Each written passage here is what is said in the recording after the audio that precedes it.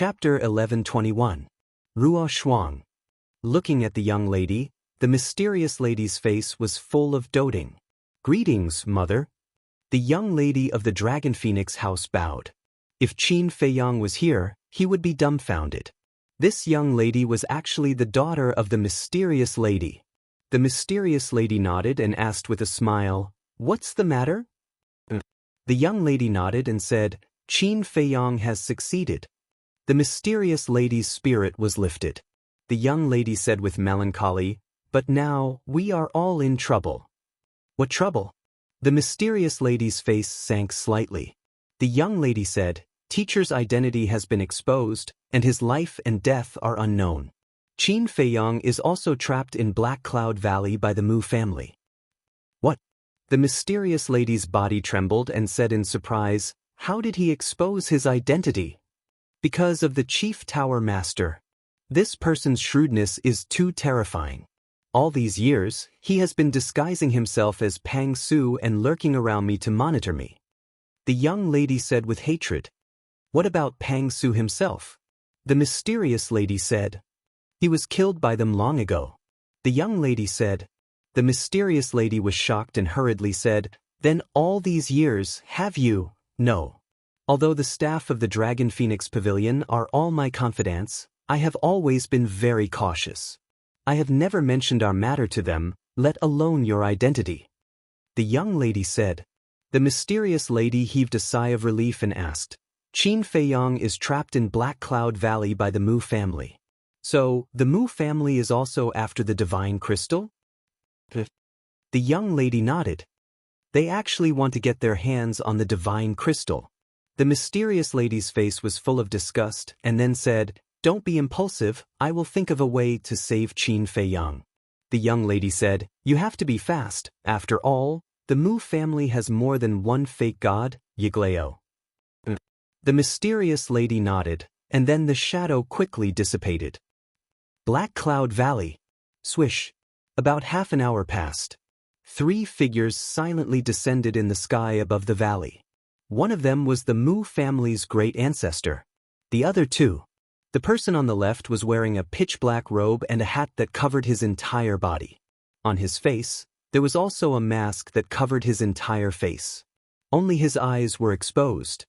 His eyes were like those of an eagle, emitting a sharp light. That was right. He was Yigleo. The person on the right was wearing a snow-white robe. His body was stooped, and his hair was white. He also wore a mask on his face, hiding his true appearance. However, the aura he exuded was even stronger than Yigleo's. Greetings to the 2 ancestors. Mu Qing and the second ancestor of the Mu family hurriedly bowed. Yigleo nodded and asked, "Where is Qin Feiyang now?" The white-robed old man stood to the side without saying a word, giving off a profound feeling. "It's right below here." Mu Qing pointed at the valley below. Yigleo looked down at the valley and said indifferently, "Qin Feiyang, come out." Inside the castle, Qin Feiyang opened his eyes and said in a deep voice, "Even Yigleo is here. It seems that they are determined to get it." This is enough to show that the divine crystal is indeed not an ordinary thing. Fatso's eyes were shining. Not only did the main tower regard it as a treasure, but even the Mu family and the mysterious lady were so eager for it. What was the use of this divine crystal? What should we do? Lu Hong was slightly flustered. The arrival of a fake god was not a trivial matter. "Don't worry. I believe that the mysterious lady will be here soon," Qin Feiyang said. Outside, seeing that Qin Feiyang did not appear for a long time, Yigleo's eyes gradually revealed a ray of cold light. The white-robed old man next to him suddenly said, "Old E, let's directly use our divine sense to forcibly break his castle." "Okay." Yigleo nodded. Boom. Immediately, 2 invisible forces swept out from the top of their heads and rushed into the valley below. Divine sense was formed by a person's will. It was invisible and colorless, but it had the power to penetrate everything. Moreover, no matter how small the thing was, it could be clearly captured with divine sense. It was not an exaggeration to say that even a speck of dust could not escape. Although divine sense was heaven-defying, not everyone had it. Only those who had stepped into the fake god realm could condense divine sense. The two used their divine sense to constantly search the valley. Found it. Suddenly, Yigleo and the white-robed old man's eyes flashed a ray of light at the same time. Somewhere on the ground in the valley, they caught an unusual speck of dust. This speck of dust was formed by the castle. The two immediately controlled their divine sense and madly rushed towards the castle. Rumble! The castle immediately began to shake violently. What's going on? Inside the ancient castle, Qin Feiyang and the others turned pale with fright. This was the first time such a situation had happened. Viper said worriedly, "They won't have a way to enter the castle, right?" Heard of it. Everyone's heart suddenly sank. Don't panic. I don't think the castle can be broken so easily, Qin Feiyang said in a deep voice. The castle had been shaking, producing a deafening roar. And outside, although it was impossible to see the expressions of Yigleo and the white-robed old man, the eyes of the two became a little dignified. If one looked carefully, they would even find that there were some beads of sweat on their temples. A moment passed. The two suddenly withdrew their divine sense, their eyes full of surprise. What's wrong? The Mu clan's great ancestor asked. Yigleo said, "We can't break the castle." What? Mu Qing and the other two looked at each other. Two quasi-divinities working together were actually unable to break through this ancient castle. Just what level was this ancient castle? Yigleo sighed. It should be that our divine sense is not strong enough. After all, we are only fake gods. Then what should we do now? Mu Qing seemed to be at a loss. No hurry. He must be pinning his hopes on the mysterious madam now. As long as we can kill the mysterious madam, his hopes will naturally be dashed. When that time comes, he will naturally compromise with us. Yigleo pondered for a moment and said, "That makes sense." Mu Qing nodded. Yigleo turned to look at the white-robed old man and said, "Let's go down and hide first. When the mysterious madam appears, we will immediately kill her with lightning speed." The white-robed old man nodded. The two immediately swooped down and disappeared into the forest. With the two ancestors here, there will definitely be no mistakes, Mu Qing said with a smile. The two ancestors of the Mu family were also full of smiles. Time passed breath by breath. Suddenly, a man and a woman landed in the sky above Black Cloud Valley. The woman was the mysterious madam. The man was more than 9 meters tall, middle-aged, with shoulder-length hair. His facial features were regular, and he wore a snow-white robe that was spotless. His whole body exuded an extremely powerful aura. His eyes were especially special, as if they were condensed from ice, crystal clear, and flashing with a ray of divine light. That's right. He was the fake god who went with the mysterious madam to the Great Qin Empire to rescue Qin Feiyang. They're here. Sensing the two people's aura, Mu Qing and the other two looked up at the mysterious madam and the middle-aged man in unison. We meet again.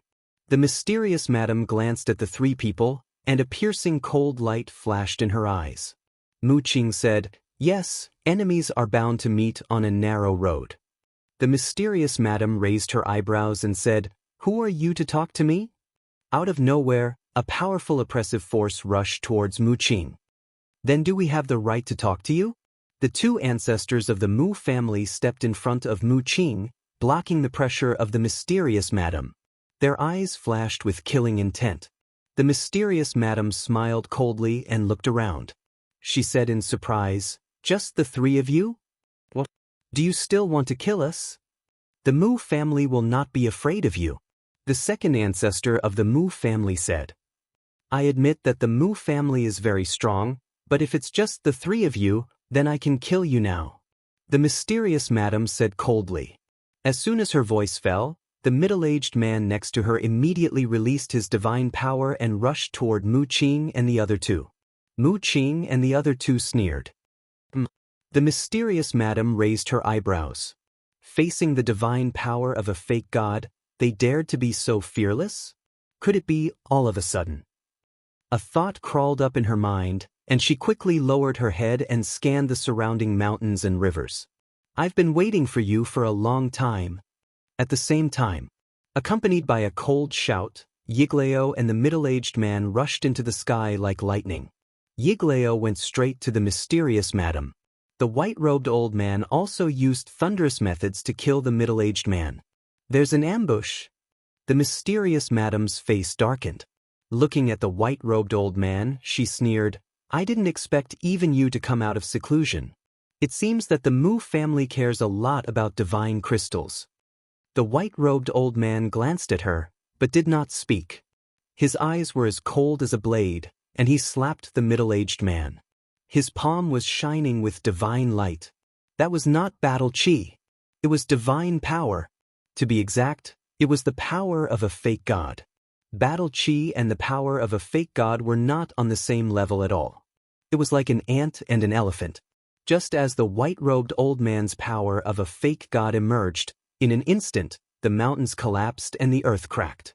Screams were everywhere, as if doomsday had arrived.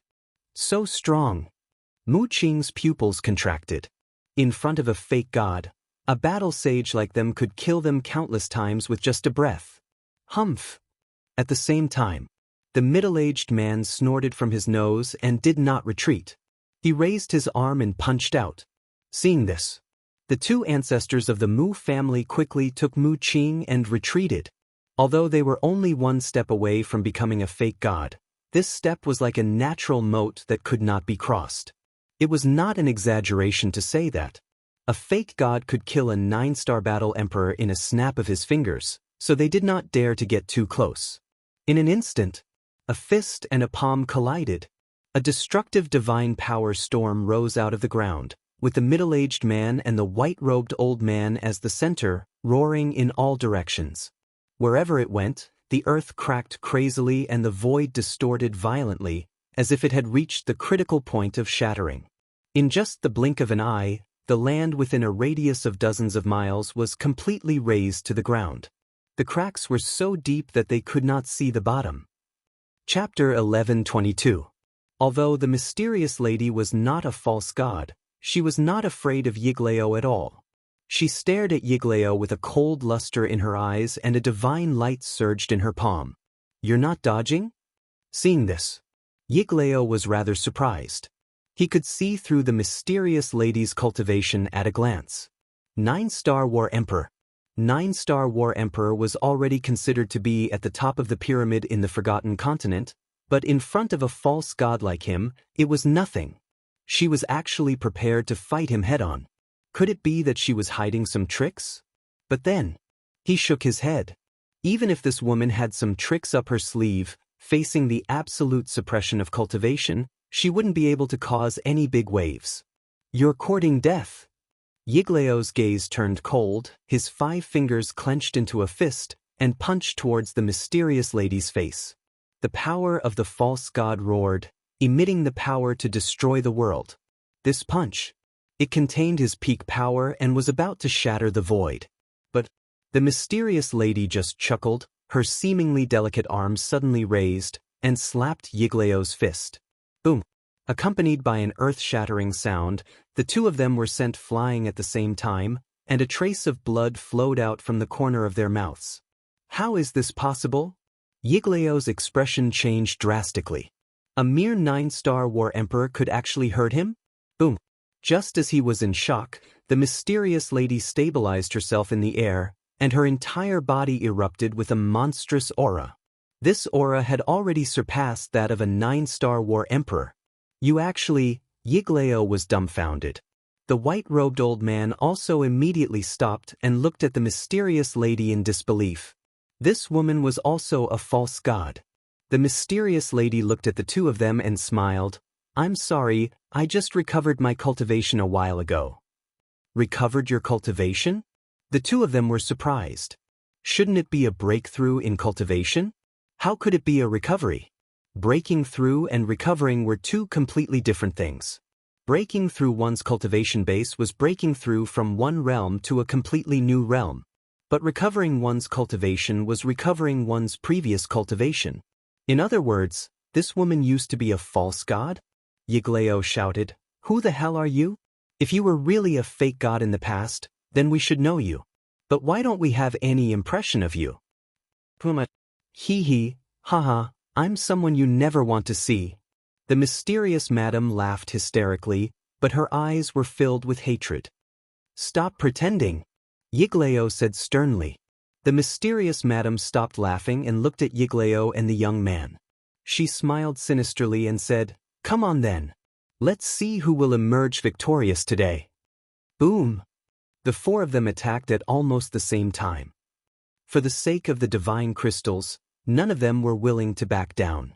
They slaughtered their way up into the sky, causing the weather to change.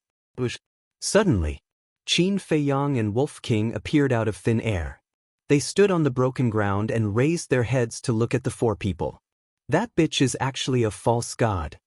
Wolf King's pupils contracted. Qin Feiyang's face was also filled with shock. They had underestimated the mysterious madam's strength time and time again. When they first met in White Fox City, they thought that the mysterious madam was only a war saint, but who would have thought that she would burst out with the cultivation of a war king? And now, she had become a false god. They were as confused as Yigleo and the young man. What was the origin of this woman? Who's he? When he saw the old man in white robe, Qin Feiyang was stunned. He had never seen this person before. Little bastard, you're finally willing to come out. Suddenly, a cold voice entered Qin Feiyang and Wolf King's ears. The man and the wolf retracted their gazes and turned their heads to see the Mu family's second ancestor rushing towards them. His eyes flashed with a hint of ruthlessness. Not good. Hearing the voice, the mysterious madam's expression changed.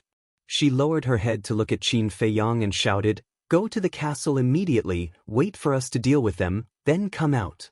Being entangled by Yigleo and the old man in white robe, neither she nor the middle-aged man could divert their attention to protect Qin Feiyang. And Qin Feiyang's cultivation was only a 4-star war saint. How could he be a match for the Mu family's second ancestor? So, when she saw Qin Feiyang coming out of the castle, she immediately became nervous. Of course. What made her nervous was definitely not Qin Feiyang's safety, but the divine crystal. Qin Feiyang, the conditions I offered before still count. As long as you hand over the divine crystal, we will think of a way to take down that woman and save Yen Wei's clansmen. Hearing the mysterious madam's words, Mu Qing also hurriedly said. He was also afraid that Qin Feiyang would hide in the castle again. Qin Feiyang's eyes flickered uncertainly. I didn't expect you to offer such conditions, but you want to take me down with just your Mu family, you're too naive. The mysterious madam sneered presumptuously. Mu Qing's face darkened. He looked at Qin Feiyang and said, Do you see that old man in white robe? He's the old ancestor of my Mu family, only one step away from stepping into the true war god realm. As long as he has some time, he will definitely take down that woman. Only one step away. Qin Feiyang's heart trembled. Even in the same realm, there were differences in strength. Under normal circumstances, those who just broke through were definitely not as strong as those who broke through earlier. That's right, this old man is only one step away from stepping into the war god realm. When the war god appears, all living things are ants, so young man, you must adapt to the situation. The old man in white robe finally opened his mouth. His voice was like a bell, shaking the sky. The threat in his words was not concealed at all. So what if I'm only one step away? I still won't lose to you. The middle-aged man laughed disdainfully. He went all out, fighting with the old man in white robe until the sky turned dark. They were actually neck and neck. The more time passed, the more the old man in white robe was surprised. Finally, with a tone of disbelief, he asked, Don't tell me you're also only one step away? What do you think? The middle-aged man coldly snorted. Impossible. A strong person like you would definitely not be unknown. Could it be that you're not from the Forgotten Continent? The old man in white robe was shocked. Born and raised here. But your Mu family, back then the main tower took you in and gave you a place in the Forgotten Continent. But what about you? It's fine if you're not grateful, but you're actually scheming against the main tower. I really don't understand, how can there be such shameless people like you in this world? The middle-aged man sneered.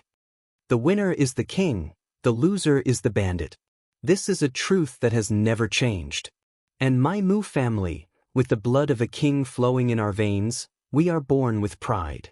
How can we tolerate you lowly ants, wantonly standing on our heads and behaving atrociously? The old man in white robe roared, both of his hands stretched out, and the power of a fake god flooded the sky. Rumble! The void cracked open. A black spatial storm roared out from the crack, sweeping across the land. The void actually shattered. Looking at this scene, Qin Feiyang and Wolf King's eyes almost popped out.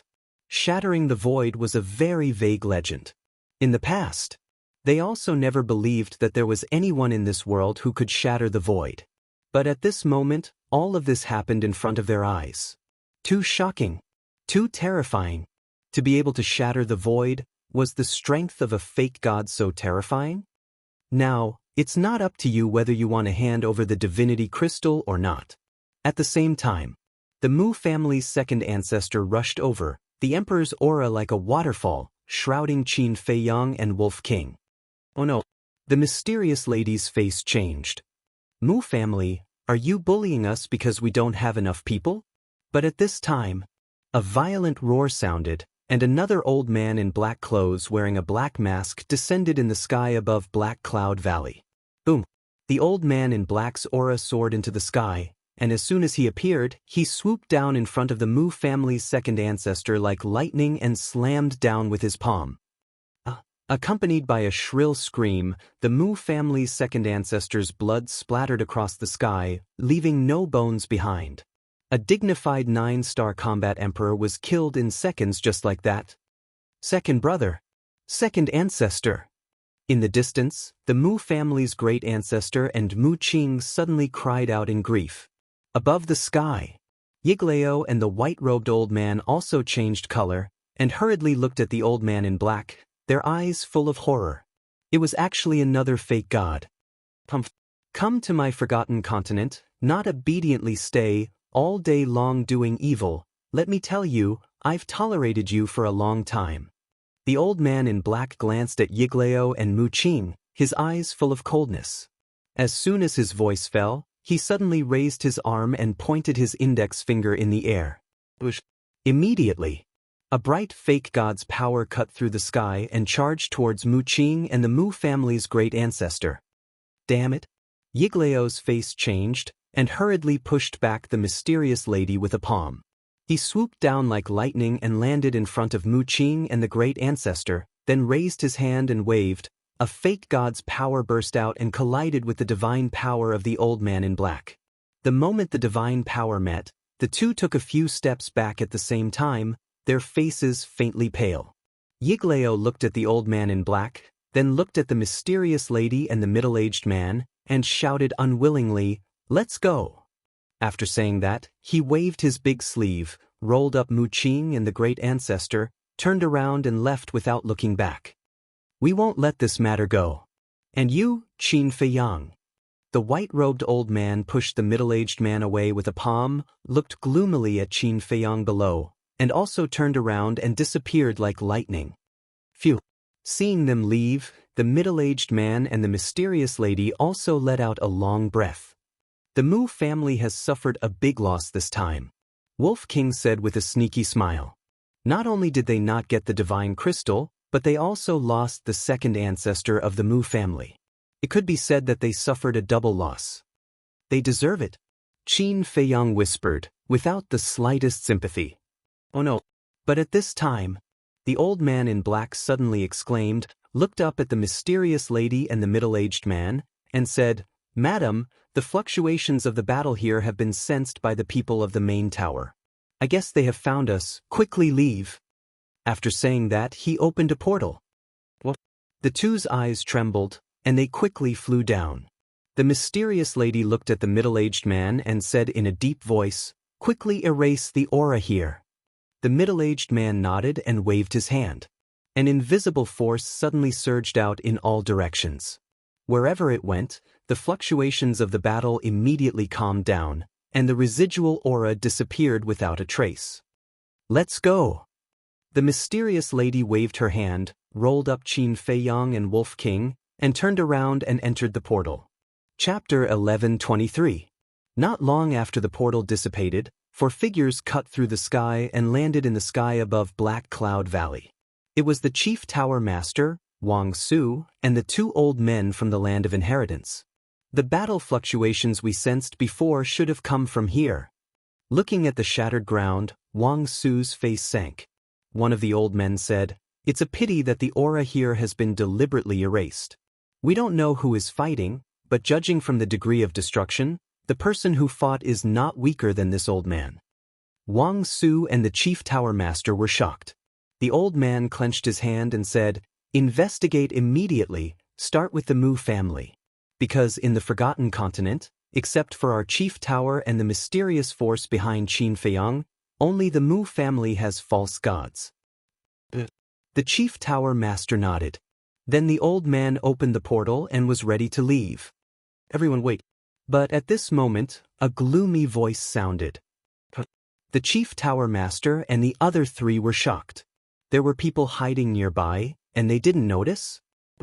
Before the voice fell, 4 figures came from the distance like lightning and landed in front of the Chief Tower Master. It was Mu Qing and the other 3. In fact, they didn't really leave before, they just pretended to leave. "It's really you." Seeing Yiglao and Mu Qing covered in blood, the Chief Tower Master's eyes sank slightly. "Just now, we were fighting with Qin Feiyang and the others," the Mu family's great ancestor said. "Why did you fight?" the Chief Tower Master asked. "God crystals," the Mu family's great ancestor said. The Chief Tower Master and the other 3's faces suddenly sank. The Mu family's great ancestor said in a deep voice, "I know now, you must think that we have snatched the God crystals from Qin Feiyang, but I can tell you responsibly that we failed." "What? You sent 2 false gods and you still failed?" The 4 were surprised. The Mu family's great ancestor said, "We have 2 false gods, but Qin Feiyang has 3. Impossible." The Chief Tower Master shook his head. "False gods are not cabbages. How can there be 3 of them? This is the truth. That mysterious woman, I believe you all know her. She is also a false god." Mu Jia's great ancestor said. Chief Pagoda Master's eyes trembled as he asked, "Then who are the other 2 fake gods?" "A middle-aged man in white and a masked old man in black. I've never seen them before. My second brother died at the hands of that black-clothed masked old man." The Mu family's great ancestor said. His old eyes were filled with hatred. The black-clothed masked old man should be him. Then he looked at the Mu family's ancestor and sneered, "Serves you right." "Serves you right?" The Mu clan's ancestor was furious. "You don't think that the Mu clan is also after the divine crystals, do you?" "Isn't that so?" the Chief Tower Master said. "No. We came to intercept Qin Feiyang in order to help your main pagoda. After all, it was your main tower that took in my Mu family, allowing my Mu family to have a place in the Forgotten Continent." The great ancestor of the Mu family said without blushing or skipping a beat. "Is that so?" The Chief Tower Master's eyes narrowed slightly. "Nonsense. Although my Mu family is not a kind family, we still know how to repay kindness," the Mu family's ancestor said angrily. The Chief Tower Master said, "If that's the case, then why didn't you tell us where Qin Feiyang is in the first place? Why did you come to snatch the divine crystals yourself?" "Because we wanted to give you a surprise, but who knew that Qin Feiyang was hiding so many fake gods behind him? Damn it." The Mu family's ancestor clenched his hands, his old eyes flashed with a cold light. The Chief Tower Master frowned and said, "Old Wang, 2 ancestors, do you think what the Mu family's ancestor said is true? It's hard to judge. But now, we don't have time to think about these problems. Getting back the divine crystals is more important. And didn't the Mu family say that they want to help us? Then let them help us to the end, and let them come with us to find Qin Feiyang." Wang Su and the other 2 secretly said. The Chief Tower Master said, "This is not appropriate. What if the Mu family doesn't mean what they say and snatch the divine crystals when we're not paying attention? So, we have to pay attention to them at all times. Moreover, Qin Feiyang has 3 fake gods around him. If we don't join forces with the Mu family, we won't be able to get it back. Wang Su said. But the chief tower master secretly responded, looking at Mu Qing and the other 3, he nodded and said, "Okay, I believe in you. Now, I want to ask for your help." "No problem. They killed my second brother. This blood feud must be paid with their lives." The Mu family's ancestor said. The chief tower master looked at him deeply and asked, "Then do you know where they are now?" The Mu family's ancestor shouted. Mu Qing nodded, and a strange light immediately appeared in her eyes. Above a mountain range, Qin Feiyang and the others appeared out of thin air. "Where is this?" Qin Feiyang and Wolf King glanced down in surprise. Because just in this area, they could sense the aura of dozens of emperor beasts. Fire Phoenix Mountain Range. The black-clothed old man said. "So it's here." Qin Feiyang suddenly realized. At that time, Li Yan and Fatso helped Yen Wei open the door of potential in this place.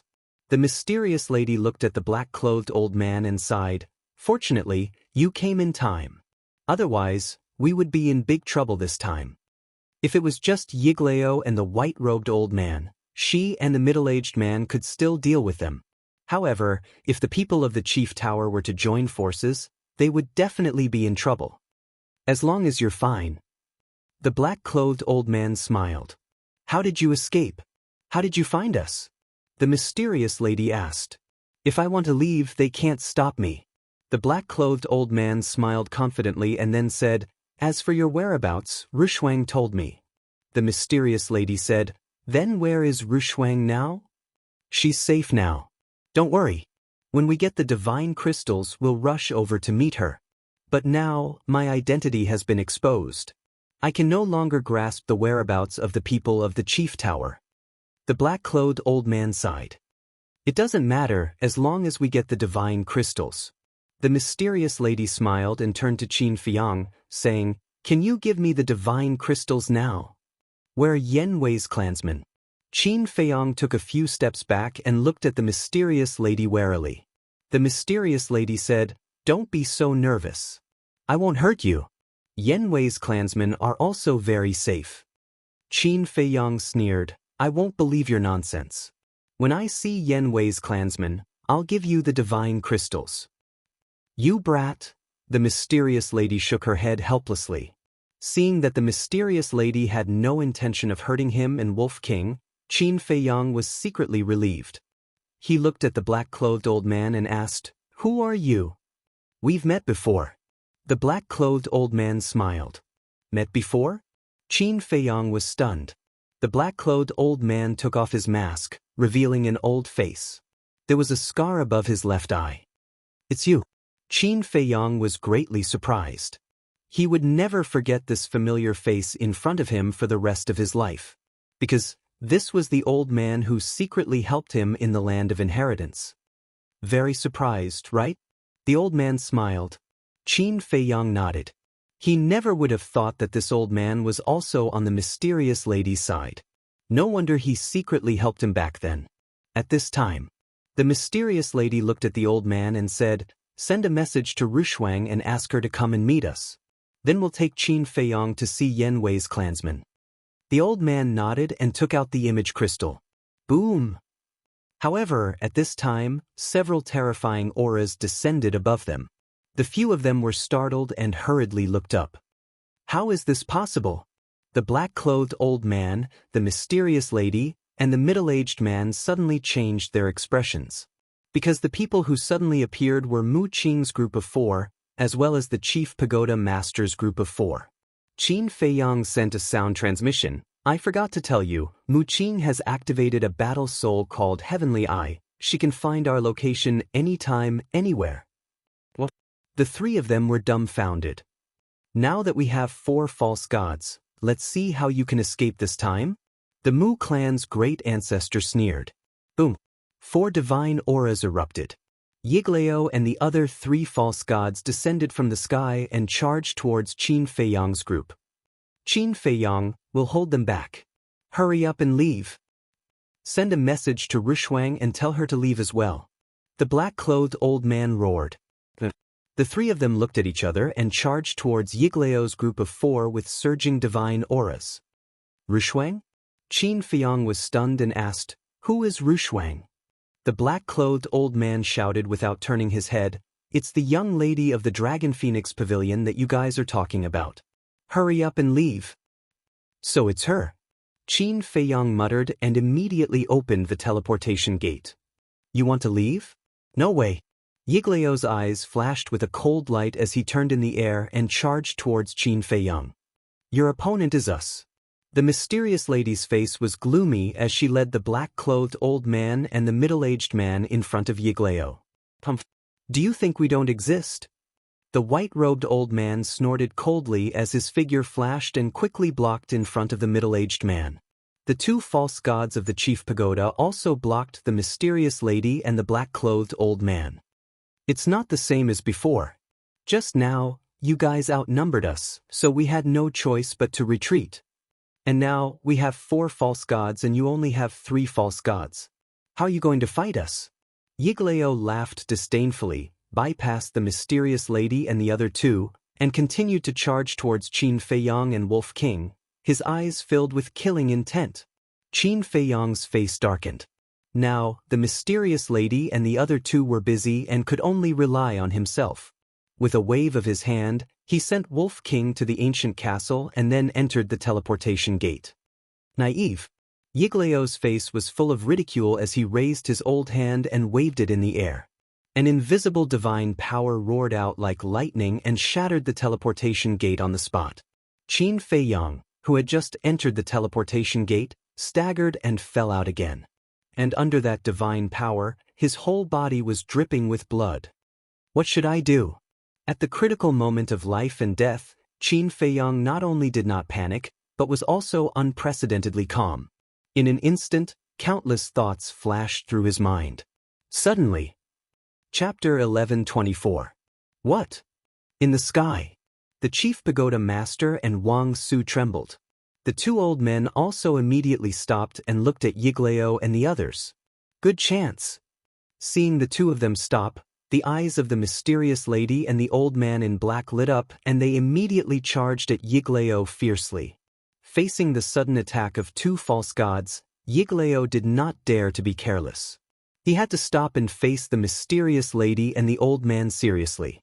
Seeing this, Qin Feiyong raised his head and looked at Mu Qing sarcastically. He then opened the portal again and walked in without looking back. Bastard!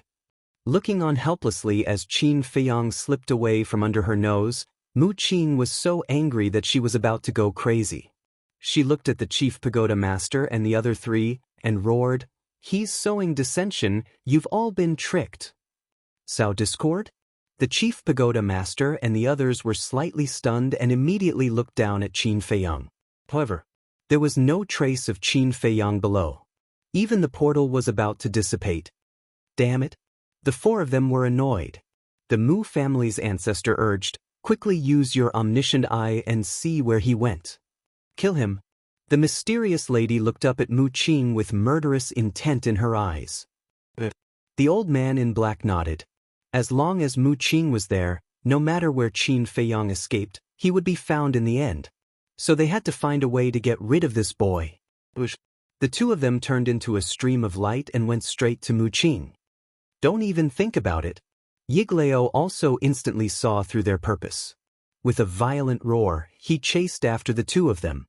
The 2 false gods of the chief pagoda also came back to their senses and immediately stepped forward to stop the mysterious lady and the old man in black. What should we do now? The old man in black secretly said, extremely anxious. The mysterious lady sighed and said, "There's no other way. We can only let Qin Feiyong fend for himself." Rumble. A battle between quasi-divinities could easily destroy the world. In just an instant, this place was shattered into pieces. It was a scene of devastation, and the ferocious beasts fled in all directions. A moment later, Mu Qing's eyes lit up. She opened the teleportation gate and shouted, "I found him. Come with me." Mu Jia's great ancestor, Chief Pagoda Master, and Wang Su immediately rushed towards the transmission gate. If they stayed here, they wouldn't be of any help. They might as well chase after Qin Feiyang. Most importantly, the Mu Jia wants to take the divine crystal for themselves. The main tower was also guarding against them. Therefore, they would never allow anyone to pursue Qin Feiyang alone. In the meantime, Yigleo's eyes flickered as he scanned the crowd. Now, the mysterious madam, the black-robed old man, and the middle-aged man were all busy dealing with the white-robed old man and the two false divinities from the main tower. It seemed like there was no need for him to do anything. Shwa! Suddenly, he turned into a streak of light and also flew towards the teleportation gate. As long as he followed, the divine crystal would definitely become his Mujia's. Because right now, only the chief pagoda master and Wang Su were following him. Both of them were only 9-star war emperors. They simply didn't have the ability to snatch the divine crystal from him. You can't go! But just as he was about to enter the teleportation gate, the two false divinities from the main tower left the mysterious madam and the black-robed old man at the same time and blocked in front of the teleportation gate. What do you mean? Yigleo raised his eyebrows. There are some things that we have to guard against. One of the old men said. Yigleo's face sank slightly. Obviously, the people from the main tower were guarding against his Mujia. The white-robed old man pushed the middle-aged man away with a palm. He raised his head and looked at the two old men. He looked at Yigleo and said, "Stay here and deal with the three of them with us. Today, no matter what, we must take them down." Take us down? Are you kidding? The middle-aged man, the mysterious madam, and the black-robed old man also took the opportunity to gather together and sneered. Then let's try. Yigleo immediately turned around and rushed toward the three of them. The two false divinities from the main tower and the white-robed old man also attacked the three of them. Divine might spread in all directions. An earth-shattering battle had truly begun. In the sky above a forest, Qin Feiyang held the image crystal in his hand and stood against the wind. In the void in front of him stood a beautiful shadow. It was the young lady of the Dragon Phoenix Pavilion. Under normal circumstances, my teacher would never let me go alone. What happened? At this moment, she looked at Qin Feiyang with a face full of uneasiness. The situation is urgent. I can't explain it clearly now. In short, you should leave first. After they escape, they will look for you. Qin Feiyang said. Then where are you going now? The young lady of the Dragon Phoenix Pavilion asked. I don't know. Qin Feiyang shook his head. No matter where he escaped to, Mu Qing would be able to find him. So now, there was no place for him to hide in the Forgotten Continent. The young lady of the Dragon Phoenix house said, Then come to our place. We'll think of a way together. Qin Feiyang's heart skipped a beat. The young lady of the Dragon Phoenix house had the cultivation of an 8-star combat emperor. If he was with her, at least in terms of safety, he would be a little safer. Quickly give me the coordinates. Qin Feiyang said. The young lady of the Dragon Phoenix house immediately gave the coordinates to Qin Feiyang. Qin Feiyang also immediately opened the teleportation gate and rushed in. Not long after Qin Feiyang left, Mu Qing and the others descended in the sky above the forest. Scanning the empty void, Mu Qing said in a deep voice, We're late. Wang Su said, He knows that you can predict his location, so he definitely won't stay in one place for too long. Looks like this will become a protracted battle. No matter where he goes, I will capture him today. Mu Qing clenched her hands, and a strange light appeared in her eyes. At the same time, outside the divine city, in a dense forest, Qin Feiyang and the young lady of the Dragon Phoenix house stood opposite each other. The young lady of the Dragon Phoenix house said, Quickly tell me, what kind of trouble did teacher and the others encounter? But Qin Feiyang lowered his head and turned a deaf ear. There was only one thought in his mind. How could he escape Mu Qing's pursuit? Where can I go? Qin Feiyang suddenly slapped his forehead and quickly opened a teleportation gate. Where are we going? The young lady of the Dragon Phoenix house looked at him suspiciously. Just follow me. Qin Feiyang grabbed her wrist and entered the teleportation gate. Swish. Just as the two of them left, Mu Qing brought the chief pagoda master and the others to this place. We're late again. The Mu family's ancestors scanned the surrounding forest, his eyes extremely sinister. The chief pagoda master looked at Mu Qing and said, "Can you do it or not? Don't you know how to sense it carefully?" Mu Qing looked at him coldly and ignored the chief pagoda master. The strange light in her eyes became brighter and brighter. "Sense it carefully?" The chief pagoda master raised his eyebrows and sensed carefully. As expected, he sensed the aura left behind by Qin Feiyang in the air. He actually went there. Suddenly, Mu Qing's body trembled as she exclaimed. "But..." The few of them looked at him in surprise. Mu Qing didn't say a word and immediately opened the teleportation gate. The group of people rushed in like lightning. "Qinghai." Qin Feiyang brought the young lady of the Dragon Phoenix house and descended on the island. The young lady of the Dragon Phoenix house scanned the island and frowned. "Isn't this the Qinghai Island? What are we doing here?" "You know it too. But now is not the time to talk nonsense. You're fast, bring me to the inner sea immediately," Qin Feiyang said. The young lady of the Dragon Phoenix house looked at him suspiciously. With a wave of her jade-like hand, she rolled up Qin Feiyang and rushed towards the inner sea. Swish. However, in less than 3 breaths, Mu Qing and her group appeared. "Look, he's in front. The young lady of the Dragon Phoenix house is also with him." Wang Su immediately discovered Qin Feiyang and Mu Qing. "Chase!" The chief pagoda master and the great ancestor of the Mu clan broke through the air almost at the same time and chased after Qin Feiyang and Mu Qing. Their speed was as fast as lightning. In the blink of an eye, they had closed a large distance. Damn it! They actually caught up so quickly. Qin Feiyang's face was gloomy. "We used the teleportation gate to teleport here. How did they know we were here?" The young lady of the Dragon Phoenix house was also shocked. How could Qin Feiyang have the time to explain now? One must know. The chief pagoda master and Wang Su, as well as the great ancestor of the Mu clan, were all 9-star combat emperors. Although the young lady of the Dragon Phoenix house was only a small realm lower than them, the difference in speed was like heaven and earth. If he didn't think of a way, he was afraid that he would be caught by them before entering the inland sea. And even if he entered the inland sea, it was only a matter of time before he was chased by them. And now he couldn't go to the castle. Because the chief pagoda and the Mu clan had joined forces, the mysterious lady and the other 2 were probably unable to protect themselves now. Once they entered the castle, they would definitely be trapped inside. Mu Qing proudly said, "Qin Feiyang, you are now at the end of the road, give up struggling." Qin Feiyang glanced at Mu Qing and shouted, "Chief Pagoda Master, Elder Wang, you have really been used by the Mu clan. Still want to sow discord?" The Mu clan laughed disdainfully. Qin Feiyang sneered and said, "You know in your heart whether you are trying to sow discord or not. Chief Pagoda Master, Elder Wang, you still don't know Mu Qing's other identity, Qin Dai." "Shut up!" The chief pagoda master shouted angrily and waved his hand in the air.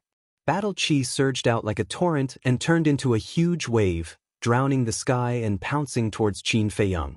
It wasn't that he didn't believe what Qin Feiyang said, but he didn't want to be distracted by other things now. "You can't escape. I will hold them back. Hurry up and leave. You must protect the divine crystal."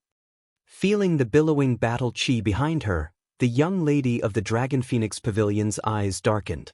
She secretly said something to Qin Feiyang and turned around to slap the air. Battle chi surged out from her palm. Boom! The 2 battle chi collided with a loud bang, and the young lady of the Dragon Phoenix Pavilion immediately spat out a mouthful of blood. Her body was on the verge of collapse, and her cheeks under the veil were even paler. "Are you all right?" Qin Feiyang hurriedly supported her and asked with concern. He thought that it would be safer to be with this woman, but he didn't expect that he would implicate her instead. "I can still hold on for a while. Hurry up and leave." The young lady of the Dragon Phoenix Pavilion pushed him back with a palm. Qin Feiyang sighed and said, "Don't joke around. The chief pagoda master has mastered a divine art. You are not his match at all. Originally, he came here to enter the internal sea. Although Mu Qing could predict his location in the internal sea, she couldn't open a teleportation gate in the internal sea after all. As long as he made good use of this point, he might be able to find a chance of survival. But he never expected that these people would come so quickly and not give him a chance at all. Even if I am not his match, I can only take a gamble now. Perhaps the heavens will pity me and let me fight for a glimmer of hope for you. Chapter 11:25. The heavens have mercy. Qin Feiyang looked at the sky. If the heavens truly had a heart of compassion, then there wouldn't be so much suffering in this world. So, it was better to rely on himself than to beg the heavens for mercy. Qin Feiyang retracted his gaze and looked at the young lady of the Dragon Phoenix Pavilion, saying, I won't leave you behind and escape alone. Letting a woman cover his retreat was something he couldn't do. Moreover, even if he left the young lady of the Dragon Phoenix Pavilion behind, he wouldn't be able to escape. Because now, not only was there the chief pagoda master, there was also Wang Su and the Mu family's great ancestor. Even if the young lady of the Dragon Phoenix Pavilion could stop the chief pagoda master, she wouldn't be able to stop Wang Su and the other two. The young lady of the Dragon Phoenix Pavilion looked at him in surprise and said with a bitter smile, Are you really not afraid of death? Who isn't afraid of death? But even if I die, I have to die with dignity. Let's go. As long as we enter the inner sea, I'll be able to find a chance to escape. Qin Feiyang said. In the blink of an eye, the young lady of the Dragon Phoenix Pavilion looked at him deeply. With a light wave of her jade-like hand, she swept up Qin Feiyang and turned around to continue towards the inner sea. Still not giving up? The chief pagoda master sneered. He pointed his index finger in the air and another wave of battle qi surged out. Like a torrent, it pounced towards Qin Feiyang and the young lady. Don't fight, Qin Feiyang said in a low voice, at the same time activating the battle character art. Understood. The young lady of the Dragon Phoenix Pavilion nodded and struck out with her palm. Billowing battle qi roared out. Boom! The two waves of battle qi met once again, and a destructive wave of air surged in all directions. The young lady of the Dragon Phoenix Pavilion trembled as blood gushed out of her mouth. Qin Feiyang, who was beside her, was also struck by the wave of air. In an instant, his body was badly mutilated as purple-gold dragon blood dyed the air. Fortunately, he had activated the battle character art in advance. Otherwise, he would have already lost his life. Qin Feiyang endured the pain and dizziness as he continued to flee towards the inner sea with the young lady of the Dragon Phoenix Pavilion. Very soon, a lake entered their line of sight. Qin Feiyang was no stranger to this lake. It was the lake where the mermaid pattern was hidden. Moreover, just like before, as long as he came here, the feeling of intimacy in his heart would be incomparably strong. But this time, Qin Feiyang did not stop. He only glanced at the lake and then flew over it. Drip. He was bleeding profusely. Drops of purple-gold dragon blood dripped into the lake, dyeing the surface of the lake a purple-gold color. It was also at this moment that an unexpected change occurred. Gurgle gurgle, the water in the entire lake began to boil like boiling water. The chief pagoda master and the others had just flown above the lake. When they saw this scene, they were all extremely bewildered. Mu Qin shouted, Don't worry about that. Capture Qin Feiyang quickly. We can't let him enter the inland sea. However, before he could finish speaking, a vast and boundless energy suddenly rushed out from the lake, setting off giant waves that were more than 10 meters high. Chief Pagoda Master and the others immediately slammed on the brakes and stopped above the lake. Qin Feiyang and Yi Zichen sensed the commotion behind them. They stopped in midair and turned around to look. What's going on? When they saw the abnormality in the lake, a trace of bewilderment appeared between their brows. Look!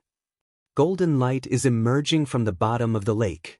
The young lady of the Dragon Phoenix Pavilion narrowed her eyes and exclaimed, Golden light? Qin Feiyang focused his gaze. Indeed, he saw a golden light rising rapidly from the bottom of the lake. Boom! But in the blink of an eye, the golden light rushed out of the lake and appeared above the divine island. How is this possible? Qin Feiyang also raised his head and looked at the sky. His face was instantly filled with disbelief. The golden light was dazzling and dazzling, like a scorching sun. And within that golden light, there was actually a person standing. That person's face was blurry and could not be seen clearly. However, his body was quite burly. From this, one could tell that he was a relatively strong man. However, his height was different from ordinary people. He was more than 3 meters tall. In his hand, he held a golden harpoon that was 5 to 6 meters long. It looked as if it was cast from gold and emitted a dazzling divine light. However, the most eye-catching thing was that on his back, there was actually a pair of golden wings. Moreover, his lower body did not have legs. It was a golden fish tail. He stood high in the sky, holding the golden trident in his hand. He was like a god that had descended to the world, and his entire body was emitting a great pressure. At this moment, whether it was the young lady of the Dragon Phoenix Pavilion or the chief pagoda master, they could not help but have the urge to worship him. "Why you here?" Suddenly, a cry of alarm exploded. It was the voice of the chief pagoda master. Qin Feiyang hurriedly looked at the chief pagoda master and found that the chief pagoda master was looking at the golden figure with a face full of fear. He then looked at Wang Su and the Mu clan's great ancestor and found that their faces were also filled with fear. What's going on? Qin Feiyang's mind was muddled. However, facing the chief pagoda master's question, the golden figure seemed to have not heard it and did not say a word. However, Qin Feiyang had an illusion that the golden figure was staring at him. Qin Feiyang swallowed his saliva and asked tentatively, "Senior, who are you? Why do you make this junior feel so familiar?" The moment this golden figure appeared, the inexplicable sense of familiarity in his heart immediately reached an unprecedented level. It felt like this person was his relative. However, the golden figure still did not say a word, like a statue. The young lady of the Dragon Phoenix Pavilion sized up the golden figure and suddenly seemed to have thought of something. Her eyes trembled slightly as she shouted, "Let's go!" Qin Feiyang was stunned. But before he could regain his senses, the young lady of the Dragon Phoenix Pavilion brought him and rushed towards the inner sea without looking back. "Chase!" Mu Qing's expression changed as she shouted. The chief pagoda master and the Mu clan's great ancestor quivered and immediately chased after the two of them. However, in the void in front of them, a golden light screen suddenly appeared, blocking the path of the chief pagoda master and the other two. And as soon as this golden light screen appeared, with the lake as the center, it quickly spread to the ends of the island on both sides. From afar, it looked like a golden wall between Qin Feiyang and the chief pagoda master and the others. Seeing this, Mu Qing and Wang Su were stunned. The chief pagoda master and the Mu clan's great ancestor took a few steps back and looked at the golden light screen in front of them with a blank expression. Qin Feiyang also saw this scene and said in surprise, "He's not protecting us, is he?" The young lady of the Dragon Phoenix Pavilion looked back at the golden figure and shook her head. "He's not protecting us, he's protecting you."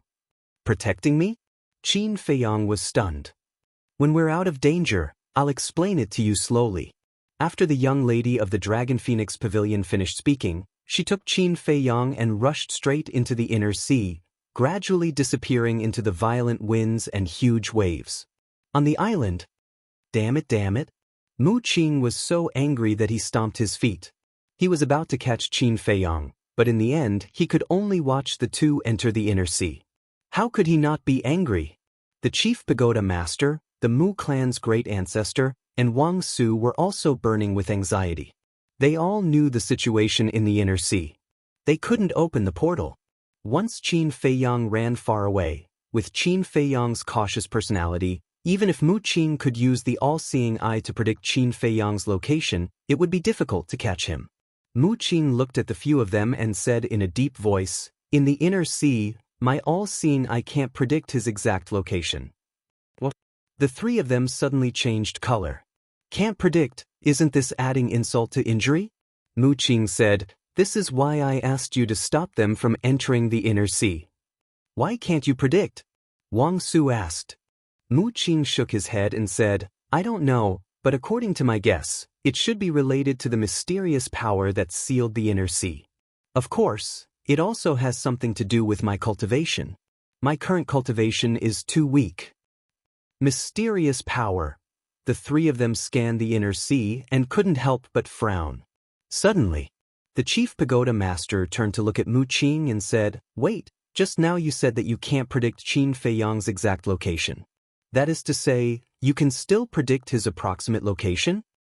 "Yes, I can predict his approximate location, but what's the use of that?" Mu Qing asked back. The chief pagoda master fell silent. Even if they could predict Qin Feiyang's exact location, it would be difficult to catch him, let alone just a rough location. What should they do now?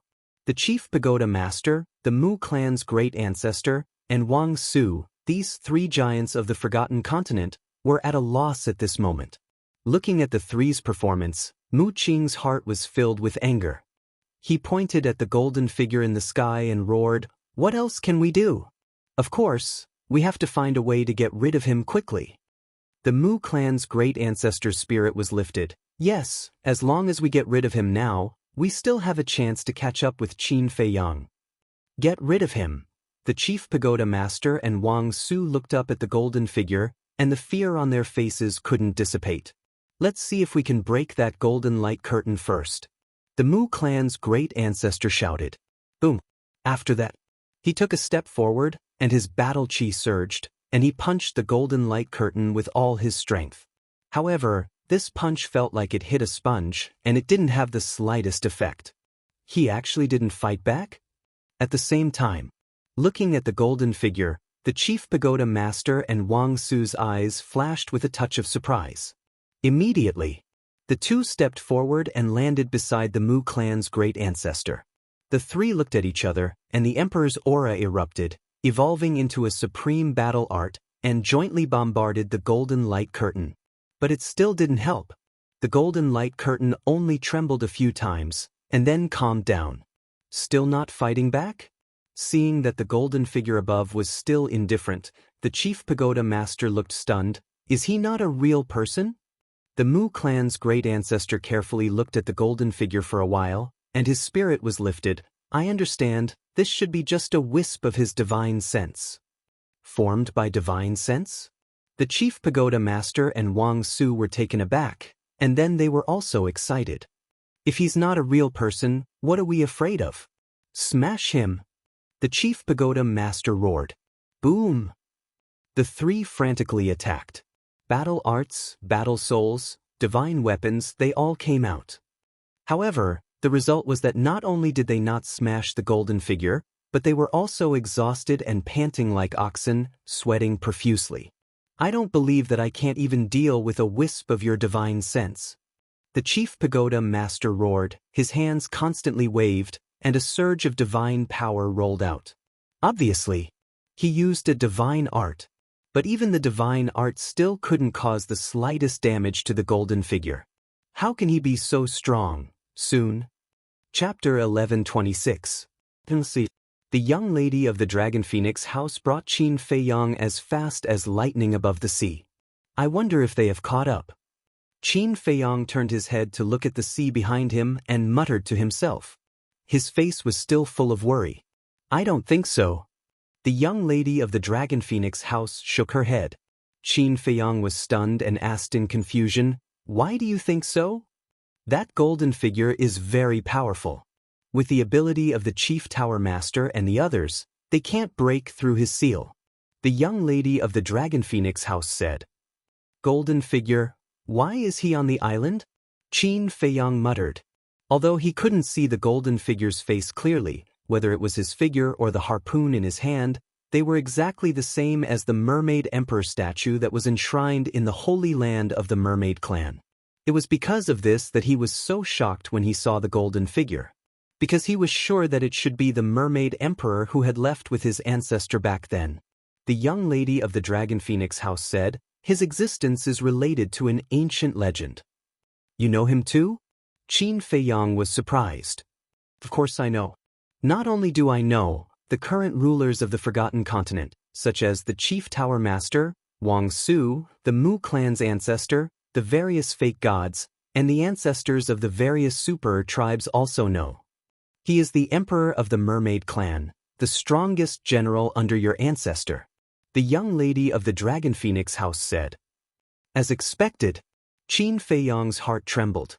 No wonder the chief tower master and the others had such a terrified expression when they saw the mermaid emperor. The young lady of the Dragon Phoenix house said, however, the mermaid emperor that appeared just now was not a real person. Not a real person? Qin Feiyang was shocked. The young lady of the Dragon Phoenix house nodded and said, yes, if I'm not wrong, he is a wisp of divine sense left behind by the mermaid emperor back then. What? A wisp of divine sense? Divine sense can transform into a human form? Qin Feiyang was shocked. Of course, the divine sense of a false god can't transform into a human form. However, a true war god's divine sense has great power. Perhaps to you, a false god is already the most powerful existence in this world. But let me tell you, a true god of war only needs a strand of divine thought to kill a false god. The young lady of the Dragon Phoenix house said. Qin Feiyang's face was blank, and his head was rumbling. The gap between a false god and a war god was actually this big? Qin Feiyang asked, are you saying that the mermaid emperor is a true god of war? The young lady of the Dragon Phoenix pavilion nodded. Qin Feiyang was dumbfounded. If the mermaid emperor was a god of war, then how powerful was the ancestor back then? As if she could see the doubt in Qin Feiyang's heart, the young lady of the Dragon Phoenix pavilion looked at the horizon and said in a low voice, your ancestor was extremely powerful. In that era, no matter if it was the Great Qin Empire or the Forgotten Continent, no one could compete with him. He had heard of it. Qin Feiyang could not help but think about it.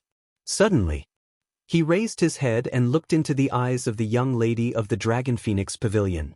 He did not know if it was an illusion or not, but in the eyes of the young lady of the Dragon Phoenix pavilion, he actually found a trace of unresolvable sadness. Just as he was feeling suspicious, he seemed to have thought of something and his expression froze, saying, that's not right, since that strand of divine sense can even kill a false god, then why didn't it directly kill the chief tower master and the others, and only stop them? The divine sense carries the will of its master. The reason why the mermaid emperor left this strand of divine sense behind was to protect the Forgotten Continent, so he will not harm anyone. The young lady of the Dragon Phoenix pavilion said. Protect the Forgotten Continent? What's going on? Qin Feiyang did not understand. The young lady of the Dragon Phoenix pavilion said, this is related to the legend that I mentioned to you just now. Legend has it that a long time ago, a divine beast was born here. Why does this legend sound so familiar? Just as the young lady of the Dragon Phoenix pavilion started to explain, Qin Feiyang's expression became startled. Suddenly, he thought of it. You can't be talking about this legend, right? That divine beast was very ambitious and wanted to rule this continent. In the end, a mysterious expert appeared and fought a bloody battle with it for 3 days and 3 nights before finally subduing it. Qin Feiyang interrupted the young lady of the Dragon Phoenix pavilion and asked. The young lady of the Dragon Phoenix pavilion was startled and asked suspiciously, how do you know? It really is this legend. Qin Feiyang laughed helplessly and said, the last time I came to Qinghai, I heard it from a friend. This friend was naturally worth Wang Zicheng. The young lady of the Dragon Phoenix pavilion nodded her head in realization and asked, then do you think this legend is true? Qin Feiyang thought for a moment and said, at that time I was skeptical, but now that I heard you say the same, I firmly believe it. There's nothing to doubt because this is true. It's just that the battle back then was not as exaggerated as the rumors.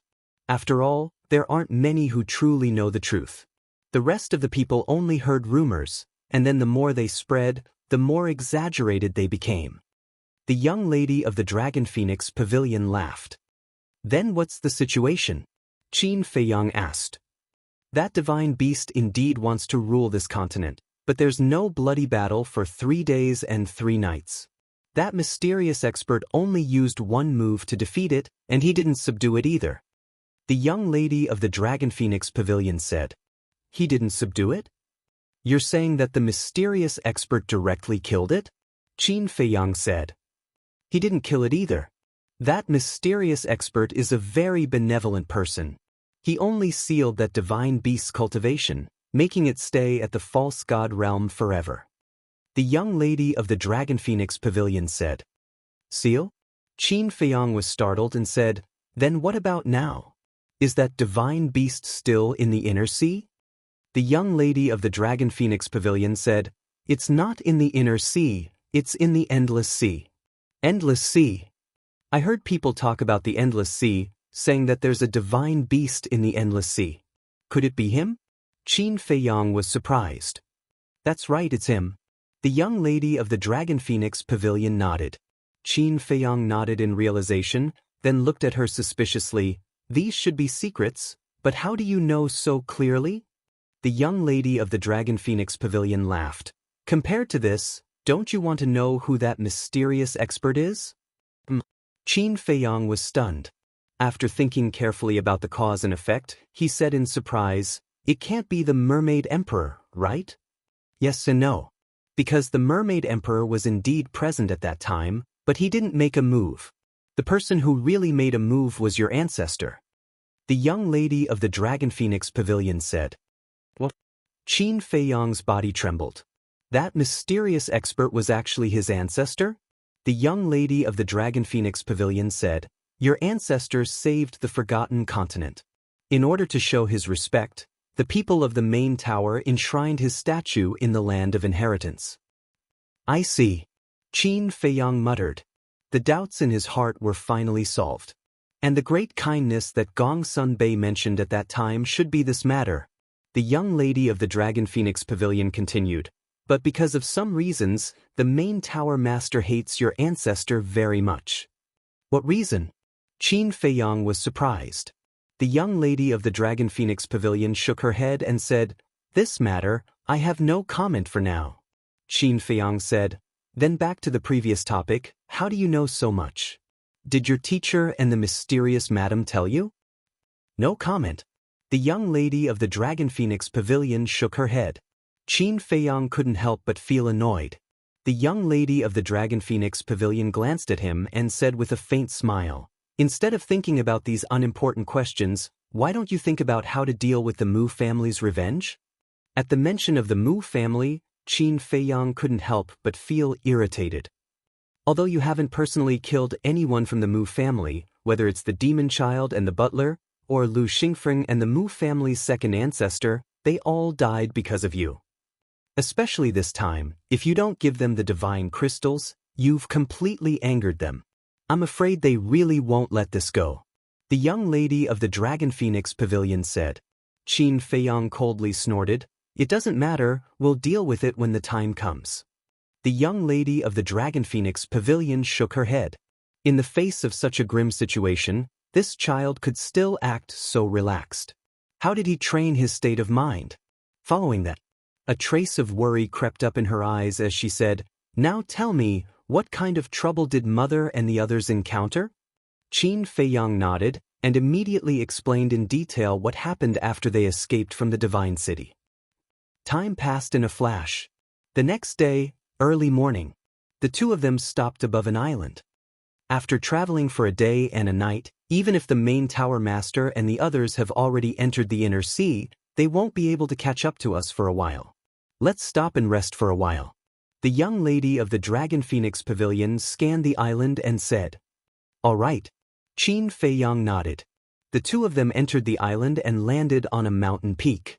There were many holy beasts on the island, but when they sensed the aura emitted by the young lady of the Dragon Phoenix Pavilion, they did not dare to approach. The young lady of the Dragon Phoenix Pavilion immediately took out an image crystal. Although she did not say it, Qin Feiyong could guess that she was definitely sending a message to the mysterious lady and the other two. However, the mysterious lady and the other two did not respond to her for a long time. The worry in the young lady's eyes grew even stronger. Qin Feiyong did not know how to comfort her, so he walked to the side and also took out an image crystal. Buzz. Not long later, Wang Zicheng's shadow appeared. Greetings, young master. He looked at Qin Feiyong and unwillingly bowed. How have you been? Qin Feiyong asked. Wang Zicheng said, Not bad, what about you? Qin Feiyong laughed bitterly, I'm on the run. On the run? Wang Zicheng raised his eyebrows and asked, What's going on? Qin Feiyang said, I stole the chief pagoda master's things, and am currently being chased by 4 fake gods. What? Being chased by fake gods? Wang Zicheng was flabbergasted. This guy was too good at causing trouble, right? He said, then where are you now? Do you need our help? I'm in the inner sea right now. As for helping, forget it. With your little strength, it's not enough to fill the gaps between their teeth. You guys are still the same as before, staying in Qinghai and pretending not to know me. Qin Feiyang said. Wang Zicheng frowned. Since that's the case, why are you sending me a message now? Qin Feiyang said, I'm just telling you guys in advance that I might leave the Forgotten Continent for a period of time. Where are you going? Wang Zicheng asked. I haven't thought about it yet. But regardless of whether I leave or not, you guys have to be careful during this period of time. Qin Feiyang said. Wang Zicheng nodded. I understand. I'll tell the Black Monkey and the others later. Chapter 1127. Nope. The young lady shook her head. Don't worry. Although the Mu family and the main pagoda have joined hands, your teacher and the others are all quite strong. Even if they are not their opponents, escaping is definitely not a problem. Qin Feiyang laughed. I hope so. The young lady of the Dragon Phoenix Pavilion sighed and was about to put away the image crystal. Buzz. Suddenly, the image crystal shone brightly. The young lady of the Dragon Phoenix Pavilion perked up and immediately activated the image crystal. Buzz. An illusory figure quickly appeared. It was the mysterious lady. But at this moment, the mysterious lady was in a sorry state. Her entire body was covered in blood, and one of her arms was missing. The middle-aged man was also standing beside her. He was also covered in wounds, and his face was as pale as paper. Obviously, both of them were severely injured. Seeing this, the young lady of the Dragon Phoenix Pavilion immediately became anxious and asked, Are you guys all right? I won't die. The middle-aged man grinned. Qin Feiyang walked to the young lady of the Dragon Phoenix Pavilion, sized up the bloodstains on their bodies, and asked, Did you guys just end the battle? The mysterious lady said, It's not that we just ended the battle, we just escaped.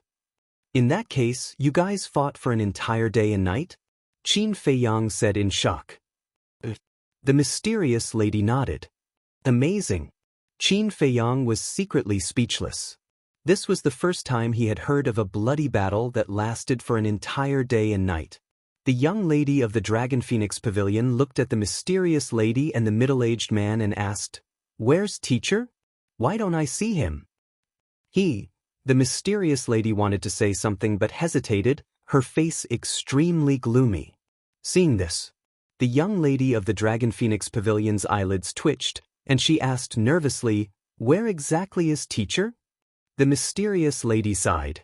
In order to help us escape, he stayed behind by himself and was taken away by the people from the main pagoda. What? The young lady of the Dragon Phoenix Pavilion's face turned ashen. Don't worry, we followed them to take a look. They didn't kill your teacher, but imprisoned him in the main pagoda's prison. After we recover from our injuries, we will immediately think of a way to save him. The mysterious lady said in a deep voice. Not dead? The Dragon Phoenix Pavilion's young mistress was stunned. Then she heaved a sigh of relief. As long as she did not die, there was still a chance. Where are you now? Madame Mystery asked. Inland Sea. The young lady of the Dragon Phoenix house said. The mysterious madam was stunned. She frowned and said, Why did you go to the inland sea? If we can't open the teleportation gate in the internal sea, how are we going to find you? Qin Feiyang said, If we hadn't entered the inland sea, we would have died long ago. Damn it. The mysterious lady was incomparably furious. Alas. Looks like we're in trouble. The main pagoda and the Mujia will definitely send people to guard the island. The Divine Island is the only entrance to the inner sea. If you want to come out now, I'm afraid it will be as difficult as ascending to the heavens. The middle-aged man sighed. Only one entrance? Qin Feiyang's expression changed, and he quickly said, Didn't someone say that the end of the inland sea is connected to the endless sea? It's true that it's connected to the endless ocean, But there's also a divine power enchantment at the border between the internal sea and the endless ocean. You too won't be able to break the enchantment at all. The middle-aged man said. Qin Feiyang said, doesn't that mean that the inland sea is an invisible cage? As long as the divine island is sealed, you're like a turtle in a jar. The middle-aged man nodded. How could this be? Qin Feiyang muttered, his face as pale as paper. He thought that he could find a way out after entering the inland sea, but he never expected that it would be a dead end. The miss of the Dragon Phoenix house was also at a loss for a moment. Don't panic. You guys find a place to hide first. We'll sneak into the divine island to investigate the situation, and then we'll think of a way. The mysterious lady said. The miss of the Dragon Phoenix house nodded. No matter what, you must save your lives. The mysterious lady reminded again, and the shadow dissipated. The miss of the Dragon Phoenix house put away the image crystal, turned to look at Qin Feiyang and asked, Where are we going next? Qin Feiyang lowered his head and pondered. Suddenly, he thought of a place, looked up at the miss of the Dragon Phoenix house, and said, I know a place. If we really reach a dead end, we can enter there. What place? The miss of the Dragon Phoenix house asked. Devil's Island. Qin Feiyang's eyes flickered. The Devil's Island was a dangerous place in the inland sea. Once he entered, he would most likely die. Therefore, unless he had no other choice, he would not easily step into the Devil's Island. Without further ado, the two of them immediately soared into the sky, turned into a ray of light, and rushed towards the depths of the inland sea. With the miss of the Dragon Phoenix house, an 8-star combat emperor, there was no need to worry about their safety on the way. Divine Island. A day and a night passed. The golden figure and the golden light screen were still there. Mu Qing and the others stood in front of the light screen, helpless. Swish. Suddenly, the void distorted, and 4 figures descended above the divine island. Mu Qing and the others sensed the 4 auras and hurriedly raised their heads to look. A trace of joy immediately appeared on their faces. Because the newcomers were Yigleo, the white-robed old man, and the 2 false gods from the main pagoda. Although 4 against 3 gave them an absolute advantage and captured the black-robed old man, they were all injured to varying degrees. At the same time, the 4 of them appeared above the divine island. When they saw the golden figure, their pupils suddenly shrank. The main pagoda master asked, Did you take them down? The mysterious woman and the middle-aged man escaped. However, we captured Yi Shu and locked him in prison. When we get the divine crystal back, we will interrogate him properly. The 2 false gods from the main pagoda said. As long as we can capture one of them. The main pagoda master muttered, then cupped his hands and said, Thank you for your hard work. The 2 nodded. One of them pointed at the mermaid emperor and said in a deep voice, What's the matter with him? The main pagoda master said, Don't worry, he's just a strand of the mermaid emperor's divine sense. Divine sense? The 4 false gods' bodies trembled. Yigleo said, I didn't expect him to leave a strand of his divine sense here. Then he's protecting Qin Feiyang now? Yesterday, we chased him here and were about to capture Qin Feiyang, but he suddenly appeared and stopped us. Now, we don't know where Qin Feiyang has escaped to. The main pagoda master nodded, his face full of worry. Don't worry. The inner sea is a cage. Once they enter, they can forget about coming out. One of the old men smiled coldly, then turned to Yigleo and the other 2 and said, Now, let's work together and see if we can destroy this strand of divine sense. The 3 of them nodded. The main pagoda master and the others immediately retreated. Boom! Yigleo and the other 3 faced the mermaid emperor. They raised their arms at the same time, and a shocking divine might rushed out of their bodies. All of a sudden, the power of 4 false gods appeared like 4 dragons, roaring toward the mermaid emperor. Boom! Accompanied by an earth-shattering sound, the 4 false gods' power blasted on the mermaid emperor's body almost at the same time.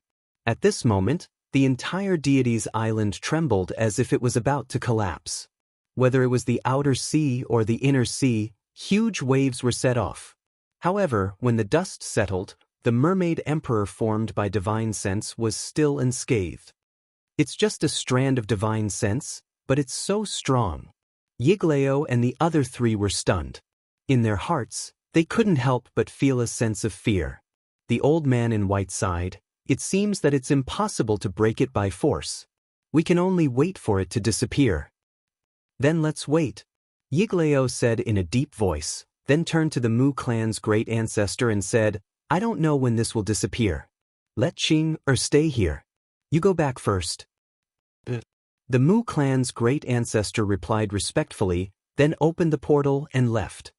You guys go back too. Now that the central divine kingdom is in a mess, we must suppress it as soon as possible.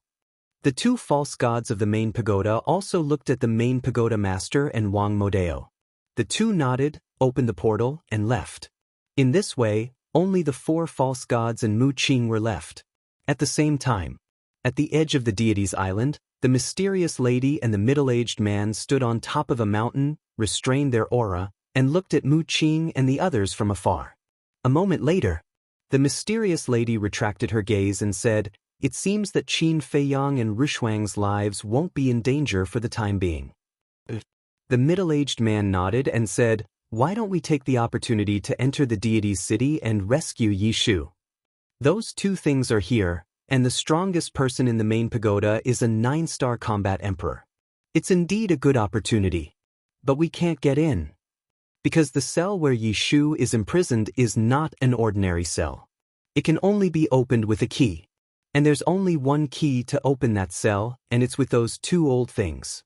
The mysterious lady looked at the two false gods of the main pagoda, and her eyes flashed coldly.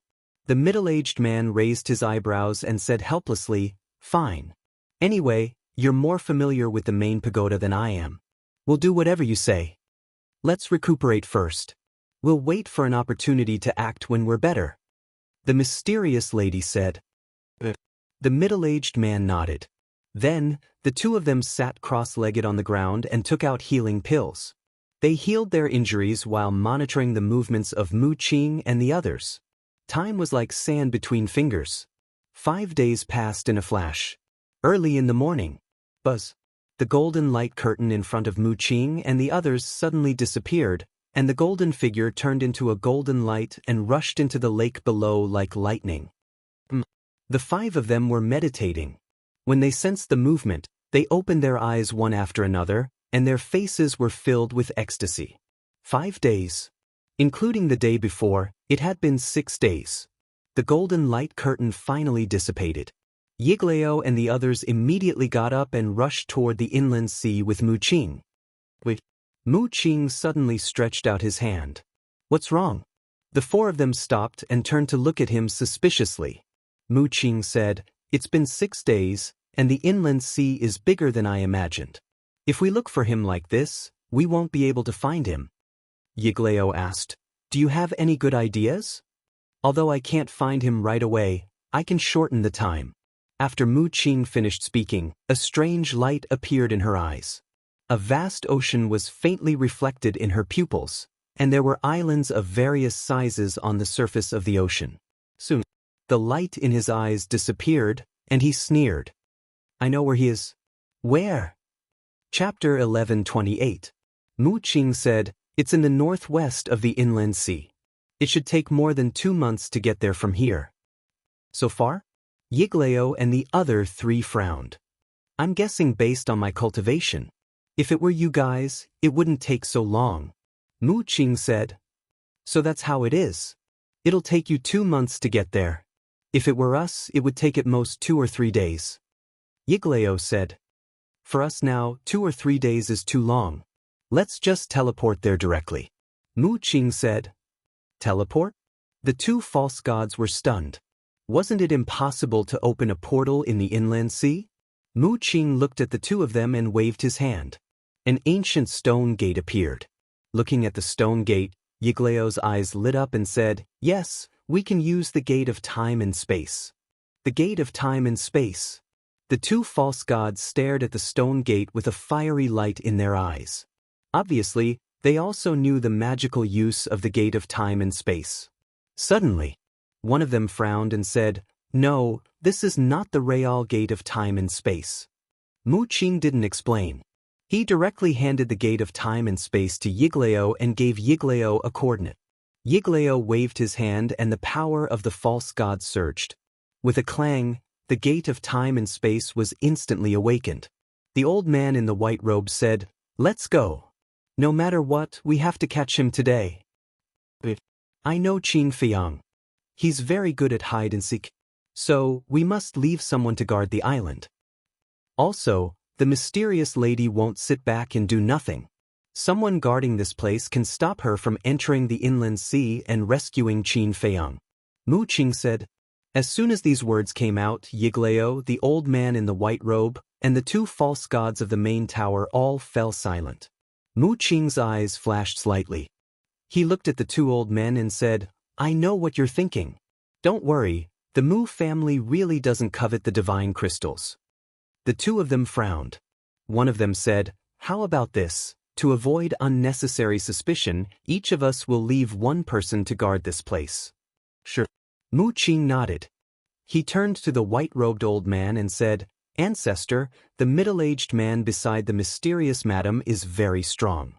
Only you can stop him, so I'll have to trouble you to stay and guard the place." "No problem." The white-robed old man nodded. The two people from the main pagoda looked at each other, and one of them said, "I'll stay. You go." The other person nodded. "Then let's go." Mu Qing waved his hand and took the lead to step into the Gate of Time and Space. He looked like a leader. Yiglao and the person from the main pagoda also entered the Gate of Time and Space.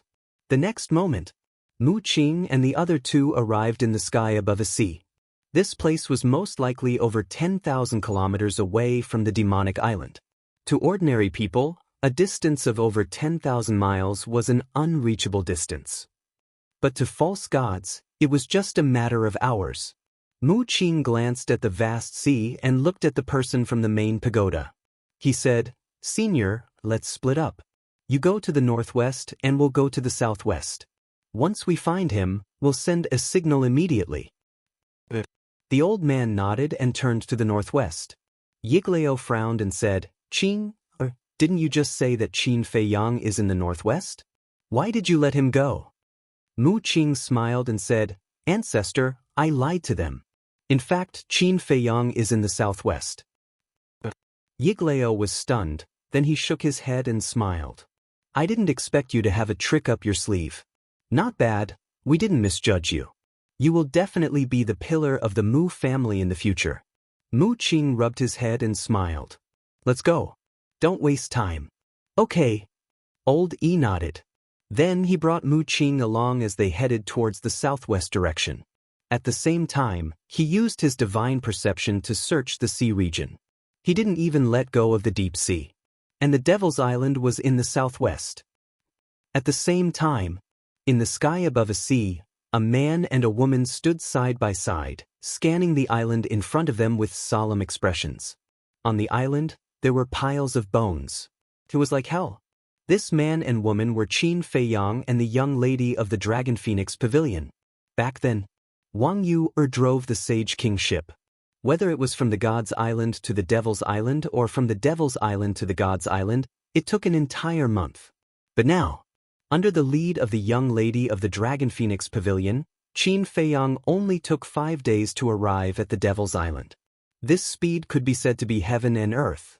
The young lady of the Dragon Phoenix Pavilion sighed, "I didn't expect that there would be such a dangerous place hidden in the inner sea." "Have you never been to the inner sea?" Qin Feiyang asked. The young lady of the Dragon Phoenix Pavilion shook her head and turned to look at Qin Feiyang. She frowned and said, "Are we really going to enter this place?" Qin Feiyang said, "If we really reach a dead end, this place is undoubtedly the best place to escape. If I had known earlier, I wouldn't have been with you." The young lady of the Dragon Phoenix Pavilion was rather regretful. Qin Feiyang smiled and said, "It's too late to regret now. You've already boarded my pirate ship." The young lady of the Dragon Phoenix Pavilion rolled her eyes at him. Qin Feiyang shook his head and smiled. He turned to look at an island near the Devil's Island and said, "Let's go over there and rest." The young lady of the Dragon Phoenix Pavilion nodded. The 6 days of being on the run had indeed exhausted her. However, just as the two of them turned around and were about to fly towards the island, the image crystal of the young lady of the Dragon Phoenix Pavilion rang. It should be a message from Mother. The young lady of the Dragon Phoenix Pavilion was secretly delighted and immediately took out the image crystal. In the blink of an eye, a shadow appeared. Who else could it be but the mysterious lady? The mysterious lady looked at the two of them and asked, "Are you currently in the southwest of the inner sea?" "How do you know?" Qin Feiyang was surprised.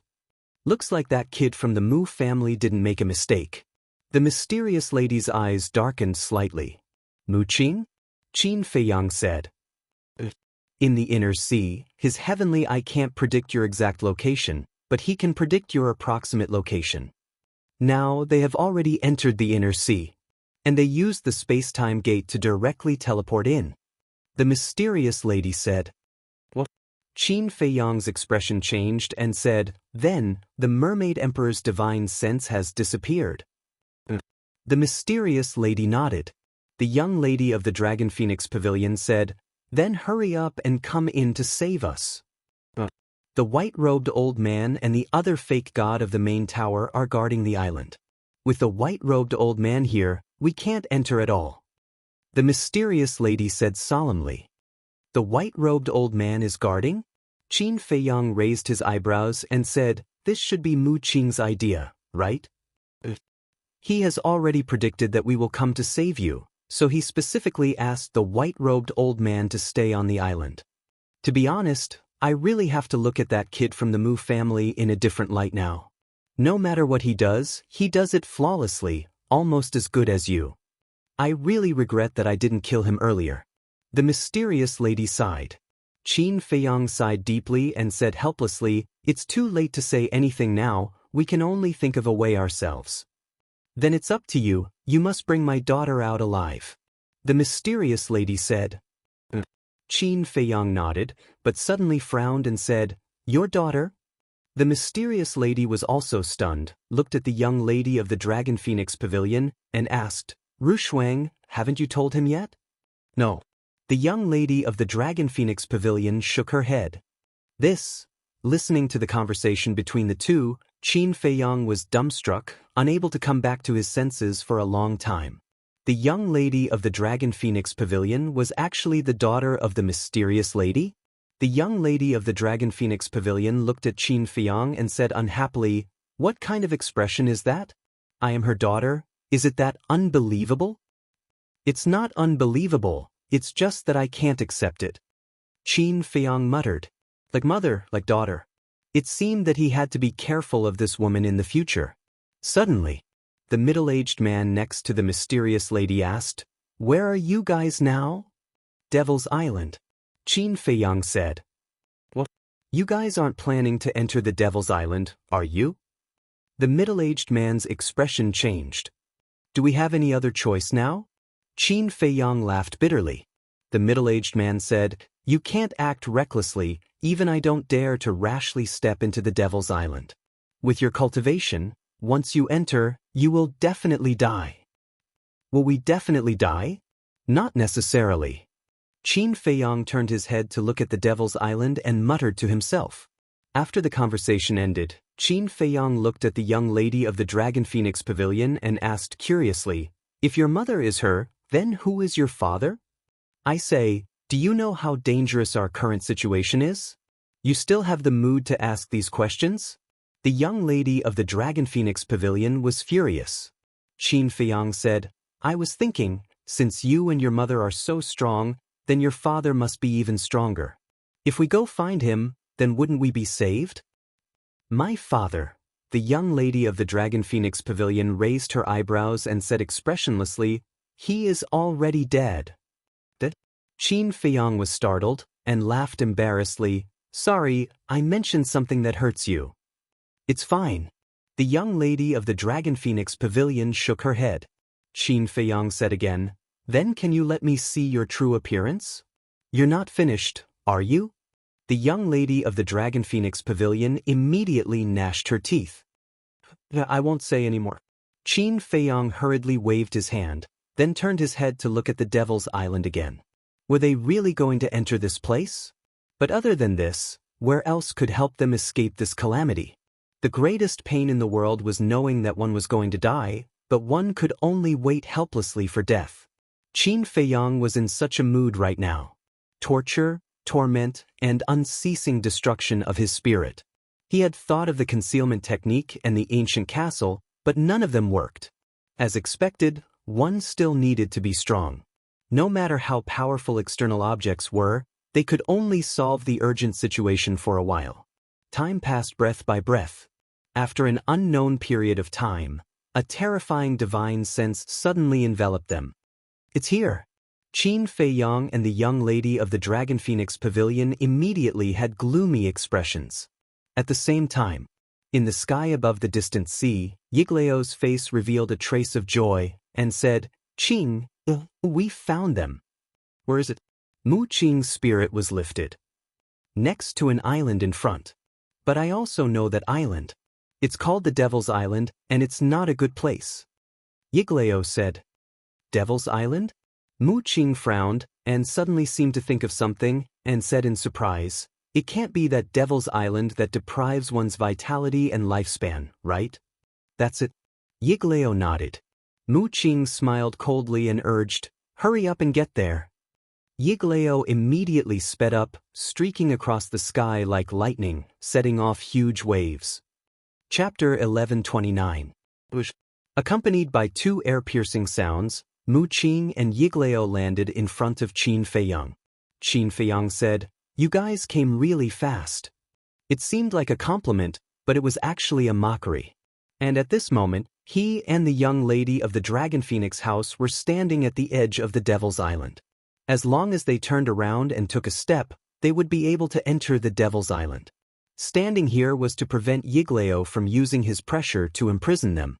And Mu Qing was not a fool, so he naturally understood the meaning behind Qin Feiyang's words.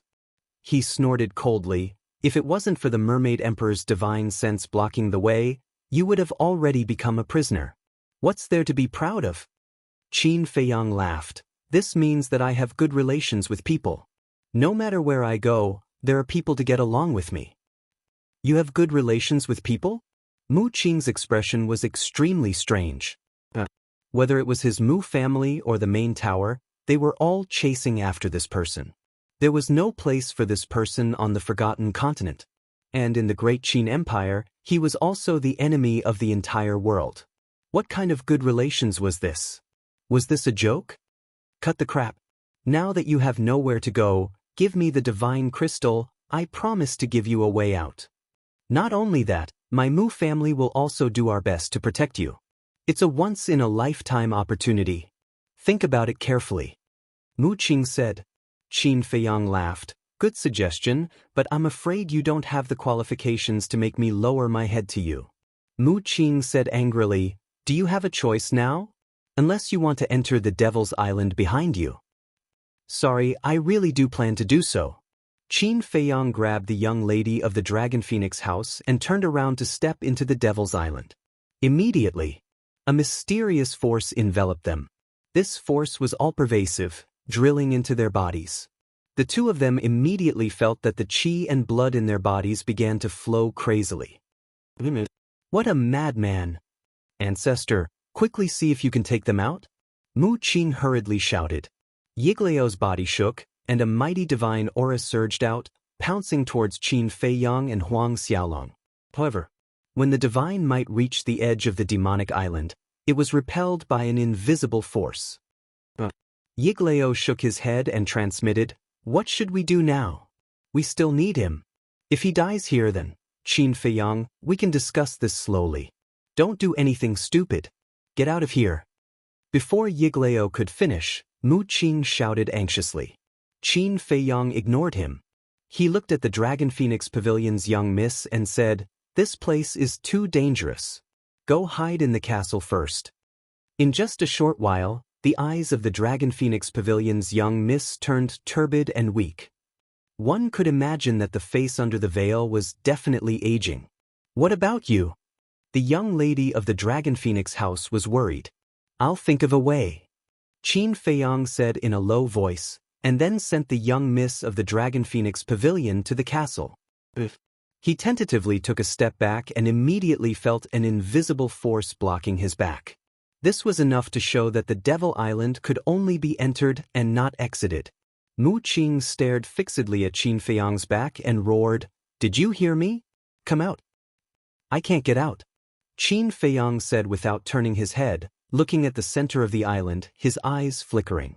In the middle of the island, there was a dark red mountain peak that towered into the clouds like a magic sword. He could clearly feel that whether it was the mysterious power behind him or the power that was robbing his body of blood and vitality, they all originated from that huge mountain. "It seems that if I want to break through this calamity of death, I can only go to the top of that giant mountain to take a look," Qin Feiyang muttered, then decisively took a step forward and rushed towards the giant mountain. "Bastard!" Seeing this, Mu Qing was furious, but there was nothing he could do. He could only watch as Qin Feiyang walked towards death step by step. On the island, the blood and vitality in Qin Feiyang's body was flowing out too quickly. In less than 10 breaths, he felt like he was about to collapse. Shua! He glanced at the giant mountain in the middle of the island and quickly entered the castle. At this moment, he already looked like a doddering old man. "Boss, are you all right?" Seeing Qin Feiyang's expression, Fatso and the others were shocked, and immediately stood up to surround Qin Feiyang. "I'm fine." Qin Feiyang waved his hand. The fused fire of life was quickly replenishing the blood and vitality that he had lost earlier. Wolf King said, "Tell us, what exactly is the situation on the Devil Island?" Qin Feiyang said, "The situation on the Devil Island is exactly the same as what Wang Zicheng said." Everyone lowered their heads and pondered. There was strength in numbers. "Let's think of a way together." Looking at everyone, Viper sighed, "Don't think about it. Dan Wangkai and I know the Devil Island better than any of you. Once you enter, you will never be able to leave alive." Dan Wangkai nodded with a look of despair. Fatso said, "There is nothing absolute in this world. There must be a way, it's just that we don't know." Suddenly, Lu Hong raised her head and looked at Fatso and the others, saying, "Did you guys notice that the situation on this Devil Island is exactly the same as the Black Dragon Glacier?" Black Dragon Glacier. Qin Feiyang's eyes lit up. When he heard Wang Zicheng talk about the Devil Island last time, he thought of the Black Dragon Glacier. He didn't expect that Lu Hong would also think of the same thing. After a moment of silence, Qin Feiyang said with a smile, "I think I know how to resist the mysterious power on the Devil Island." Viper and Dan Wangkai looked at him in surprise. "Last time, we were able to walk out of the Black Dragon Glacier. I believe we can do it this time too." Qin Feiyang smiled confidently. After recovering a lot of his vitality and blood, he appeared on the Devil Island again. That mysterious power once again enveloped him. Qin Feiyang's mind moved, and a black light flashed out from between his eyebrows. It was the ancient castle. "Please." Qin Feiyang looked at the ancient castle and said with an extremely sincere tone, "Last time at the Black Dragon Glacier, it was the ancient castle that helped everyone block the power of the Demon Dragon's heart and Demon Dragon's eye." Buzz. The ancient castle was silent for a moment, then suddenly flew above Qin Feiyang's head and shone down strands of divine light, enveloping Qin Feiyang inside. At that moment, Qin Feiyang felt that the mysterious power that was robbing his vitality and blood had disappeared. Swish. At this time, a blood-red figure appeared beside Qin Feiyang. It was the inner demons. He looked up at the ancient castle and laughed. "I thought that I would have to stomp on it a few times like last time before it would be obedient." Qin Feiyang smiled bitterly.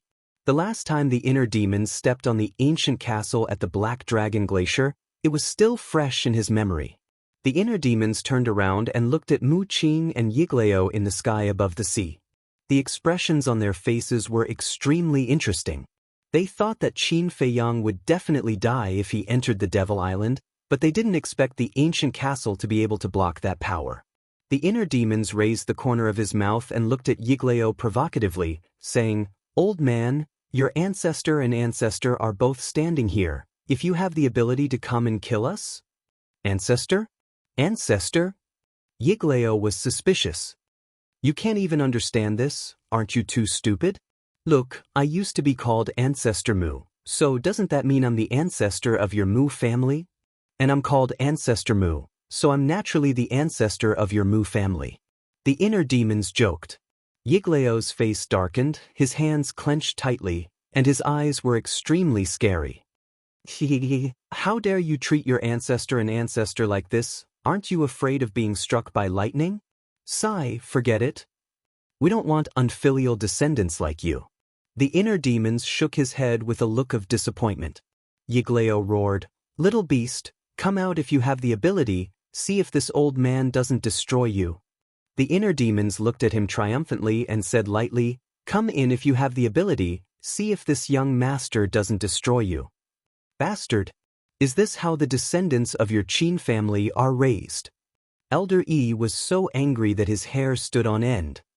Qin Feiyang raised his eyebrows and turned to look at Yigleo, and said in a deep voice, You don't need to worry about our upbringing, you should worry more about the descendants of the Mu family. Mu Qin was stunned and said angrily, Did I provoke you? Are you talking about me? Did I talk about you? Qin Feiyang said. Mu Qin said, Nonsense, I'm a descendant of the Mu family, of course, you're talking about me too. Qin Feiyang suddenly said, Is that so? Then I'll admit it, I'm talking about you, what can you do? Mu Qin gritted his teeth, blue veins popped out, he was extremely angry. If it was any other time, in the face of such provocation, he would have already done it, but now he could only endure. This kind of sullen feeling was driving him crazy.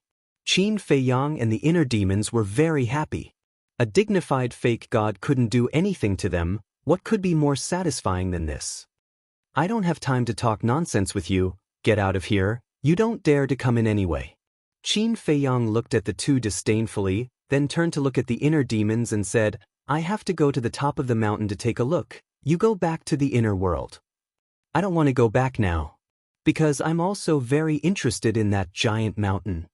The inner demons looked back at the top of the mountain, his eyes flashing. Qin Feiyang nodded. Okay, let's go together, but you can't stay outside for too long, your consciousness will dissipate. Whether it was him or the inner demons, as long as their consciousness left their bodies, they could only live in the inner world. Of course. It's not that they can't leave the inner world, but there's a time limit. After the time limit, their consciousness will dissipate. That's not right. Shouldn't you be eager for me to disappear? Why are you concerned about me now? The inner demons looked at Qin Feiyang, puzzled. Qin Feiyang shook his head and laughed. Indeed, in the past, he couldn't wait for the inner demons to get out of here as soon as possible, but now he had a strange feeling for the inner demons in his heart. This feeling was like his twin brother, which made it difficult for him to part with him. The inner demons suddenly poked Qin Feiyang's back and laughed. Look at your expression, are you a little reluctant to part with me? Don't be mushy. I just think you have some value to me. Qin Feiyang snorted coldly. Don't forget, I'm your inner demons, I know what you're thinking. The inner demons smiled proudly and then said, Okay, let's not talk nonsense, let's go. Qin Feiyang rolled his eyes at him. Whoosh! At that moment. Chapter 1130. Sigh. Although I don't want to admit it, this child is indeed an amazing person. Yigleo suddenly loosened his clenched fists and let out a long sigh. Mu Qin said unhappily, Patriarch, can you not boost his morale and diminish our own?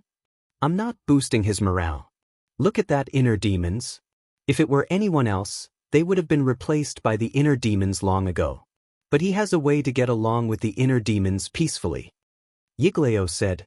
Mu Qin was silent. But it's precisely because of this that we have to kill him.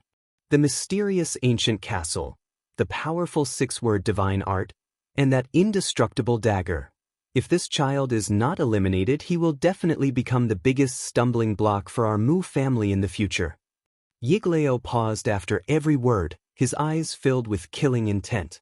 Mu Qin clenched his fists tightly. Although Yigleo's killing intent was aroused, he also expressed his appreciation and recognition of Qin Feiyang. He would not allow such a thing to happen. Because in this world, It was enough to have one monster like him. He would not allow a second one to appear. Let's talk about Qin Feiyang and the inner demons. Not long after, they stepped on the white bones and arrived at the foot of the giant mountain. The giant mountain towered into the clouds, its entire body glowing with a dark red light and emitting a shocking smell of blood. The inner demons reached out and touched the rock wall, exclaiming, "This is actually dyed red with blood." Qin Feiyang's pupils shrank, and he said in a deep voice, "I think that the blood of those creatures who accidentally trespassed on the demonic island should have been absorbed by this giant mountain after they died." The inner demon said, "Do you mean that this giant mountain is a life form?" "I don't know." Qin Feiyang shook his head and suddenly raised his arm. Battle chi surged, and he punched the rock wall with all his strength. Boom! There was a loud explosion. But the giant mountain didn't even budge. There wasn't even a single crack on the rock wall that he had struck. Qin Feiyang was dumbfounded. One had to know.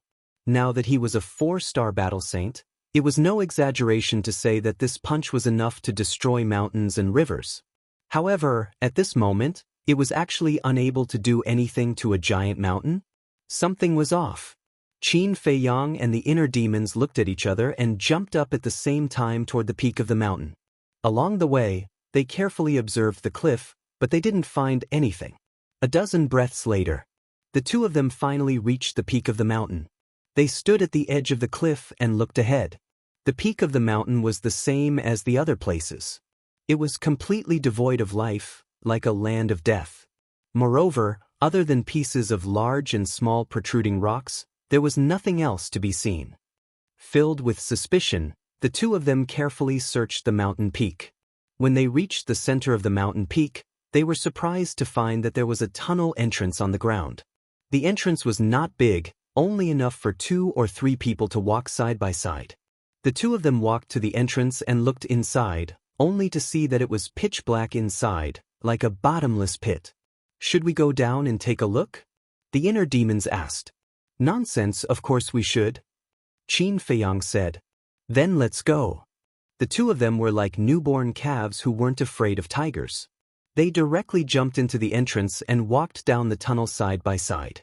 The tunnel was spiral-shaped and poured downwards. They didn't know where the end was. After walking for about 100 breaths, a rock cave suddenly came into their sight. The two of them were invigorated and quickly walked to the front of the rock cave. Immediately, they saw a cloud of black fog inside the rock cave. The rock cave was about 100 feet long. The black fog floated in the middle of the rock cave. It was as big as a dustpan. The fog lingered, giving the two of them a great sense of danger. The two of them looked at each other and swallowed their saliva. They stepped on the void and walked toward the black fog. They could clearly feel that the closer they got, the stronger the mysterious power that was isolated outside the ancient castle. Finally, the two of them walked to the front of the black fog. They felt that the black fog in front of them seemed to be sealing a terrifying demon. They couldn't help but break out in cold sweat. The same mysterious power, the same fog. Why do I feel that this place is somehow related to the Black Dragon Glacier? The inner demons transmitted. Connected.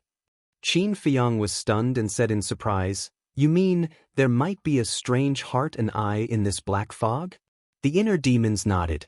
Qin Feiyang frowned and suddenly gritted his teeth. "Let's go and have a look."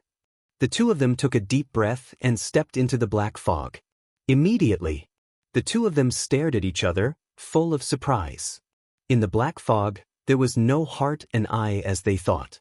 There was a piece of iron, about the size of a palm and as thin as a cicada's wing. It was completely black. And whether it was the black fog here or the mysterious power, they were all emitted by this piece of iron. And this piece of iron gave the two of them a great sense of danger. They even suspected that if the ancient castle suddenly left now, they would probably become a pile of bones in an instant. This can't be some kind of divine iron, right? The inner demons carefully observed for a while and suddenly said in surprise, "Divine iron." Qin Feiyang's eyes suddenly lit up. Divine iron was a legendary divine object, a necessary material for creating divine artifacts. But then, he frowned and shook his head. If it's divine iron, it shouldn't emit such a demonic power. But before he finished speaking, Qin Feiyang's eyes focused. Looking at the surface of the iron, he found that there were actually small dragon patterns on the surface of the iron. Immediately, his eyes lit up and said, "This is not a piece of iron at all. It's a dragon's reverse scale." Reverse scale. The inner demon's pupils shrank and said in surprise, "What kind of dragon's reverse scale can release such a terrifying power?" Qin Feiyang was also pondering this question. Suddenly, the two of them trembled slightly at the same time. Then they looked at each other at the same time, their eyes full of horror. The inner demon said, "It seems that this place really has something to do with the demon dragon's heart and demon dragon's eye in the Black Dragon Glacier." Qin Feiyang guessed, maybe this reverse scale came from the same dragon as the demon dragon's heart and demon dragon's eye. The demon dragon mentioned by the Mu family? The inner demons asked. Qin Feiyang nodded. If that's the case, then this reverse scale is a treasure. Quickly find something to put it away, lest it be lost by the ancient castle again. The inner demons urged. Have you forgotten what happened last time in the Black Dragon Glacier? When the demon dragon's heart and demon dragon's eye disappeared, the mysterious power also disappeared. And now we can stand here and talk because of this mysterious power. If this mysterious power disappeared, then facing Yigleo's anger, I'm afraid we won't even have the chance to beg for mercy. Qin Feiyang said. That's true. The inner demons nodded. However, before his voice fell, the ancient castle suddenly dropped a ray of light, rolled up the reverse scale and disappeared without a trace in the blink of an eye. Qin Feiyang and the inner demons were stunned. After regaining their senses, the two immediately looked up and stared at the ancient castle angrily. As soon as they finished speaking, the reverse scale disappeared. This bastard castle did it on purpose, right? Damn it, what good will it do you if we die? The inner demons angrily cursed. Not to mention the inner demons, even Qin Feiyang, who has a good temper, couldn't help but want to break out and curse. However, the ancient castle didn't pay attention to them at all. It turned into a stream of light and disappeared into Qin Feiyang's forehead. Damn it! The mysterious power really disappeared. Qin Feiyang's eyes trembled, and he quickly turned around, rushed out of the tunnel, ran to the cliff of the giant peak, hid behind a protruding rock, and looked toward the sea.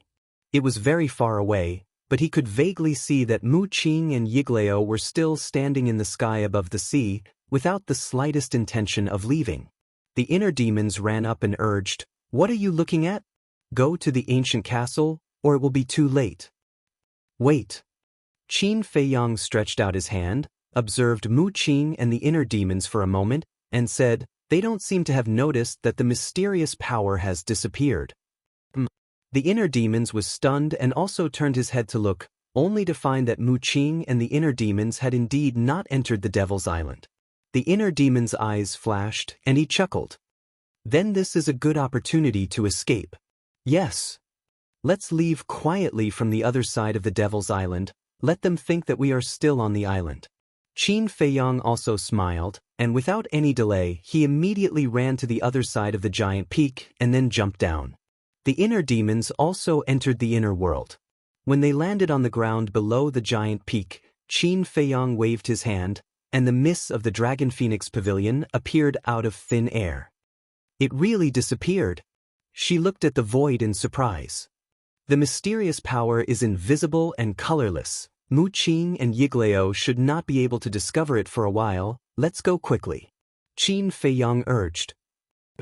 The mist of the Dragon Phoenix Pavilion hurriedly nodded, and then swept up Qin Feiyang, turned into a stream of light, and quickly left the Devil's Island, and then rushed deeper into the inner sea without looking back. About half an hour passed. Accompanied by the sound of the air being torn apart, an old man in white clothes cut through the sky and landed in front of Mu Qing and the inner demons. It was the false god from the main tower. "So you guys are here, how is it? Have you found Qin Feiyang?" The old man in white clothes asked. Yigleo raised his eyebrows imperceptibly, looked at the Devil's Island, and said, "Found him, on the island." The old man in white clothes was overjoyed, and when he turned to look at the Devil's Island, his expression changed and he said in surprise, "It can't be, he went to this island?"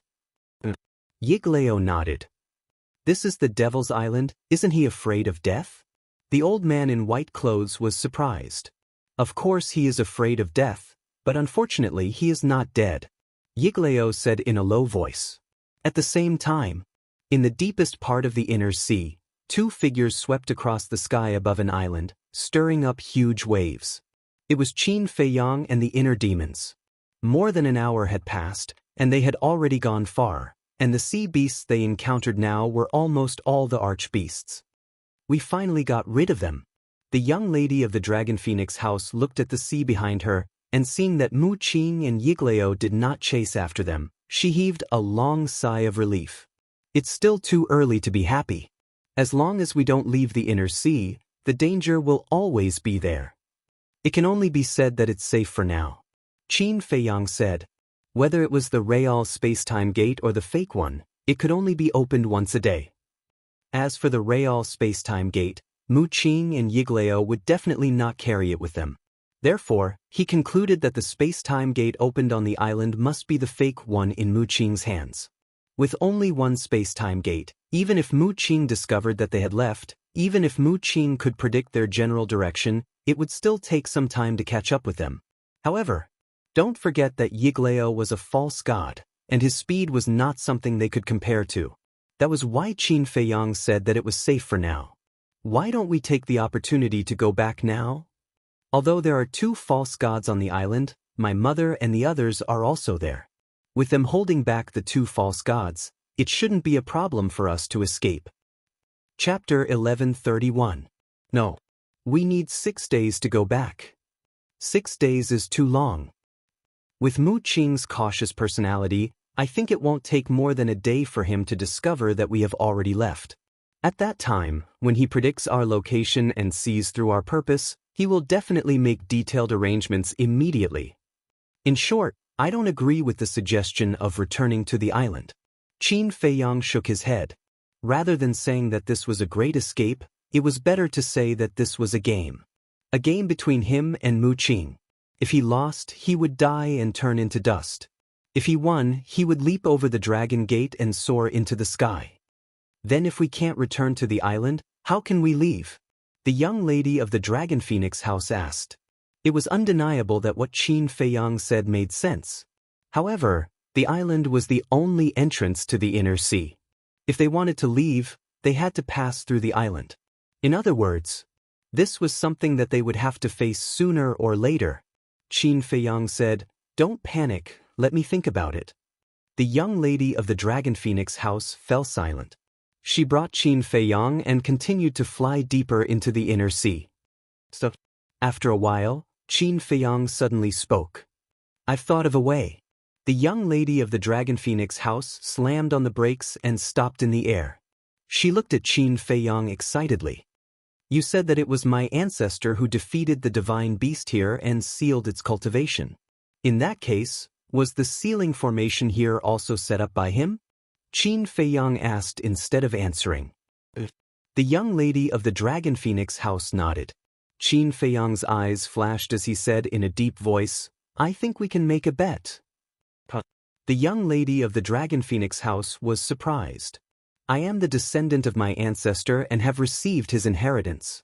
I think I should be able to break the sealing barrier here," Qin Feiyang said. "Break the barrier?" The young lady of the Dragon Phoenix house stared at him with her beautiful eyes. In the past, the Qin Emperor roamed the 4 seas and left behind countless legends. In the current world, there was probably no one who dared to say that they had the ability to break the sealing barrier he had set up. However, the person in front of him might really be able to do it. This was because he was the second person in history to possess the purple gold dragon blood. The most important thing was, at that time on the Divine Island, the appearance of the Mermaid Emperor's divine consciousness was also because of this person. This represented limitless possibilities. Qin Feiyang said, "Let's go. Let's hurry to the border between the Endless Sea and the Inland Sea." The young lady of the Dragon Phoenix pavilion nodded and picked up Qin Feiyang. Then she took a mysterious step and tore through the air at lightning speed. This was a perfect support-type battle art. Qin Feiyang asked, "Your mother has countless perfect battle arts. She should also have divine arts, right?" The young lady of the Dragon Phoenix Pavilion nodded. Qin Feiyang asked curiously, "Then why haven't I seen you use your divine technique?" "I didn't. My mother said that my cultivation is still too weak at the moment, so I shouldn't bite off more than I can chew. She said that I should wait until I reach the semi-divinity realm before she will give me the divine art." The young lady of the Dragon Phoenix house said. Qin Feiyang was stunned and sighed, "You're really lucky." "Why do you say that?" The young lady of the Dragon Phoenix Pavilion did not understand.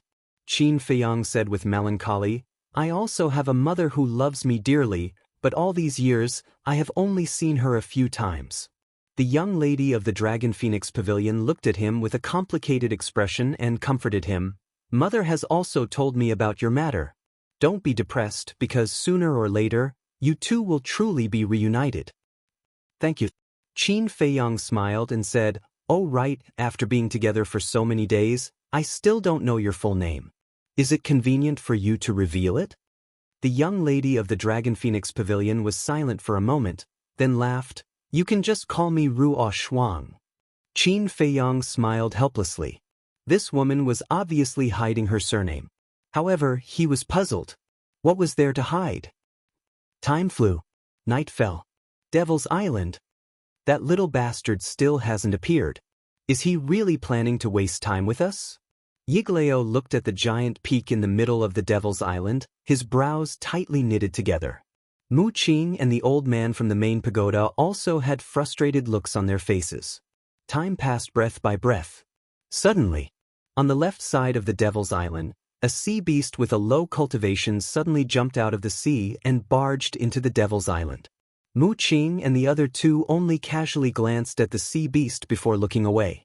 But very quickly, then they realized that something was amiss. "Impossible!"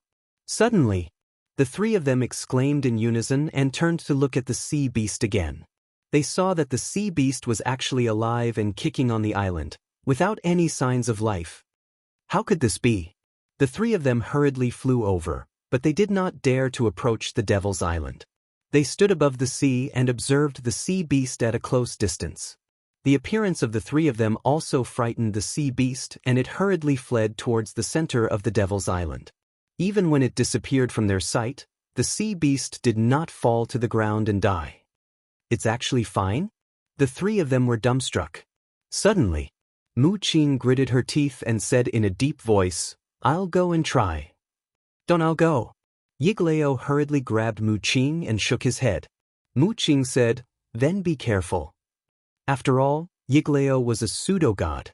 If something unexpected happened, he would have the ability to save himself. Swoosh! Yiglao landed on the edge of the Devil's Island. Looking at the piles of bones, he took a deep breath, closed his eyes, and stepped into the island. The moment he entered the island, all the hair on his body stood on end, afraid that something bad would happen to him. However, 1 breath, 2 breaths, 5 breaths, 10 breaths. Even after 10 breaths, he did not feel anything strange.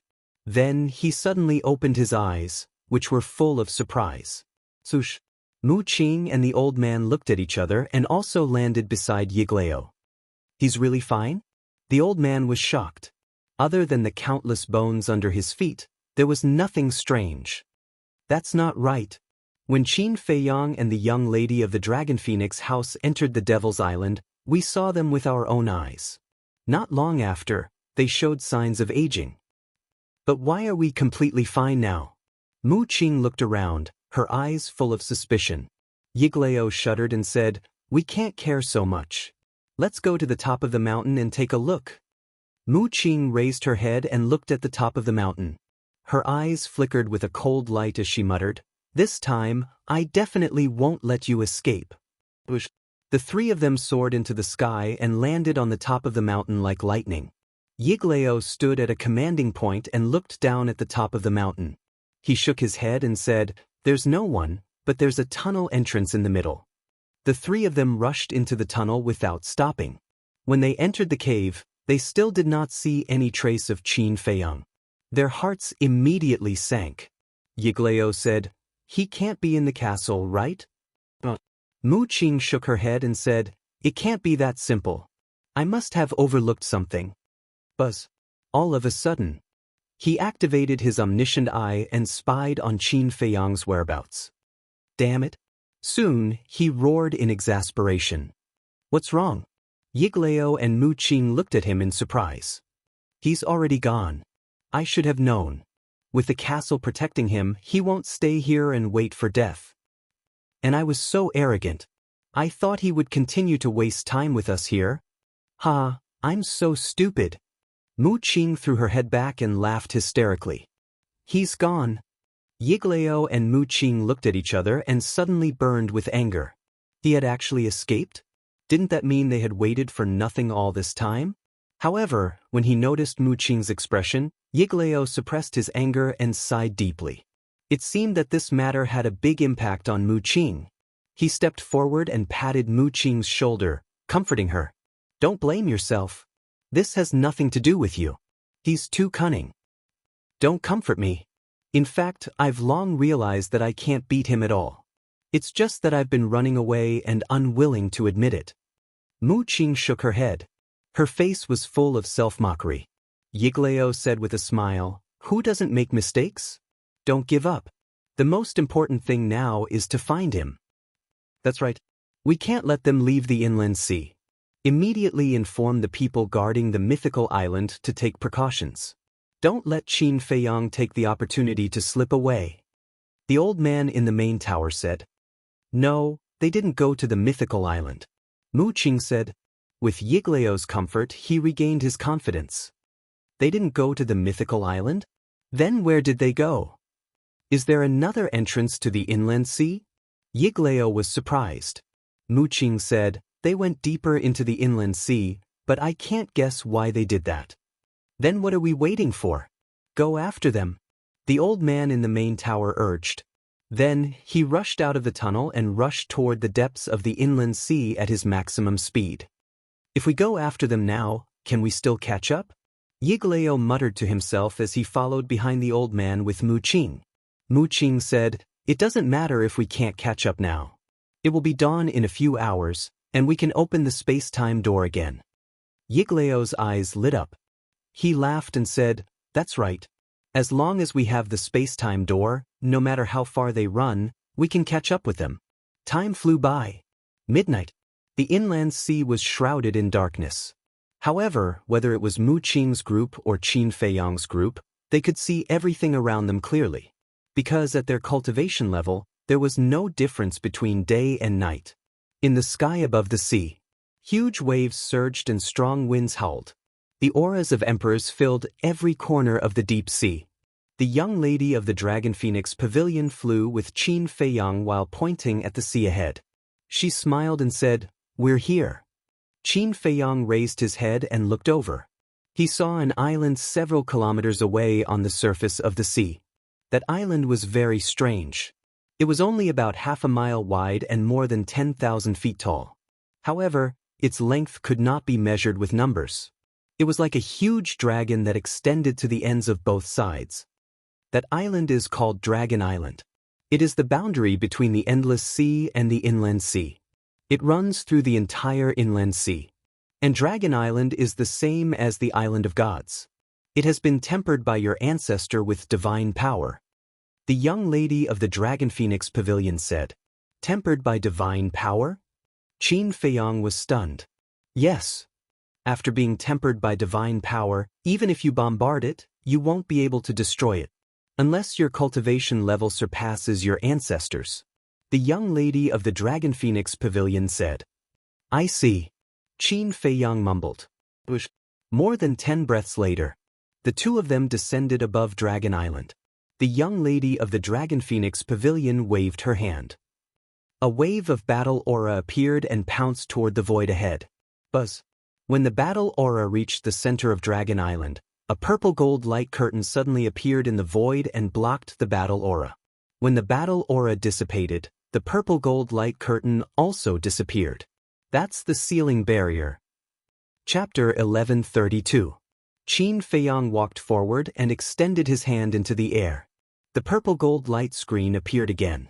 A strong sense of intimacy arose spontaneously. Ancestor, is this your aura? Qin Feiyang muttered. Inside this sealing barrier, he could feel a domineering aura that made all living things submit. The miss of the Dragon Phoenix house walked to his side and said, "Now is not the time to think of someone. Quickly try and see if you can break this sealing barrier." If they couldn't break it, then their trip would have been in vain.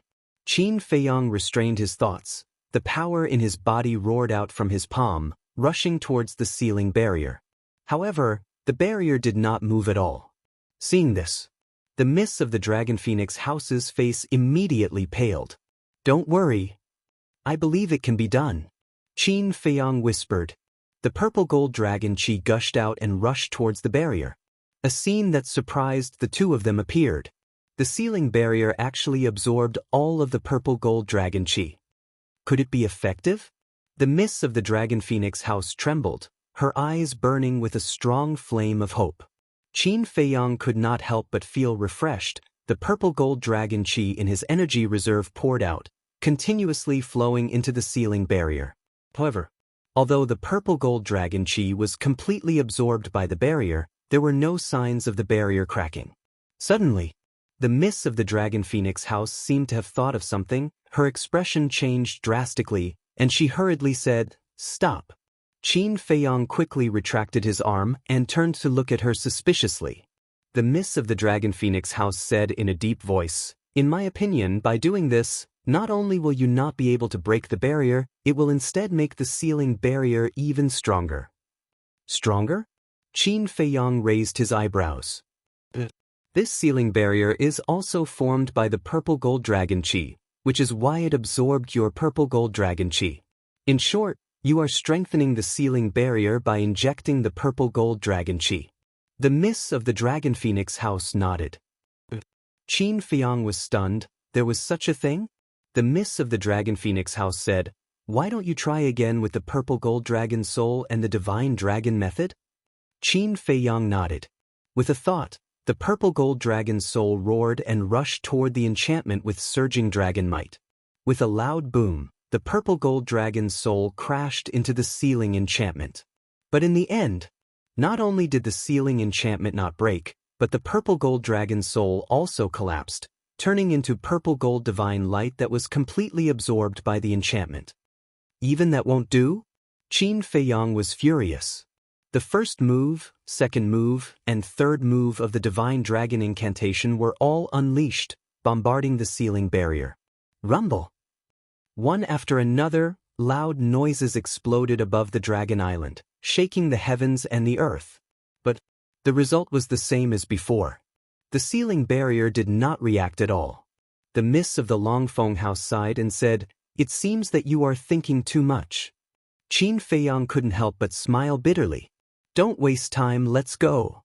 If we are lucky, maybe we can reach the island before Mu Qing and the others find out." The young lady of the Dragon Phoenix house said. "That's the only way." Qin Feiyang sighed helplessly, raised his head to look at the sealing enchantment, and turned to leave. But just as he took a few steps, he suddenly stopped. "What's wrong?" The miss of the Longfeng house was puzzled. Qin Feiyang asked, "When we were on the island that day, how did the Mermaid Emperor's divine sense appear?" "At that time, I was busy running for my life.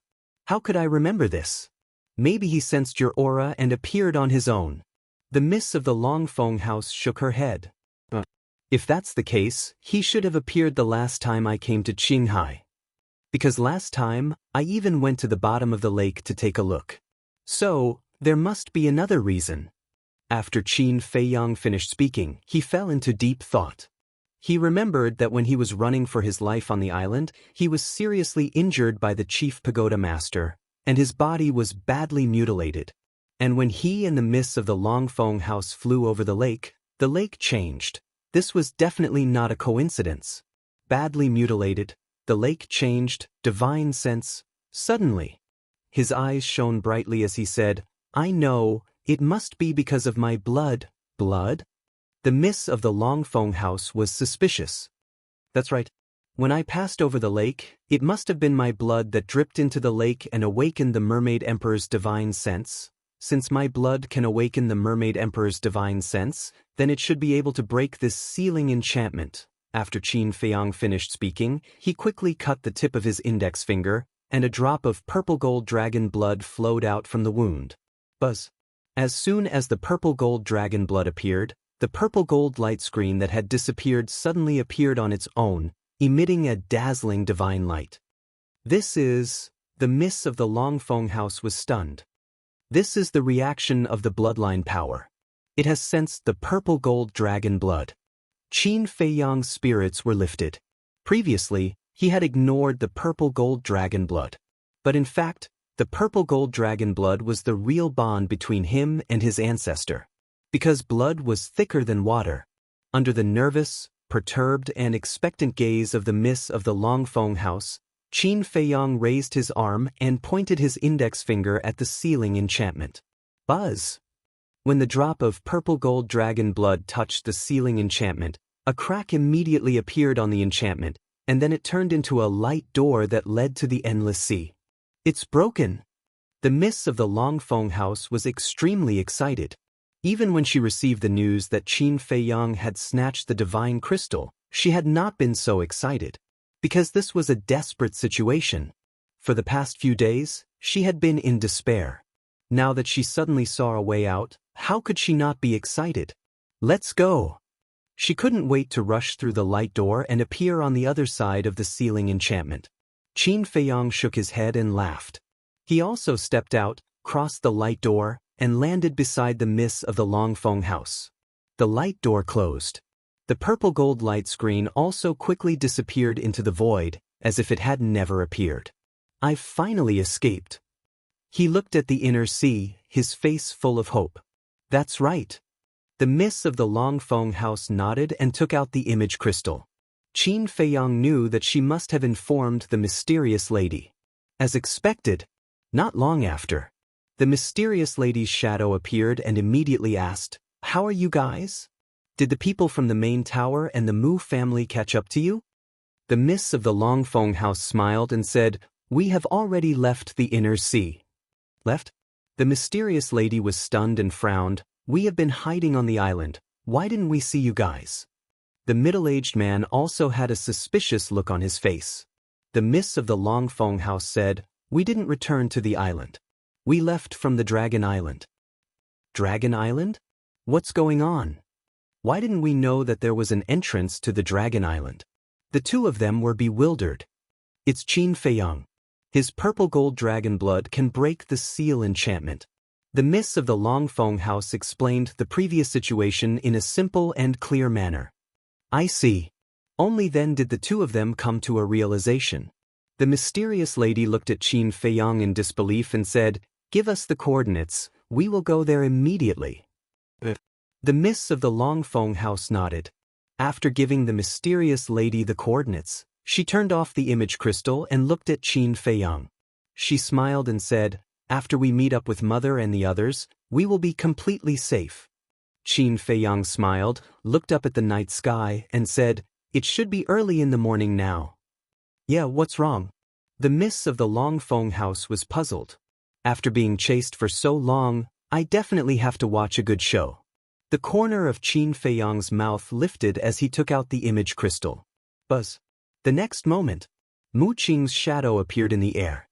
Seeing that it was Qin Feiyang, Mu Qing immediately flew into a rage out of humiliation and roared, "You still dare to send me a message?" He thought that Qin Feiyang was deliberately provoking him. Of course. Qin Feiyang did it on purpose. Qin Feiyang smiled and said, "It's past midnight. Are you preparing to use the all-seeing eye to predict my location and then open the space-time gate to chase me? Are you afraid? If you are, then quickly surrender." Mu Qing sneered. "Afraid? You misunderstood. I sent you a message to tell you that there is no need to go through so much trouble.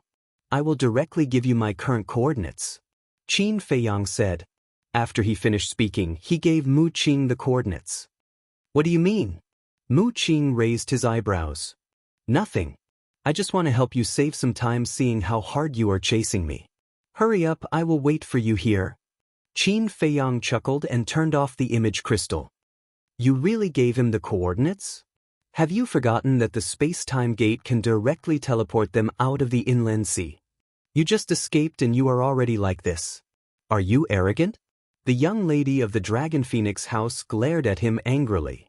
Of course I didn't forget. And the coordinates I gave him are not the coordinates outside the barrier, but the coordinates inside the barrier. In other words, when they are teleported over, they will be inside the barrier. Qin Feiyang said. The young lady of the Dragon Phoenix house was stunned and said angrily, Why didn't you say so earlier? I just turned off the image crystal and you scolded me. Did I have the chance to say anything? Qin Feiyang was helpless. I'm sorry. The young lady of the Dragon Phoenix house was rather embarrassed. Qin Feiyang's eyes flashed and said, Actually, I have another purpose for doing this. What is it? The young lady of the Dragon Phoenix house was stunned and asked. At that time on the island, Mu Qing was considered outside, and we were in the inner sea. He couldn't predict our exact location. And now, he is in the inner sea, and we are outside. That's why I want to see if he can use his all-seeing eye to accurately predict our current location. Qin Feiyang said. There's no need to test it, right? Because whether it is our inner sea or his inner sea, there is a sealing barrier in between. The young lady of the Dragon Phoenix house said. Qin Feiyang said, It's better to be careful. I don't want to fall. It's better to be careful, the young lady of the Dragon Phoenix house muttered. This little guy was too cautious. No wonder he could survive until today even in the face of so many strong enemies. Swish. In the blink of an eye, Mu Qing, Yigleo, and the old man from the main pagoda finally appeared. Looking at Qin Feiyang and Mu Qing raised her eyebrows and said, I thought you were playing some tricks again. I didn't expect you to really be here. Do you think I'm you? How can an honest person like me play tricks? Qin Feiyang's face was full of disdain. Chapter 1133. Yigleo and the old man from the main pagoda pounced towards Qin Feiyang almost at the same time as Mu Qing's words. At this moment, Qin Feiyang stood in front of the enchantment, only a few meters away from Mu Qing and the other two. For Yigleo and the other two fake gods, such a close distance, wouldn't it be easy to capture them?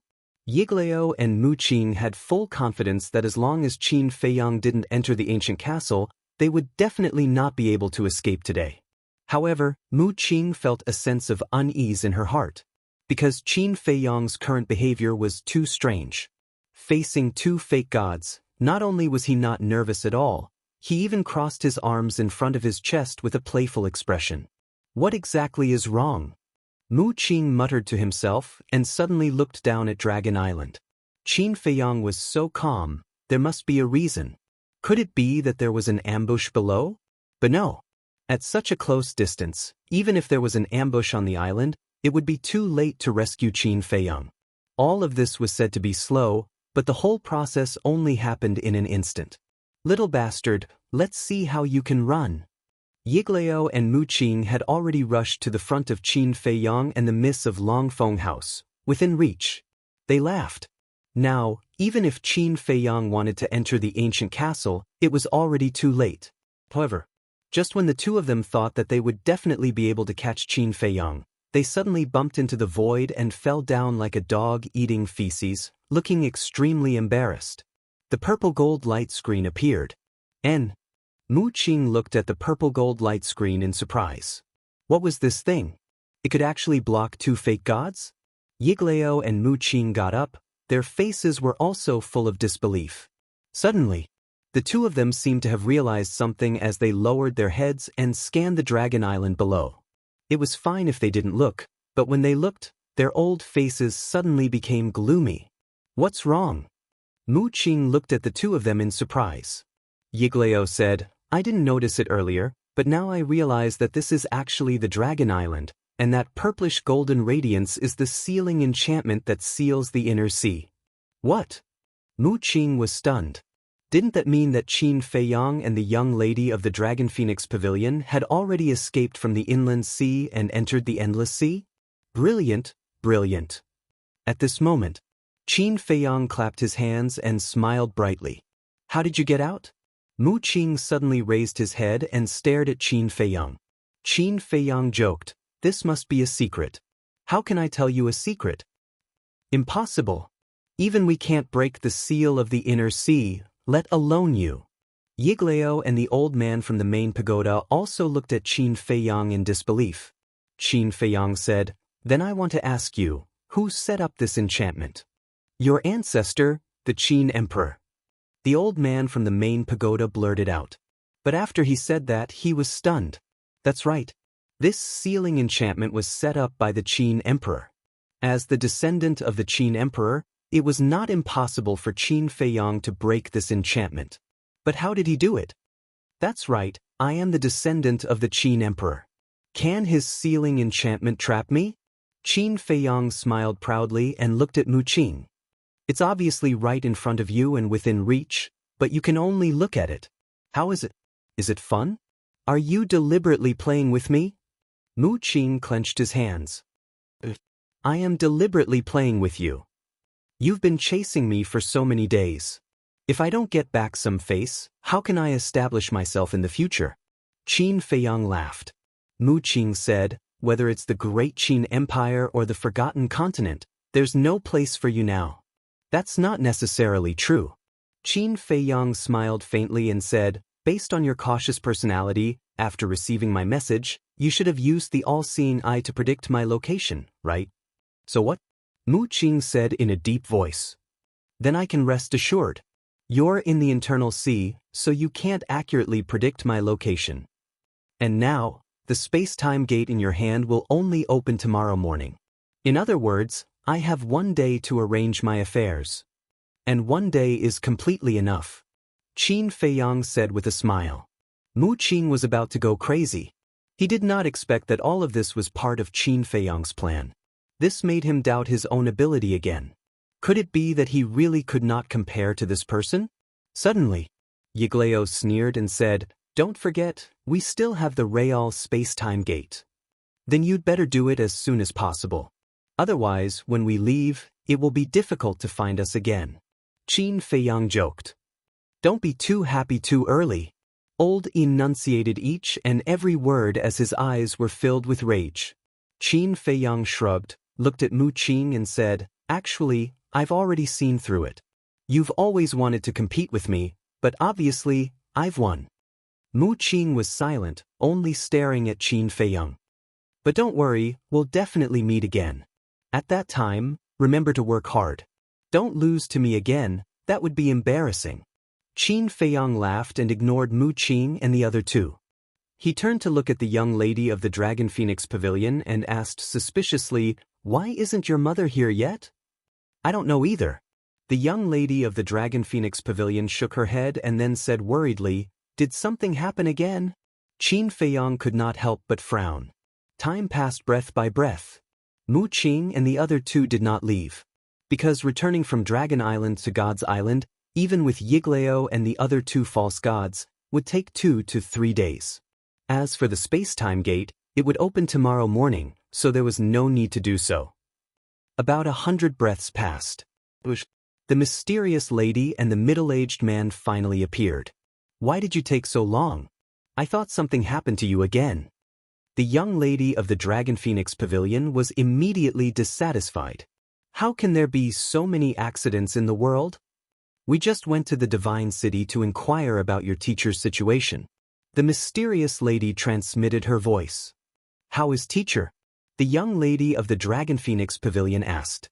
The mysterious lady patted her shoulder and said, don't worry, his life is not in danger for the time being. Then she looked at Yiglao and the other two and asked in confusion, what's going on with them? The young lady of the Dragon Phoenix Pavilion glanced at Qin Feiyang and pursed her lips. It's all because of this wicked guy. He deliberately called them over and teased them. Teased? The mysterious lady was stunned and asked curiously, how did he tease them? The young lady of the Dragon Phoenix Pavilion briefly explained. After hearing this, the mysterious lady was speechless.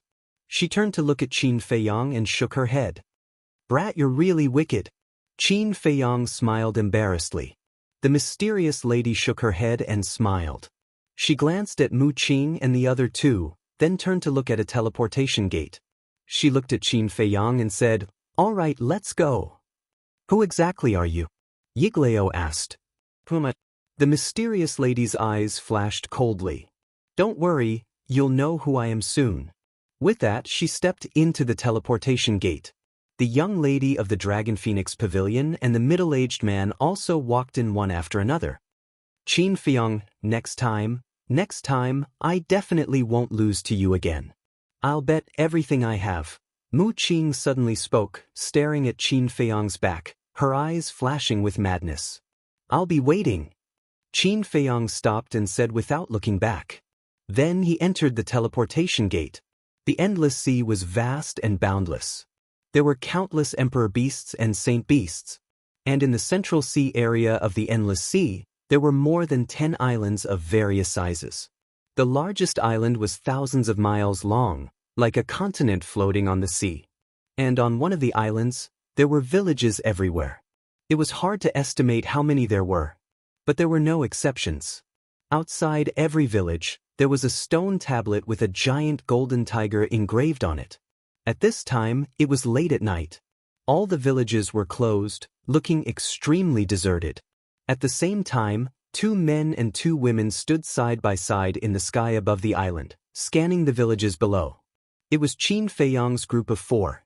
The mysterious lady smiled faintly. "All the tribesmen of the Sky Tiger tribe are here. You can check." "Are you sure they're all here?" Qin Feiyang frowned. There were more than 1 million people in the Sky Tiger tribe. He couldn't check them all. "Kid, am I so unworthy of your trust?" The mysterious lady glared at him angrily. "What do you think?" Qin Feiyang glanced at her indifferently. With a wave of his hand, Yan Wei appeared out of thin air. Qin Feiyang smiled. "Go!" Yan Wei nodded, unable to hide the joy on his face. He scanned the villages on the island, turned into a stream of light, and flew down. In a short while, the island became lively. Lights were brightly lit and noises could be heard from all directions. "Where are the divine crystals?" The mysterious lady retracted her gaze and asked Qin Feiyang. Qin Feiyang said, "Don't worry. I'll give them to you after I leave with them." "Leave with them? Are you kidding? You can't even protect yourself now. How are you going to protect them? Furthermore, the Sky Tiger tribe doesn't only have a few dozen or a few hundred people. There are more than 1 million people. How are you going to settle them?" The mysterious lady, the middle-aged man, and the young mistress of the Dragon Phoenix house were all shocked by Qin Feiyang's words. "I know that too. But I can't be at ease leaving them here with you." Qin Feiyang frowned. The mysterious lady said, "Are you worried that I'll use them to threaten you one day?" Qin Feiyang nodded without hiding anything. The mysterious lady smiled helplessly and sighed. "Actually, I'm not as bad as you think." "Is that so?" Qin Feiyang raised his head and looked at her suspiciously. "There are some things that I can't tell you yet, but I can swear that I have no ill intentions towards you now. Furthermore, I won't threaten you to do anything anymore." The mysterious lady spoke very seriously and her attitude was very sincere. There was no trace of faking it. Qin Feiyang frowned and said, "Why do I feel like I've heard a joke? Brat, do you believe that I'll kill you?" The mysterious lady's face darkened. Why was this little guy so stubborn? "Anyway, you've harmed me a lot. This time won't make a difference." Qin Feiyang pursed his lips and said indifferently, "It's actually very simple if you want me to believe you. Give me a reason to believe you. My head is about to explode." Chapter 1134. The young lady of the Dragon Phoenix house looked at the irritated and mysterious lady, then looked at Qin Feiyang and said, "You don't believe in Mother, but you should at least believe in me, right? After all, we can be considered friends in need." Qin Feiyang frowned. "I guarantee with my personality that what you think will never happen again." The young lady of the Dragon Phoenix house said again. Qin Feiyang glanced at the mother and daughter in front of him, his expression uncertain. Finally, he sighed deeply and looked at the 2 of them. "Wait a moment." After he finished speaking, He entered the castle and walked towards the iron box. Fatso frowned. Boss, we risked our lives to snatch this. Are we really going to give it to them? Hey, Fatso, don't be mistaken. The divine crystal was snatched by this emperor and Qin Feiyang. What does it have to do with you? The spirit snake emperor said unhappily. Fatso said angrily, what do you mean by that? Although Fat Lord did not contribute, Fat Lord is also risking his life with you. The spirit snake emperor laughed disdainfully, looked at Qin Feiyang and said, although Fatso is very shameless, this emperor agrees with him. If we give the divine crystal to them like this, we will be at a loss. Then what do you mean? Qin Feiyang looked at it suspiciously. Last time, we agreed that if we snatched the divine crystal, you would agree to this emperor's request. Now, it's time for you to fulfill your promise. This emperor wants the divine arts. Of course, this emperor also knows that you don't have any extra divine arts, but now is your chance. The spirit snake emperor laughed sinisterly. Qin Feiyang's face darkened. This guy's appetite was not small, to actually keep thinking about the divine arts. I understand. After looking deeply at the spirit snake emperor, Qin Feiyang stepped forward to open the iron box, took out the divine crystal, and appeared outside again. Looking at the divinity crystal in Qin Feiyang's hand, the mysterious lady's eyes lit up with desire. Qin Feiyang was even more surprised and asked, can you tell me what this thing is for? The mysterious madam rolled her eyes and said, don't give me that. If I tell you, you definitely won't give it to me. Qin Feiyang was extremely helpless. He lowered his head and looked at the eye crystal suspiciously, then casually threw it to the mysterious madam. The mysterious madam was startled. She quickly caught the divine crystal and glared at Qin Feiyang. She said angrily, this is a treasure, be careful. How precious. Qin Feiyang was curious. Don't try to trick me. The mysterious lady snorted and lowered her head to size up the divine crystal. Her eyes shone brightly. Qin Feiyang glanced at her, then lowered his head and fell into deep thought. The miss of the Dragon Phoenix house walked to his side and asked in a low voice, are you thinking about where to go in the future? Yeah. I definitely can't stay in the Forgotten Continent, and I can't go back to the Great Qin Empire. Where should I go? The world is so big, is there no place for me, Qin Feiyang? Qin Feiyang sighed. Now you really can't stay in the Forgotten Continent, because the main tower and the Mu family will definitely not let this matter go. And although we want to protect you, facing the alliance of the main tower and the Mu family, we are powerless. The miss of the Dragon Phoenix house said. The mysterious madam put away the divine crystal and looked at Qin Feiyang, saying, I think you should return to the Great Qin Empire. But Qin Feiyang turned to look at her and asked suspiciously, because as long as you return to the Great Qin Empire, even if Mu Qin can predict your location, he won't dare to bring people to cause trouble. Moreover, it has been more than half a year since you last went back. Don't you want to go back and see your mother? The mysterious madam said. But you also know that the emperor's decree only said that within 10 years, my mother and anyone related to me will not be harmed. It didn't say that they won't kill me. If I go back now, I will definitely be killed by them, Qin Feiyang said. That's right. Let's not talk about the emperor, just the imperial tutor will definitely not allow you to continue growing. But I believe that with your intelligence, you definitely have the ability to deal with it. The mysterious madam smiled. Qin Feiyang's eyes flickered. The mysterious madam said, of course, this is only my personal suggestion. As for what to do, it is still up to you to decide. Think about it carefully. Qin Feiyang gritted his teeth and said, no need to think about it, I will return to the Great Qin Empire immediately. I knew you would make this choice. The mysterious madam smiled. Knowing that there are tigers in the mountain, but still heading towards it. Perhaps in the eyes of others, Qin Feiyang's way of doing things was a bit stupid, but she praised it. Because no matter what difficulties one encountered, one couldn't blindly run away. Only by bravely facing them could one become braver. What about you guys? Aren't you afraid that the Great Tower and the Mu Jia will come to trouble you? Qin Feiyang looked at the three and asked.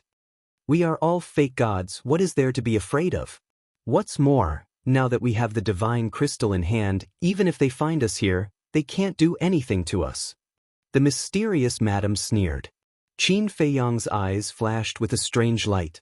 The mysterious madam's words were not difficult to understand. With the divine crystal in hand, the world is mine. It turned out that the importance of the divine crystal was beyond his imagination. Looking at Qin Feiyang's eyes, the mysterious madam raised her eyebrows and said, "Boy, I advise you not to have any bad ideas." Qin Feiyang pursed his lips and said, "Now that I have given you the divine crystal, shouldn't you give me some reward? You can't let me work for nothing, right? Doesn't the concealment art count? And those perfect battle techniques I gave you before, were they all blown by the wind? So young man, don't be too greedy." The mysterious madam said meaningfully, "Do you think I'm a 3-year-old child? Although I don't know what the divine crystal is used for, I can imagine that even if all the perfect battle techniques are combined, they can't be compared to the divine crystal." Qin Feiyang sneered. The mysterious madam was a little angry, but she suddenly thought of something and looked at Qin Feiyang proudly and said, "Now that the divine crystal is in my hands, what can you do to me if I don't give you any reward? What can I do to you? At most, I will just curse you behind your back, saying things like burning the bridge after crossing the river, shameless things like that." Qin Feiyang said indifferently. "How dare you?" The mysterious madam's veins were bulging. Qin Feiyang said, "What's there to be afraid of? I used to curse you behind your back a lot. Little bastard, aren't you afraid of being struck by lightning?" The mysterious madam said angrily. "Who are you to me? Will I be struck by lightning if I curse you? You think too much." Qin Feiyang snorted coldly. The mysterious madam was so angry that her body was trembling, and her eyes were filled with anger. Seeing this scene, the young lady and the middle-aged man hid at the side and snickered, their eyes meaningful. "What about me?" Qin Feiyang looked at the mysterious madam playfully. After this period of time, he did not find any malicious intent on the mysterious madam's face, so his mentality was relaxed. What about it? Sooner or later, you will understand how laughable your current actions are. The mysterious madam snorted and said, "Don't say that I am unreasonable. I will satisfy you once more. Tell me, what do you want this time?" "Divine art," Qin Feiyang blurted out without hesitation. "Are you deliberately looking for a beating?" "No." The mysterious madam was so angry that her teeth itched. The moment he opened his mouth, he was talking about the deity technique. Did he think that the deity technique was something that could be found on the market? Qin Feiyang said with a sneaky smile, "Stop pretending, your daughter said that you have other divine arts." The mysterious madam turned her head and glared at the young lady of the Dragon Phoenix Pavilion. The young lady of the Dragon Phoenix Pavilion panicked and glared at Qin Feiyang angrily. She looked at the mysterious madam and smiled embarrassedly. "Mother, I was just saying it casually." "You can't even say it casually," the mysterious madam shouted, and then looked at Qin Feiyang and said, "I don't have any divine art, but I can give you some more perfect battle arts." "Stingy," Qin Feiyang muttered. "Then do you want it or not?" the mysterious madam said angrily. "Definitely. It's a waste if you don't want it."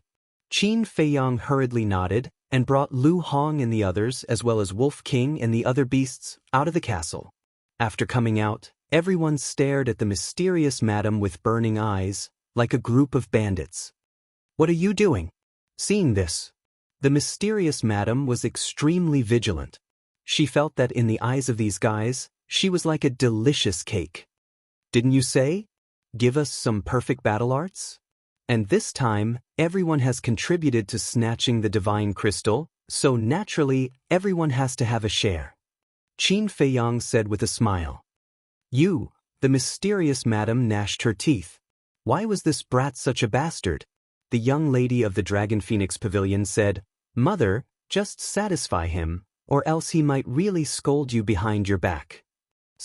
The mysterious madam sighed helplessly, swept her gaze towards Lu Hong and the others, as well as Wolf King and the other beasts, and said, "To be honest, I really have to thank you all. Thank you all for silently following Qin Feiyong all these years, helping him and taking care of him. It was your support that allowed him to reach where he is today. What do you mean? Qin Feiyong was stunned. Lu Hong and the others also looked at each other. Why did these words sound so strange? They followed Qin Feiyong, helped Qin Feiyong, and took care of Qin Feiyong. What did it have to do with this woman? On what basis did she say that she had to thank them on behalf of Qin Feiyong? The mysterious madam did not explain and continued, I will not treat you all unfairly. Right now, I will give each of you a perfect killing battle art and a perfect support battle art. Of course, I will not give any more to those who already have a perfect battle art. Then wouldn't brother be at a disadvantage? Wolf King was dissatisfied. Because it already had the fury of the Mad God and the Void Escape steps, both of which were perfect battle arts. I gave you the fury of the Mad God and the Void Escape steps, so be content. The mysterious madam rolled her eyes at Wolf King, looked at Lu Hong and the others, and said, What do you lack, tell me? I lack a perfect support battle art. Fatso was the first to step forward. Me too. Lu Hong nodded. And this emperor? The double-winged snow eagle also hurriedly said. Whether it was the double-winged snow eagle, Fatso, or Lu Hong, their perfect killing battle arts were all given to them by the mysterious madam. The black dragon snake, phantom snake emperor, and pangolin also hurriedly ran to the mysterious madam. It seems that we don't have a chance. Viper looked at Dan Wangkai and said with a wry smile. Dan Wangkai also had a regretful look on his face. As one of the 10 heroes of the Azure Sea, they even had forbidden arts. Naturally, they did not lack perfect battle arts, but after all, it was better to have more skills. Chapter 1135. A moment later, Fatty, Lu Hong, the two-winged snow eagle, and the other beasts all got the perfect battle art they wanted. Qin Feiyong also sent everyone to the castle. I can see that none of the people and beasts around you are good people. The mysterious lady rolled her eyes at Qin Feiyong. This is cute, isn't it? Qin Feiyong smiled, then stretched out his hand in front of the mysterious lady and said, What about me and Yen Wei? You still want it? The mysterious lady was stunned. Of course. I snatched the divine crystal from the chief pagoda master. You can't erase my credit. Qin Feiyong said. I really don't understand. The Qin emperor is such an upright person. How can he have such a shameless descendant? If I didn't give you the concealment art, would you be able to snatch it? You still want credit? Aren't you ashamed? The mysterious lady was extremely annoyed. Qin Feiyong said, But you can't deny that I snatched the divine crystal from the chief pagoda master. Don't say anything. I'm afraid of you. I'll give it to you. What does Yen Wei lack? The mysterious lady said. She was afraid that if she continued, she would lose her temper. Qin Feiyong thought for a while and said, I gave him the Sky Demon 9 steps you gave me last time. He still lacks a perfect battle art. The mysterious lady took out 2 jade slips from her Qingquan bag and threw them to Qin Feiyong. She snorted and said, Now don't scold me behind my back. Of course not. You're such a good person. If I still scold you, wouldn't I be a heartless person? Qin Feiyong grabbed the 2 jade slips and grinned. The mysterious lady rolled her eyes. Qin Feiyong chuckled mischievously and lowered his head to check the 2 jade slips. The 2 battle arts were Tiger Taming Art and Dragon Rising Art. Tiger Taming Art had a total of 4 moves. The first 3 moves all had the lethality of a perfect battle art. The power of the 4th move was even stronger than the previous 3 moves. It had already reached the peak of a perfect battle art. Qin Feiyong was somewhat surprised. He did not expect that the mysterious madam would actually give him such a powerful killing battle art. But when he carefully looked at the soaring dragon art, his eyes suddenly lit up. The Dragon Rise incantation was even more powerful than the Tiger Taming incantation. However, what made it powerful was not the lethality of the soaring dragon art, but the fact that it could raise the user's cultivation by a small realm. Moreover, it could be stacked. For example, he was now a 4-star battle saint.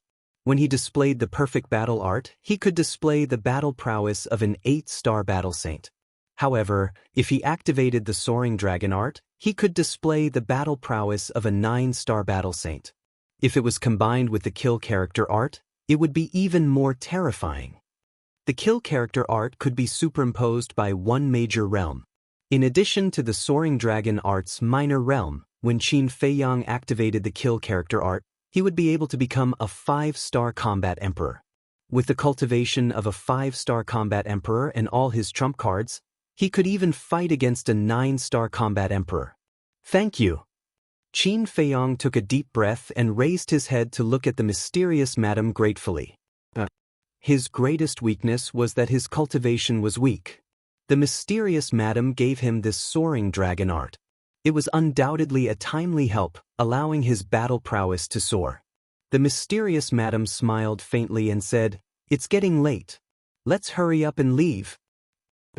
Qin Feiyang nodded, then lowered his head to look at the island below and shouted, "Yan Wei!" Not long later, Yan Wei soared into the sky and landed in front of Qin Feiyang. Qin Feiyang smiled and said, "Do you want to stay here or follow me to the great Qin Empire?" Yan Wei was stunned and asked, "What about my clansmen?" Qin Feiyang said, "They will stay here." "Is it okay to stay here?" Yan Wei was shocked and glanced at the mysterious madam and the other two. Qin Feiyang said, "Then do you have a better place to settle them?" Yan Wei shook his head. The main tower and the Mu family would definitely not let him go. If his clansmen returned to the 9 regions, they would definitely be threatened by the main tower and the Mu family. Other than the 9 regions, there was only the central divine kingdom in the Forgotten Continent. It was even more impossible for his clansmen to go to the central divine kingdom. After thinking about it, it seemed that letting his clansmen stay here was indeed the best choice. Wait, wasn't there still the great Qin Empire? Yan Wei looked at Qin Feiyang and asked, "Can you let my clansmen move to the great Qin Empire?" After being with me for so long, don't you know my situation? My situation in the great Qin Empire is worse than here. Moreover, even if we can find a place for your clansmen to stay in the great Qin Empire, we won't be able to move them over in a short period of time. Qin Feiyang said. Yan Wei frowned and walked to Qin Feiyang and said in a low voice, "But I can't let them stay here." Qin Feiyang secretly laughed. "Even I believe them. You should also believe them." But Yan Wei nodded helplessly. Qin Feiyang said, "Then think about it carefully. Do you want to stay here? I won't force you. I respect your choice." "What's there to think about? Wherever you go, I'll go." Yan Wei didn't hesitate in the slightest. Qin Feiyang patted his shoulder. He didn't need to say anything. Then, he turned to the mysterious madam and the middle-aged man and cupped his hands. "Then I'll have to trouble the 2 seniors to take care of them." The mysterious madam said, "After being together for so many years, this is the first time you've sincerely called me a senior. It's rare." Qin Feiyang smiled embarrassedly and turned to look at the young lady of the Dragon Phoenix Pavilion. "See you again. Take care of yourself too." The young lady of the Dragon Phoenix Pavilion reminded. Qin Feiyang nodded and opened a teleportation gate. In the Endless Sea, one could open a teleportation gate that led directly to the 9 regions. "Let's go," Qin Feiyang said to Yan Wei and stepped into the teleportation gate without looking back. Yan Wei lowered his head and glanced at his clansmen on the island before resolutely turning around and following in. So, the teleportation gate disappeared from everyone's sight. The young lady of the Dragon Phoenix Pavilion retracted her gaze and looked at the mysterious madam. She asked in confusion, "Mother, why didn't you leave him behind? Now that we have the divine crystals, we have the ability to protect him. You haven't been with him for long, so you don't understand him. He has a fierce spirit that refuses to admit defeat. He definitely won't hide in one place just because some strong enemies have appeared. Furthermore, I don't want him to stay here either, because this won't do him any good. Instead, it will restrict his growth. The outside world is his stage."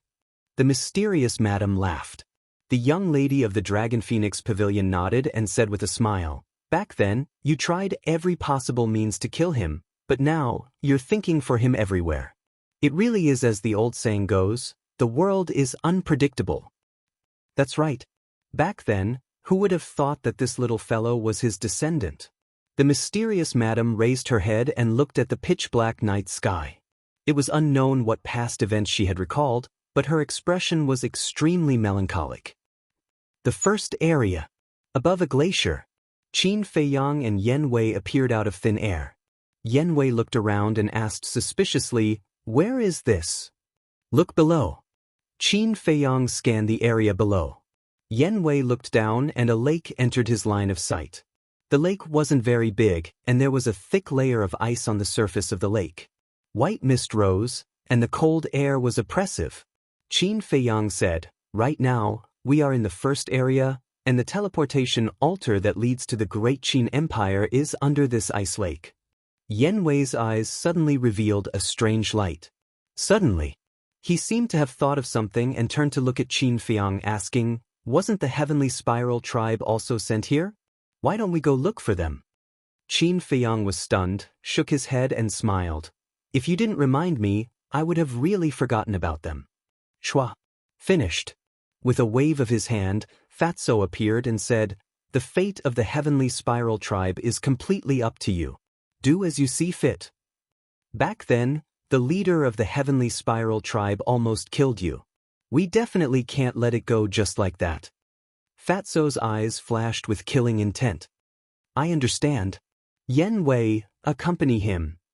Remember, you must be careful," Qin Feiyang reminded. Although Mu Qing was trapped in the inland sea and could only come out in the early hours of the morning, he could still predict his approximate location. The most important thing was that the white-robed old man didn't enter the inland sea. This was what worried him. When Mu Qing predicted his approximate location, he would definitely let the white-robed old man chase after him. Although the white-robed old man was in the Central Divine Kingdom and couldn't directly open the portal to the first area, don't forget that the Mu family still had a real space-time portal. So, he couldn't let his guard down now. Fatso naturally thought of this and nodded to Qin Feiyang, turned around and flew away with Yen Wei. Boom. But at this moment, a terrifying aura descended above the three of them. Qin Feiyang was startled and quickly raised his head to look. Fatso and Qin Feiyang also hurriedly braked and stopped in the void, looking up at the sky. Immediately, the three of them changed color. They saw an old man appear out of thin air in the sky. He had white hair and wore a long robe. His aura was unfathomable. Who else could it be but the white-robed old man? How did he catch up so quickly? He even knows our exact location? Could it be that Mu Qing has already left the inland sea? Fatso and Yen Wei were bewildered. Mu Qing must have predicted our approximate location and sensed our purpose. Therefore, he asked him to come here directly to intercept us. This bastard, I really don't dare to be careless for a moment. Let's go. Qin Feiyang's eyes darkened. He turned into a stream of light and plunged into the ice lake below. Fatso and Qin Feiyang didn't dare to hesitate and immediately dived into the ice lake. Sure enough, he's here. The white-robed old man smiled coldly. Terrifying divine power poured down and pounced on Qin Feiyang and the other two. Boom. The entire ice lake instantly exploded. It's over. Feeling the surging divine power, Yen Wei and Fatso's hearts sank. If they were imprisoned by this divine power, they wouldn't be able to break out even if they opened the door of potential. However, Qin Feiyang was very calm. He stared at the bottom of the lake, his eyes flickering. Suddenly, with a wave of his hand, he grabbed Fatso and Qin Feiyang and instantly disappeared without a trace. Inside the ancient castle. What are we doing in the ancient castle? If we're trapped here, won't we be doomed? Yen Wei looked at Qin Feiyang in surprise. Fatso was also suspicious. However, as if he suddenly thought of something, his eyes flashed. He looked at Yen Wei and smiled. Don't worry, let's wait for a good show. Qin Feiyang was also full of smiles. A good show? Chapter 1136. At the same time, outside the ice lake, after Qin Feiyang and the other two entered the castle, the white-robed old man's divine might went straight to the bottom of the lake. Who dares to disturb my meditation? Immediately, a pleasant voice sounded from the bottom of the lake, but it was filled with a bone-piercing chill. following closely. A mighty divine might rushed out from the bottom of the lake, like a torrent of beasts, rolling up monstrous waves and pouncing towards the white-robed old man standing in the air. The white-robed old man was surprised. Not good. Suddenly, he seemed to have thought of something, and his face suddenly changed. Without any hesitation, he retreated like lightning. However, the speed of the divine might was even more terrifying, instantly imprisoning him in the air. At the same time, a huge snow python rushed out from the ice lake and floated in front of the white-robed old man. Its eyes seemed to be condensed from ice, emitting a great pressure. "I'm sorry, I didn't mean to offend you." When the white-robed old man saw the snow python, his body and mind trembled, and he quickly apologized. "If you didn't mean it, then you did it on purpose." The snow python looked at him playfully. "I didn't mean it." The white-robed old man shook his head, his eyes filled with fear. "Since you didn't do it on purpose, did you come here to court death? If that's the case, then I'll fulfill your wish." The snow python's eyes turned cold, raised its huge tail, and slapped the white-robed old man's body. The white-robed old man screamed, his body cracked on the spot, and blood stained the sky. Like a meteorite, he smashed into the glacier below. The snow python's strength was too strong. In front of her, even the white-robed old man who was only one step away from becoming a war god had no power to fight back. At the same time, on the surface of the ice lake, two heads popped out. It was Qin Feiyang and Yan Wei. "Who is she? How can she be so strong?" Yan Wei secretly asked, looking at the snow python above. His eyes were filled with fear. Qin Feiyang said, "She is the guardian of the teleportation altar. According to my guess, she should be a real god." "A real god?" Yan Wei's eyes trembled. No wonder Qin Feiyang and Fatso said that there would be a good show to watch. What was the difference between a fake god meeting a real god and seeking death? "Don't bother about them, let's go." Qin Feiyang called out and rushed to the bottom of the lake. This was not the first time he had come here, so he easily found the entrance and entered the cave below the ice lake. "I didn't expect there to be such a place in the first district." Looking at the grotto and the teleportation altar, Yan Wei's face was filled with hope. Qin Feiyang smiled faintly and pointed his index finger in the air. Battle chi surged out and gushed towards the teleportation altar. Very soon, the teleportation altar was activated. But at the same time, the snow python transformed into a meter long and appeared in the cave. "Greetings, senior." Qin Feiyang's pupils shrank, and he hurriedly bowed. Yan Wei was also respectful. He didn't even dare to breathe loudly. The snow python glanced at Yan Wei, then looked at Qin Feiyang and jokingly said, "Do you think that you can slip away from under my nose?" Qin Feiyang looked a little embarrassed. Suddenly, the snow python glanced at Yan Wei and said to Qin Feiyang, "You can go, but he can't." Qin Feiyang wondered. The snow python said, "Because he's not from the Great Qin Empire, he can't set foot in that place. There's such a rule." "What about the Mu family? They also went to the Great Qin Empire a lot. Why don't you care?" Qin Feiyang frowned. The snow python said, "That's because I didn't see it. If I saw it, I wouldn't allow them to go to the Great Qin Empire." "You didn't see it?" Qin Feiyang was stunned and immediately smiled. "That's easy." Qin Feiyang waved his hand and sent Yan Wei to the castle, then said, "Senior, you can't see it like this." The veins on the snow python's forehead jumped. "Does this kid think I'm a monkey?" Just when she was about to go crazy, Qin Feiyang spoke first. "Senior, there's a problem that has puzzled this junior for a long time." "What's the problem?" the snow python asked. Qin Feiyang suspiciously asked, "Why do the state preceptor and the Black Iron Army have a time limit to enter the Forgotten Continent, but I don't?" "What do you think?" the snow python asked. Qin Feiyang said, "This junior has seriously thought about this problem. This junior thinks that senior should be protecting this junior." "Protecting you?" The snow python was stunned and sneered. "Boy, you're too self-righteous." Qin Feiyang frowned. "Then senior, why don't you tell me why?" "Because of your ancestor." Only your family's ancestor has that much face, not you. Do you understand? The snow python said. Qin Feiyang smiled bitterly. It's actually because of his ancestor again. The forefathers plant trees, the descendants enjoy the shade. This sentence is really not wrong. Because of his ancestor, Gong Sun Bei let him go. Because of his ancestor, he and the young lady of the Dragon Phoenix house escaped from the hands of the chief tower. Because of his ancestor, they escaped from the inland sea. Also, because of the ancestor, the snow python turned a blind eye to it. Although he has never seen his ancestor, he doesn't know how much kindness he has received from his ancestor over the years. It's hard to repay. Suddenly, Qin Feiyang remembered the old man in the white robe and asked, "Senior, where's the old man of the Mu family?"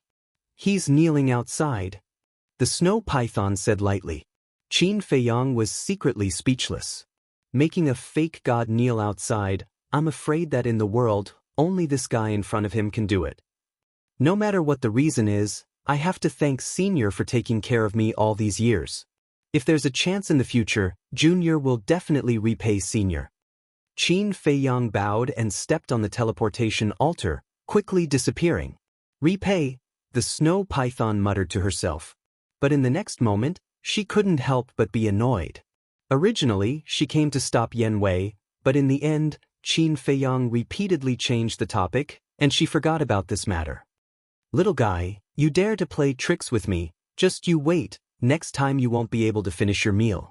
She snorted coldly, flew out of the cave, and landed on the ice lake. She saw the old man in the white robe, kneeling on the snow. The snow python looked down at him condescendingly and said, "I just heard Qin Feiyang say that your Mu family often goes to the great Qin Empire." The old man in the white robe tensed up. "This is slander." "Slander?" The snow python sneered. "Do you still remember the promise you made to me when you came to the Forgotten Continent?" "I remember." The old man in the white robe nodded. The snow python said, "Then tell me." The old man in the white robe said, "At that time, we promised that we would stay in the Forgotten Continent forever, and never set foot in the great Qin Empire again." "That's right. At that time, I couldn't bear it, so I allowed you to stay in the Forgotten Continent, but what about you? It's fine if you don't know how to be grateful, but you also went against me behind my back. Now tell me, how should I resolve this matter?" The snow python said lightly. Although her tone was calm, it was filled with a great pressure. The old man in the white robe's face changed. He hurriedly said, "Master, we really didn't go there. It's Qin Feiyang who is slandering us. Please investigate." "Still quibbling? You've disappointed me too much. Originally, if you were willing to admit your mistakes and repent, I would be merciful and let your Mu family live. But now," the snow python's eyes flashed coldly. "Hand over the gate of time and space." "What?" The old man in the white robe's eyes trembled. The gate of time and space is the Mu family's biggest reliance. It can even be said that the gate of time and space is related to the Mu family's lifeline.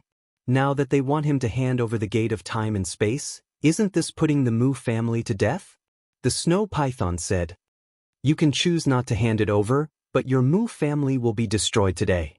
The old man in the white robe's face instantly turned pale. He hurriedly said, I'll hand it over immediately." As he spoke, he took out the gate of time and space. This is the Real Gate of Time and Space. Vast and mighty. The snow python looked at the gate of time and space, then looked at the old man in the white robe.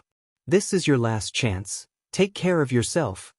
After saying that, she flashed and landed in front of the old man in the white robe. She rolled up the gate of time and space and entered the ice lake without looking back. The surface of the lake gradually calmed down, and a thin layer of ice slowly condensed. The old man in the white robe powerlessly collapsed on the snow. His old face was full of pain and despair. This time, he came out with full confidence to snatch the divine crystal. However, in the end, not only did he fail to snatch the divine crystal, but he also lost the 9-star War Emperor. Now, even the gate of time and space is gone. This loss is too great. It can't even be described as disastrous. He regretted it in his heart. If he knew this would happen, he wouldn't have done it in the first place. At the same time, the hatred in his heart towards Qin Feiyang had already risen to an unprecedented level. Because all of this was caused by Qin Feiyang. Great Qin Empire. Butterfly Valley. The old man is long gone. Now, the people guarding this place are the invincible Black Army of the imperial capital. In the valley, the invincible Black Army stood straight with halberds in their hands. In a blink of an eye, there are more than 100 of them. Furthermore, these people were all battle saints. The strongest person is a deputy commander of the invincible Black Army, who is a 9-star war saint. A 9-star war saint is definitely the strongest existence in the 9 states of the Great Qin Empire. Because the strongest prefecture master in the history of the 9 states is not stronger than a 9-star war saint. For example, the ugly old woman Zhu Yu was only a 9-star war saint. In the years that the invincible Black Army has been stationed in the Spirit State, the Spirit State has never been peaceful. Of course, with the invincible Black Army, Wang Hong, the current prefecture master, is only in name. Swoosh! In the sky above Butterfly Valley, a white figure appeared out of thin air. It is Qin Feiyang. Who is it? Qin Feiyang didn't hide his aura at all. Therefore, the invincible Black Army stationed in the Butterfly Valley discovered him immediately. 14th Prince. However, when they saw Qin Feiyang's real face, they all changed color. Clang!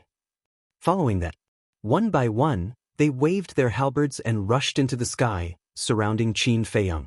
The void here was instantly filled with a murderous aura. They really think highly of me. They sent so many people to guard here. Chapter 1137. Qin Feiyang, you shouldn't have come back. Along with a loud shout, a burly man flew up to the sky. His eyes were as cold as a blade. Greetings, Deputy Commander. The invincible Black Army bowed. Qin Feiyang turned his head to look at the burly man and said indifferently, a 9-star battle saint is able to become the deputy commander of the invincible Black Army. It seems like the Great Qin Empire has exhausted its talents. How dare you? How dare you talk to me like this with your cultivation base? The burly man shouted. If it was in the past, he could only endure such undisguised contempt. This was because the person in front of him was the son of the Supreme Emperor. But now, this person was just a pitiful worm that everyone wanted to beat up. Even if he was killed here, no one would care. Qin Feiyang smiled and said, my cultivation base is not strong, but it is still easy for me to kill you. How arrogant! The burly man was furious. He looked at the invincible Black Army and shouted, what are you waiting for? Have you forgotten the Emperor's order? Kill anyone who sees this thief. Boom! The invincible Black Army that surrounded Qin Feiyang suddenly unleashed their aura and attacked together. The halberds in their hands emitted a monstrous light. Kill him, Qin Feiyang muttered to himself. If he had heard this in the past, he would have been sad and pained. But now he felt nothing. It was as if it had nothing to do with him. But he had not really let it go. He was in despair. He no longer had any hope. Without any extravagant hopes, naturally, there wouldn't be so much disappointment and emotions. Swoosh! Qin Feiyang moved his mind and Yen Wei appeared out of thin air. Leave no one alive. Qin Feiyang said calmly. Understood. Yen Wei glanced at the invincible Black Army that was charging at him. His eyes flashed with killing intent. Boom! The Emperor's aura exploded and shocked everyone. Everyone present was instantly imprisoned in the void, including the burly man. It's a combat emperor. Why is there a battle emperor by his side? The group of people turned pale with fright, their hearts filled with disbelief.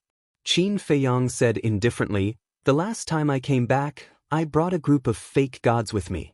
This time, I brought a battle god back. Is it that strange? Everyone's heart trembled. That's right. Even a false god could be invited, let alone a mere battled arch. The burly man's face turned pale as he begged, Your Highness, I was wrong. Please have mercy on me. Don't kill me, begging for mercy so soon? Qin Feiyang was stunned. Originally, he thought that as the deputy commander of the invincible Black Army, He should have some backbone, but he didn't expect that he would be scared before the battle even started. Qin Feiyang's eyes flashed. He said to Yen Wei, "Keep him." "All right." Yen Wei nodded. The formless emperor's aura was like a sharp blade.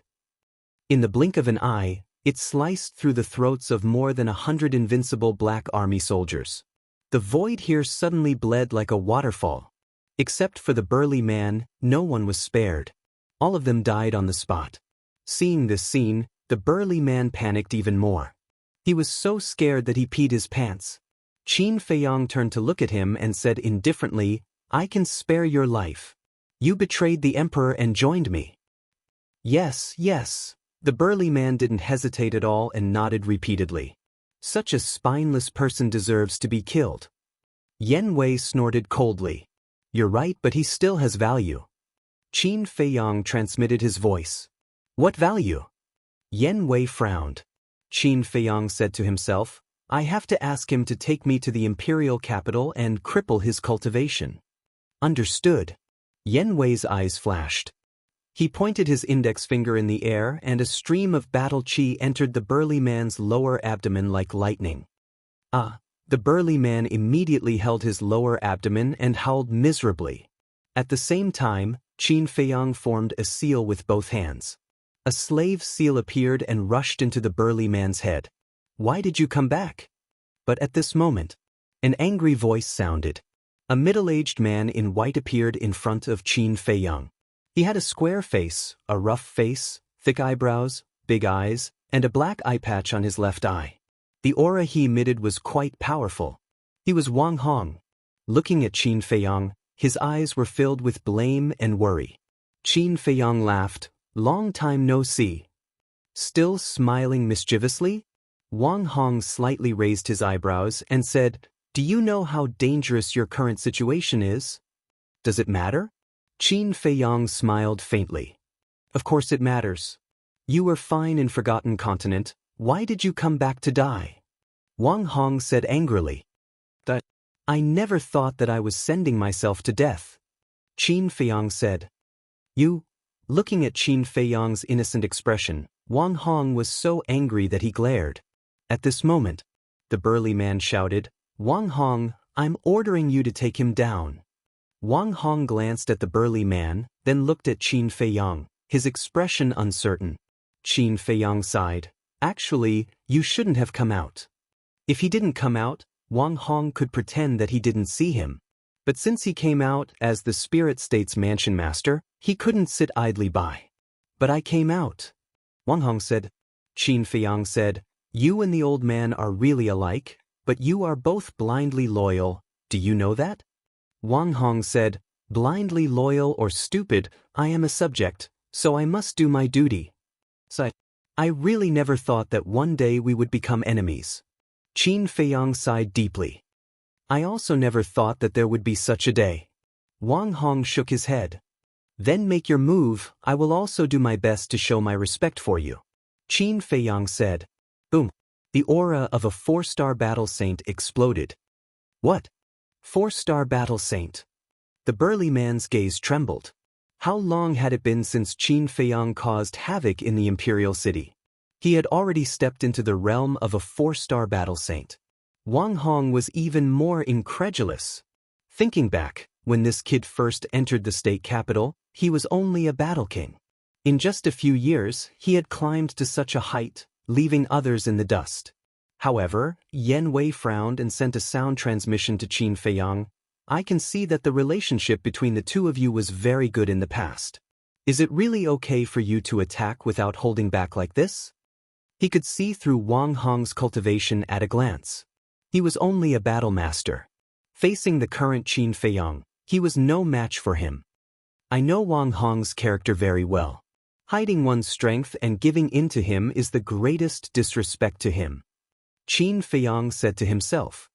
"So that's how it is." Yen Wei suddenly understood. Boom. Wang Hong's body shook and his aura surged out. "Even though I know that I'm no longer your opponent, I still want to try. I want to see how much you've grown." Wang Hong took a step forward and threw a punch at Qin Feiyang. "Then feel it carefully." Qin Feiyang struck out with his palm. In an instant, the fist and palm collided. Boom! With a loud sound, Wang Hong's arm was torn into pieces on the spot. Blood splattered across the sky. Immediately after, like a meteorite, he smashed into the butterfly valley below. Dust and smoke rose in all directions and a deep pit appeared. Then he never got up again. He lay at the bottom of the deep pit, his life and death unknown. However, there was a faint gratified smile on his blood-stained face. Qin Feiyang also smiled. Immediately, he turned to look at the burly man and said, "You'd better not try anything because after being controlled by the slave seal, I can clearly peek into your inner thoughts and can even erase your soul in an instant." "What?" The burly man's eyes trembled. Qin Feiyang said, "Quickly take the spiritual sea pill and then take us to the imperial capital." The burly man quickly nodded and took out a spiritual sea pill and put it into his mouth. Qin Feiyang didn't look at Wang Hong anymore. He landed in front of a dead soldier of the invincible Black Army. He took off the armor and put it on. Then he swallowed an illusion pill and changed into an unfamiliar face. Time passed by breath. After the burly man repaired his sea of qi and wiped the blood off his body, he took Qin Feiyang to the secret chamber below the Butterfly Valley. As for Yen Wei, Qin Feiyang sent him to the castle. As for Wang Hong, Qin Feiyang of course would not really kill him. He just made him faint. After a while, Qin Feiyang and the burly man entered the secret chamber and came to the teleportation altar. Qin Feiyang looked at the burly man and said, "You should have family in the imperial capital, right? What do you want to do?" The burly man was surprised. Qin Feiyang smiled and said, "I just want to tell you, don't play any tricks.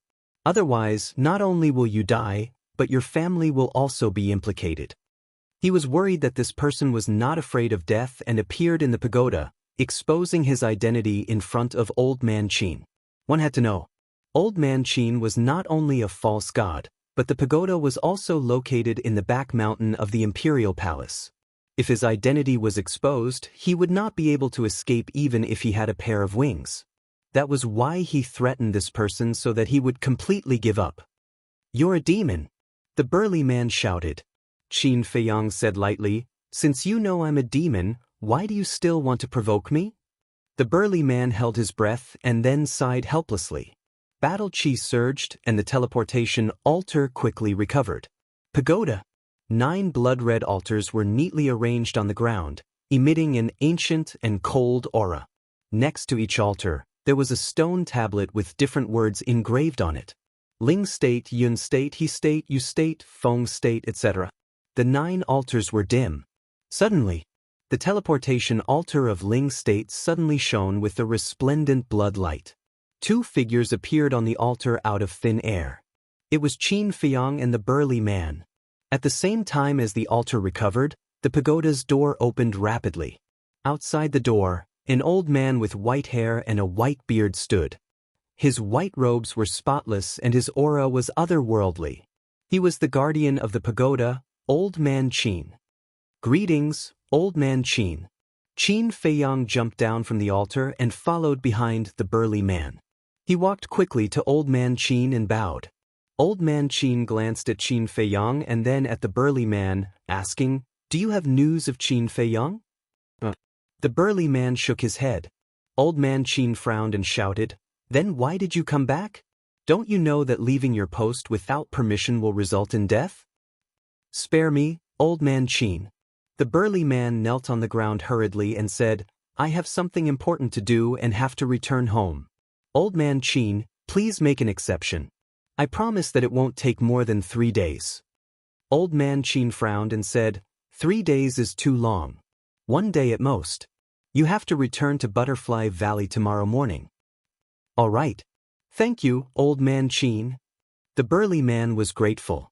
With that said, he stood up and opened the teleportation gate, bringing Qin Feiyang in. But suddenly... Chapter 1138. Have we been discovered? Qin Feiyang and Old Man Qin's body stiffened. They stopped, looked at each other, braced themselves and turned to look at Old Man Qin. The burly man asked, "Old Man Qin, what can I do for you?" He was extremely nervous. Old Man Qin said, I heard that the Invincible Black Army and the Kirin Army are very close to the Imperial Preceptor? Qin Feiyang secretly breathed a sigh of relief. However, Old Man Qin's question aroused his interest. At the same time, in the face of Old Man Qin's sudden question, the burly man was also a little unprepared. Old Man Qin looked at the burly man and said, I don't want to hear any lies. I don't dare. The burly man quickly lowered his head and said fearfully, Then say it. Old Man Qin said. The burly man hesitated for a moment, looked up at Old Man Qin and said, To be honest, it's not that we are very close to the Imperial Preceptor. It's because the Imperial Preceptor has a high status and we dare not disobey his orders. Old Man Qin said, Then what do you think of the Imperial Preceptor? After that, Old Man Qin looked at Qin Feiyang and said, You can also tell me your opinion. Qin Feiyang was stunned and hurriedly shook his head, I don't dare to talk nonsense. It doesn't matter. There's no one here except me. And what you're going to say next, I won't mention it to anyone. Old Man Qin said. Qin Feiyang turned to look at the burly man. The burly man also looked very embarrassed and didn't speak for a long time. Looking at the expressions of the two, Old Man Qin frowned and then looked at Qin Feiyang and said, You say it. Qin Feiyang said in fear, Old Man Qin, I'm just an ordinary soldier in the Invincible Black Army. How dare I evaluate the Imperial Preceptor? Just say it. Why are you talking nonsense? Moreover, because you're an ordinary soldier in the Invincible Black Army, I want to hear your opinion the most. After all, the people who are in contact with the Imperial Preceptor the most are some commanders. It's hard to guarantee that they won't be soft-mouthed. Old Man Qin glanced at the burly man as he spoke.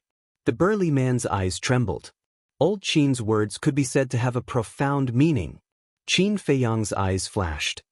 He cupped his hands and said, Then I will speak frankly. Old Man Qin nodded. Qin Feiyang said, This lowly one thinks that Imperial Preceptor is deceiving his superiors and concealing the truth with one hand. Old Qin's eyes instantly emitted a fierce light when he heard this, and he seemed to be overbearing. He looked at Qin Feiyang and asked, How do you know?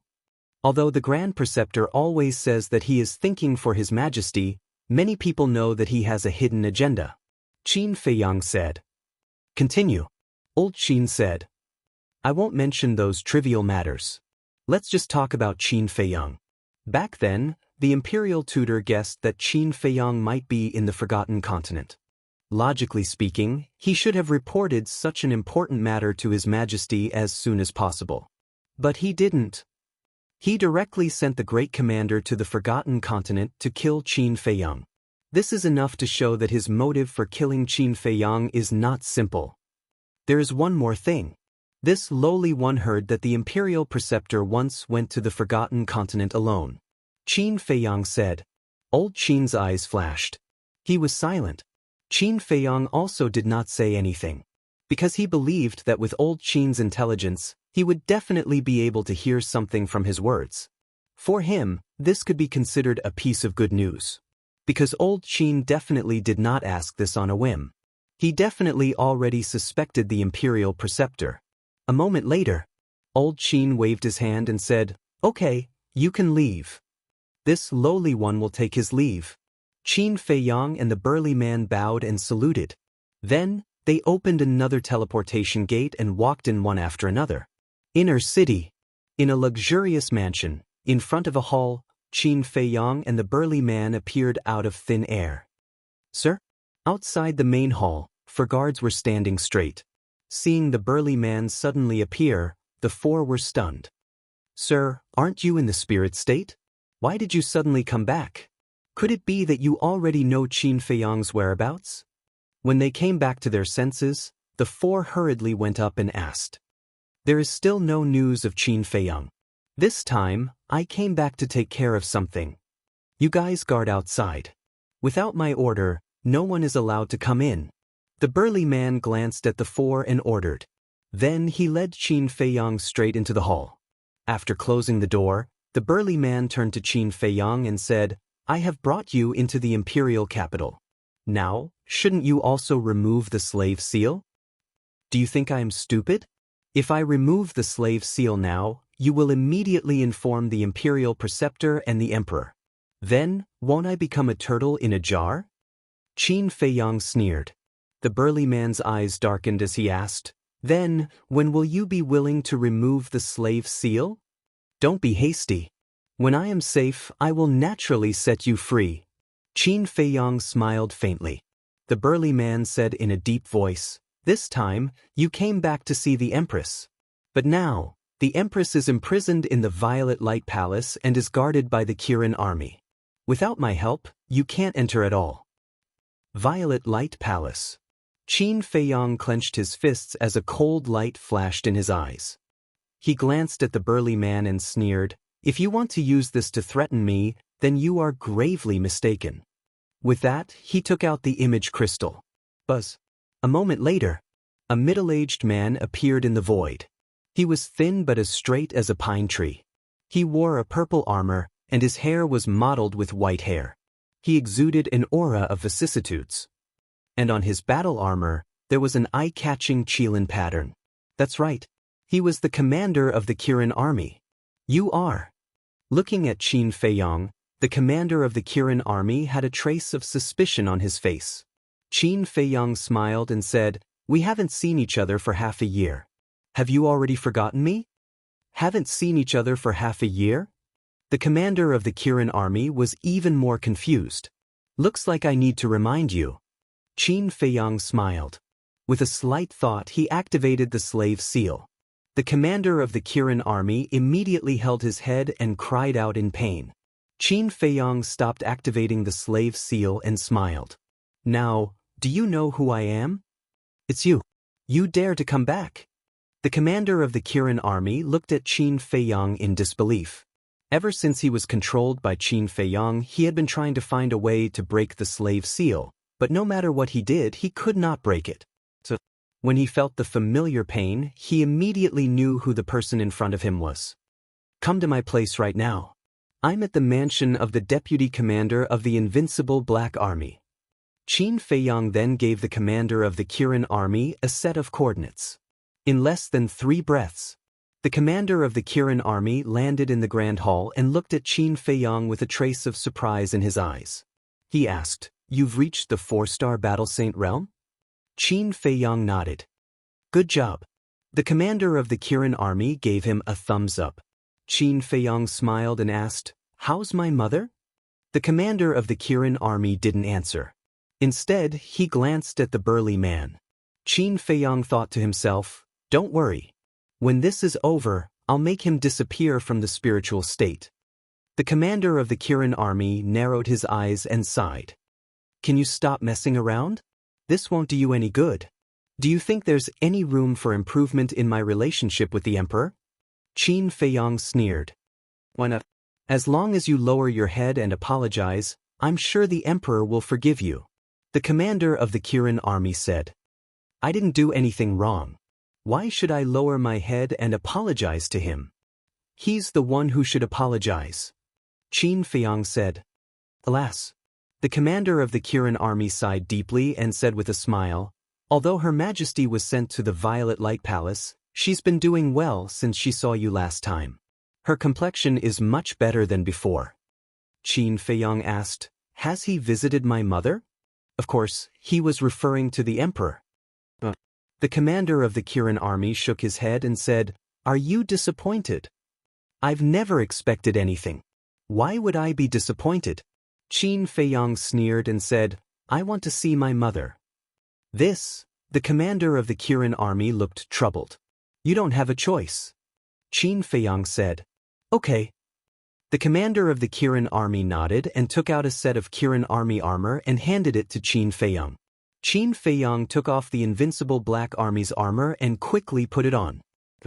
He looked at the commander of the Qilin army and said, Last time, you betrayed me in the divine penitentiary and almost caused me to lose my life. Until now, I still remember it. If you dare to play any tricks this time, I will definitely not show mercy. The commander of the Kirin army smiled bitterly and opened a portal. He turned around and walked in. Wait for me here. Qin Feiyang instructed the tall and sturdy man. Then he turned around and followed in. The Violet Light Palace. It was located in the outskirts of the palace. It was very remote and only the unfavored concubines would be sent here. In other words, it was equivalent to the cold palace. Once the concubines were sent here, their lives were basically hopeless. This was why Qin Feiyang was so angry when he heard about the Violet Light Palace. Qin Feiyang and the burly man appeared in front of a hall. "Greetings, Commander." Outside the main hall, the Qilin army was on guard every 3 steps and a sentry every 7 steps. They were extremely vigilant. The commander of the Kirin army asked, "Where is Her Majesty?" One of them said respectfully, "Her Majesty is inside." "Open the door." The commander of the Kirin army said. The man turned around and walked to the door of the hall and pushed it open. The commander of the Kirin army strode in with Qin Feiyang. The decoration in the hall was very simple. Except for a table and a few stools, there was nothing else. It looked empty and cold. The only tables and stools in the room were also very old and shabby. But it was very clean and spotless. However, Qin Feiyang didn't see his mother in the hall. The commander of the Kirin army said, "Her Majesty should be on the 2nd floor. Go up quickly. I'll wait for you downstairs." However, Qin Feiyang didn't move. He looked at the commander of the Kirin army with a cold light in his eyes. The commander of the Kirin army sighed and said, "Don't worry. I won't inform His Majesty and the state preceptor this time." "You'd better." A cold light flashed in Qin Feiyang's eyes. He took off the armor on his body and took out a pure white robe from his Qiankuan bag. He put it on neatly and then took a facial restoration pill. After that he recovered his true appearance and walked towards the 2nd floor. At this moment, a woman in white was sitting at a wooden table in the hall on the 2nd floor. Although her clothes were a bit old, it didn't affect her temperament. Chapter 1139. On the table, there was water, flour, and sugar. The woman sat in front of the table with a rosy face, making all kinds of exquisite pastries. 2 maids sat beside her to help. One of the maids said with a smile, "Your Highness, if His Highness knows that you make so many pastries for him every day, he will be so touched." "Really?" the woman in white asked with a smile. "Of course.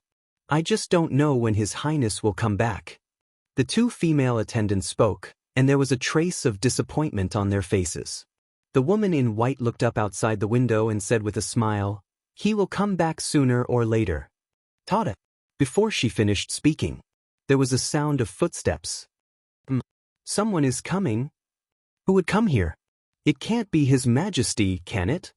The 2 maids heard the footsteps and immediately looked up at the stairs outside with a trace of suspicion on their faces.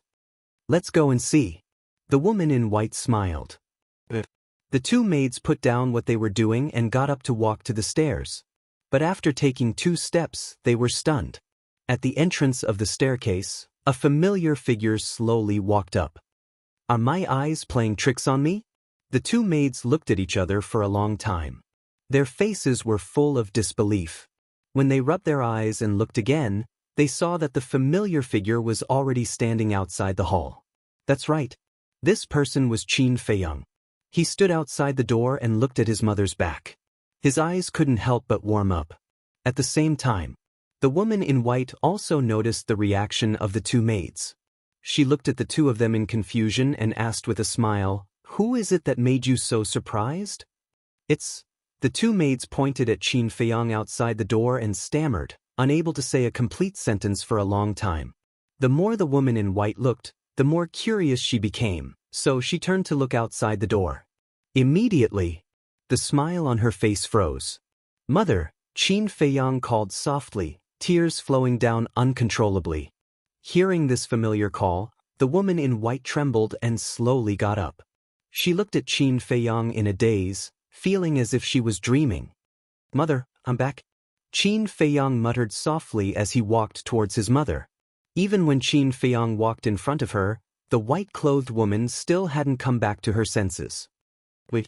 Suddenly, the 2 maids seemed to have thought of something. They stepped in front of the white-clothed woman and looked at Qin Feiyang vigilantly. Qin Feiyang was stunned. What did he mean? The white-clothed woman finally regained her senses and looked at the two of them in confusion. Your Majesty, His Majesty went to the Forgotten Continent. He shouldn't have returned so quickly. Furthermore, even if Your Highness returns, the invincible Black Army guarding the Butterfly Valley will definitely stop Your Highness and immediately report it to Her Majesty. But now, there's no movement from the Imperial Palace at all. So we suspect that he's an imposter. Qin Feiyang was quite surprised by the two maids' logical analysis. He didn't expect that the two maids by his mother's side were so smart. Of course, he definitely wouldn't be angry because of this. Because the reason why these two maids were so vigilant was for his mother's safety. In other words, these two maids were sincere and loyal to his mother's side. After listening to the two maids' words, the white-clothed woman's eyebrows also had a trace of vigilance. Qin Feiyang didn't say anything. He directly took out the Heaven's Eye Stone and held it in his hand. Time passed breath by breath. The Heaven's Eye Stone didn't react at all. Qin Feiyang's appearance also didn't change at all. It's really you, Feng. The white-clothed woman looked at the Heaven's Eye Stone and looked at Qin Feiyang's face. Her eyes couldn't help but become misty. Mother! Qin Feiyang put away the Heaven's Eye Stone and was about to dive into his mother's arms to enjoy the long-lost motherly love. But at this moment, one of the maids stretched out her hand and stopped Qin Feiyang. What else do you want? Qin Feiyang was a little annoyed. The maid took out another Heaven's Eye Stone from her Qingquan bag and handed it to Qin Feiyang, saying, I can't help but suspect that your Heaven's Eye Stone has been tampered with. So, I have to try again with my Heaven's Eye Stone. Qin Feiyang's face darkened. The joy of reuniting after a long time disappeared in an instant. He grabbed the Heaven's Eye Stone. A moment later, the Heaven's Eye Stone and his face still didn't change at all. Qin Feiyang looked at the two maids and said, Sisters, do you believe me now? The two women looked at each other. Ecstasy crawled up their faces in an instant. They hurriedly knelt on one knee and said respectfully, Greetings, Your Highness. Qin Feiyang rubbed his forehead, his face full of helplessness. The white-clothed woman smiled and said, Feiyang, don't blame them. They have good intentions. I know. Qin Feiyang nodded. He looked at the two maids and said with a smile, Both of you, get up. I'm no longer Your Highness. Don't be so courteous to me. In our eyes, you've always been our 14th Highness. The two maids got up and looked at Qin Feiyang with resolute eyes. Qin Feiyang smiled and looked at his mother's face. Indeed, as the commander of the Kirin army said, his mother's condition was much better than before. She looked full of energy. Come, let mother see if you've changed. The white-clothed woman grabbed Qin Feiyang's hand and sat by the wooden table. She carefully looked at Qin Feiyang from head to toe. Qin Feiyang remained silent with a smile on his face. A moment later, the white-clothed woman smiled and said, You've changed. You've become more mature, more steady, and more charming. There should be many girls who like you. Mother! Qin Feiyang's face turned red. The two maids looked at each other and couldn't help but snicker. You're still laughing? Qin Feiyang stared at them. He had a lot of things to say to his mother, but he didn't know what to say after these two girls made fun of him. The two girls had been with the white-clothed woman for many years. They were loyal and devoted. When they saw Qin Feiyang staring at them, not only were they not afraid, they even stuck out their tongues at Qin Feiyang. They looked quite cute. Qin Feiyang shook his head helplessly. Your Highness, when did you come back? Why is there no movement at all? Yeah, isn't it strange? Did Your Highness bribe the invincible Black Army in Butterfly Valley? The two girls asked curiously. Yeah, Feiyang, what's going on? The white-clothed woman also thought of this and looked at Qin Feiyang suspiciously. Qin Feiyang smiled bitterly and said, How can I bribe them? However, I can still kill them. Kill them? I heard that the invincible Black Army isn't the only one guarding Butterfly Valley. There's also a deputy commander of the invincible Black Army. He is a 9-star battle saint. The two maids were bewildered. So what if he's a 9-star battle saint? Qin Feiyang sneered. The two maids held their breaths. Aren't these words too domineering? The white-clothed woman was slightly taken aback. Then, She carefully sized up Qin Feiyang's cultivation. Her eyes suddenly lit up and said, "You've broken through to 4-star battle saint?" Qin Feiyang nodded. "So fast? Your Highness is indeed the #1 monstrous genius of the great Qin Empire." The two maids were shocked and their eyes were filled with admiration. However, one of the maids quickly said, "That's not right. Even if your Highness is a 4-star battle saint, it's impossible for you to kill a 9-star battle saint. I say, why do you have so many questions? Can't you let me get along with my mother?" Qin Feiyang was angry. "Aren't we just happy? Since your Highness is impatient, we won't ask any more." The two maids smiled embarrassedly and retreated behind the white-clothed woman. Then they kept quiet. Qin Feiyang was extremely helpless.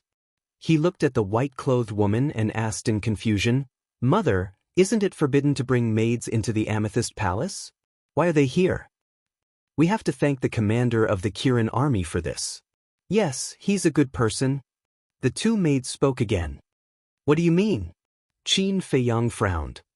"When Her Highness was sent to the Amethyst Palace, we also wanted to come with her. After all, Her Highness has treated us like family all these years. We couldn't bear to part with her. But His Majesty didn't allow it. He said that the people of the Cold Palace didn't need maids to serve them." Later, the commander of the Kirin army came to visit Her Highness. Seeing that Her Highness was too lonely and bored here, he went to His Majesty to plead for Her Highness. After several pleas, His Majesty finally agreed to let us come over to accompany Her Highness. The two maids sighed. Hearing these words, Qin Feiyang couldn't help but clench his fists. As the saying goes, a day together as husband and wife means endless devotion for the rest of your life. Was there a need to go so far? Not even 2 maidservants? "Oh, it's all right, it's all in the past. Don't mention it again." The white-clothed woman waved her hand and smiled. Looking at Qin Feiyang, she said, "Tell me, what have you been doing in the Forgotten Continent for the past half a year?" Qin Feiyang nodded. Suppressing the anger in his heart, he recounted his experiences during this period without holding back. The white-clothed woman was shocked to hear it. Her heart ached and she was proud. Her heart ached because in just a few months, he had experienced so many hardships. Her pride was because Qin Feiyang was able to survive under the pursuit of so many powerhouses. Just this ability alone was enough to leave anyone in the dust. It's all Mother's fault for not being able to give you a peaceful environment, causing you to encounter so many setbacks at such a young age. She blamed herself. I have never blamed Mother, nor do I have the right to blame Mother. On the contrary, I hate myself. Why am I so weak that I have to get permission from others to stay by my mother's side? Qin Feiyang lowered his head, his hands tightly clenched together. Looking at Qin Feiyang's pained expression, the two maids' hearts ached and tears flowed down. The white-clothed woman couldn't help but feel sad. Qin Feiyang raised his head and looked at the three of them. Releasing his hands, he smiled and said, "It's not easy to meet Mother. Let's not talk about these unhappy things." Yes, let's not talk about it." The white-clothed woman nodded, then looked at the two maids, pointed at the pastries on the table, and said with a smile, "Go steam these pastries and let Feiyang have a taste." Pastries? At this time, Qin Feiyang noticed that there were all kinds of pastries on the table. He asked suspiciously, "Mother, you're the only one here. Why did you make so many pastries?" One of the maids said, "Her Majesty made these especially for you." "For me?" Qin Feiyang was stunned and said in surprise, "Mother knew that I would come back today?" The white-clothed woman shook her head. Qin Feiyang was stunned and even more puzzled. She didn't know, but she made so many? "Your Highness, you don't know, but ever since you left, Her Majesty has been making these pastries every day. Because Her Majesty didn't know when you would come back.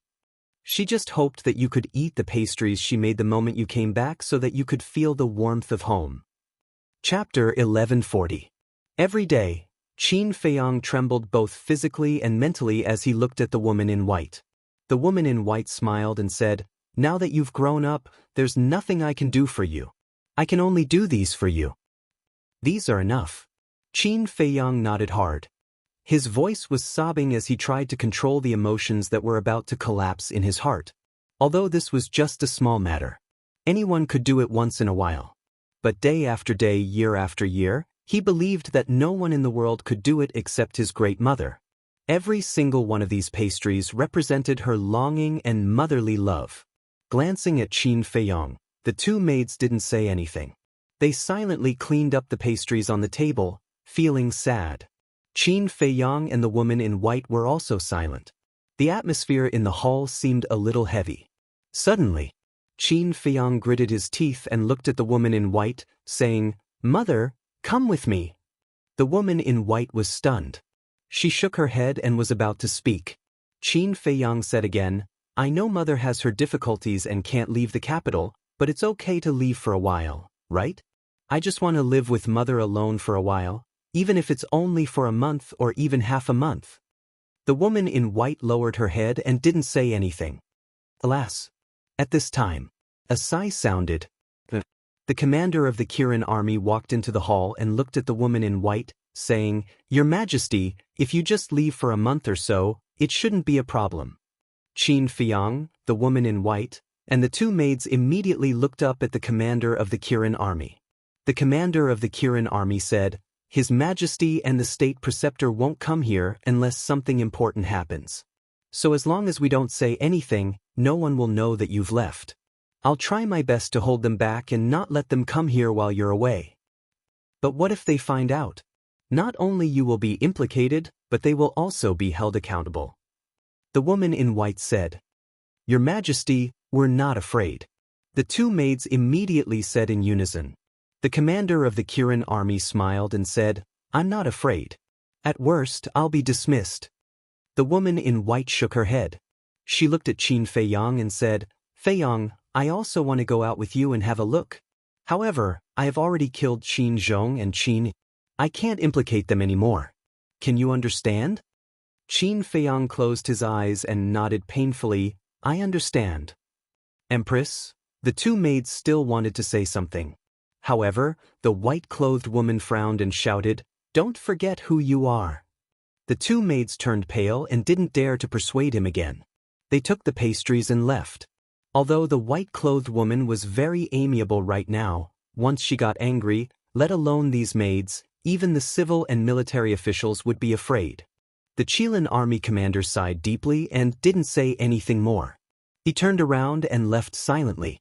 The woman in white looked at Qin Feiyong guiltily and said with a smile, "Child, can you forgive your mother?" "Mother, you're too serious." Qin Feiyong squeezed out a stiff smile and asked, "By the way, how is the little prince now?" The woman in white smiled and said, "Your father cares about him and takes care of him. Of course, he's very good." Qin Feiyong suddenly stood up and said angrily, "He's not my father." The woman in white's smile froze. Qin Feiyong immediately realized that he had lost his composure. He quickly lowered his head and said, "I'm sorry, Mother.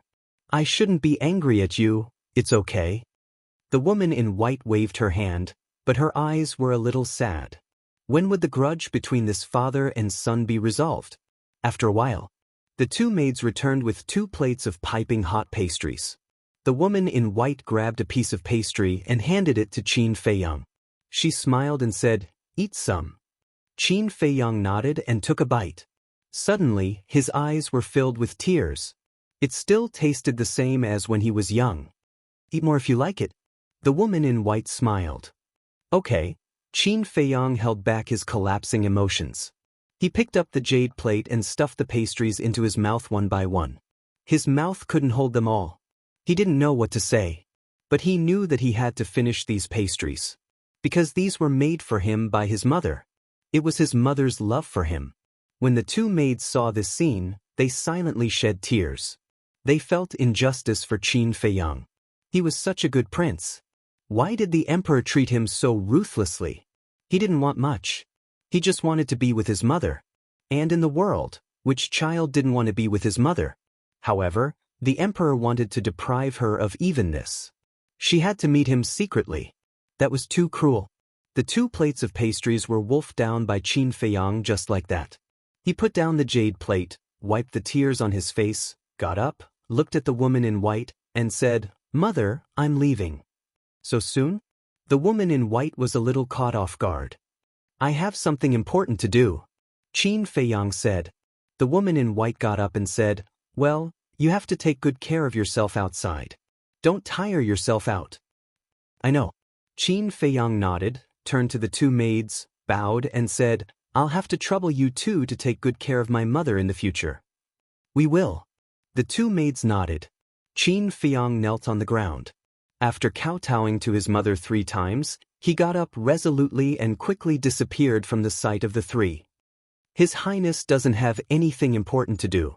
He doesn't want to stay any longer. One of the maids sighed.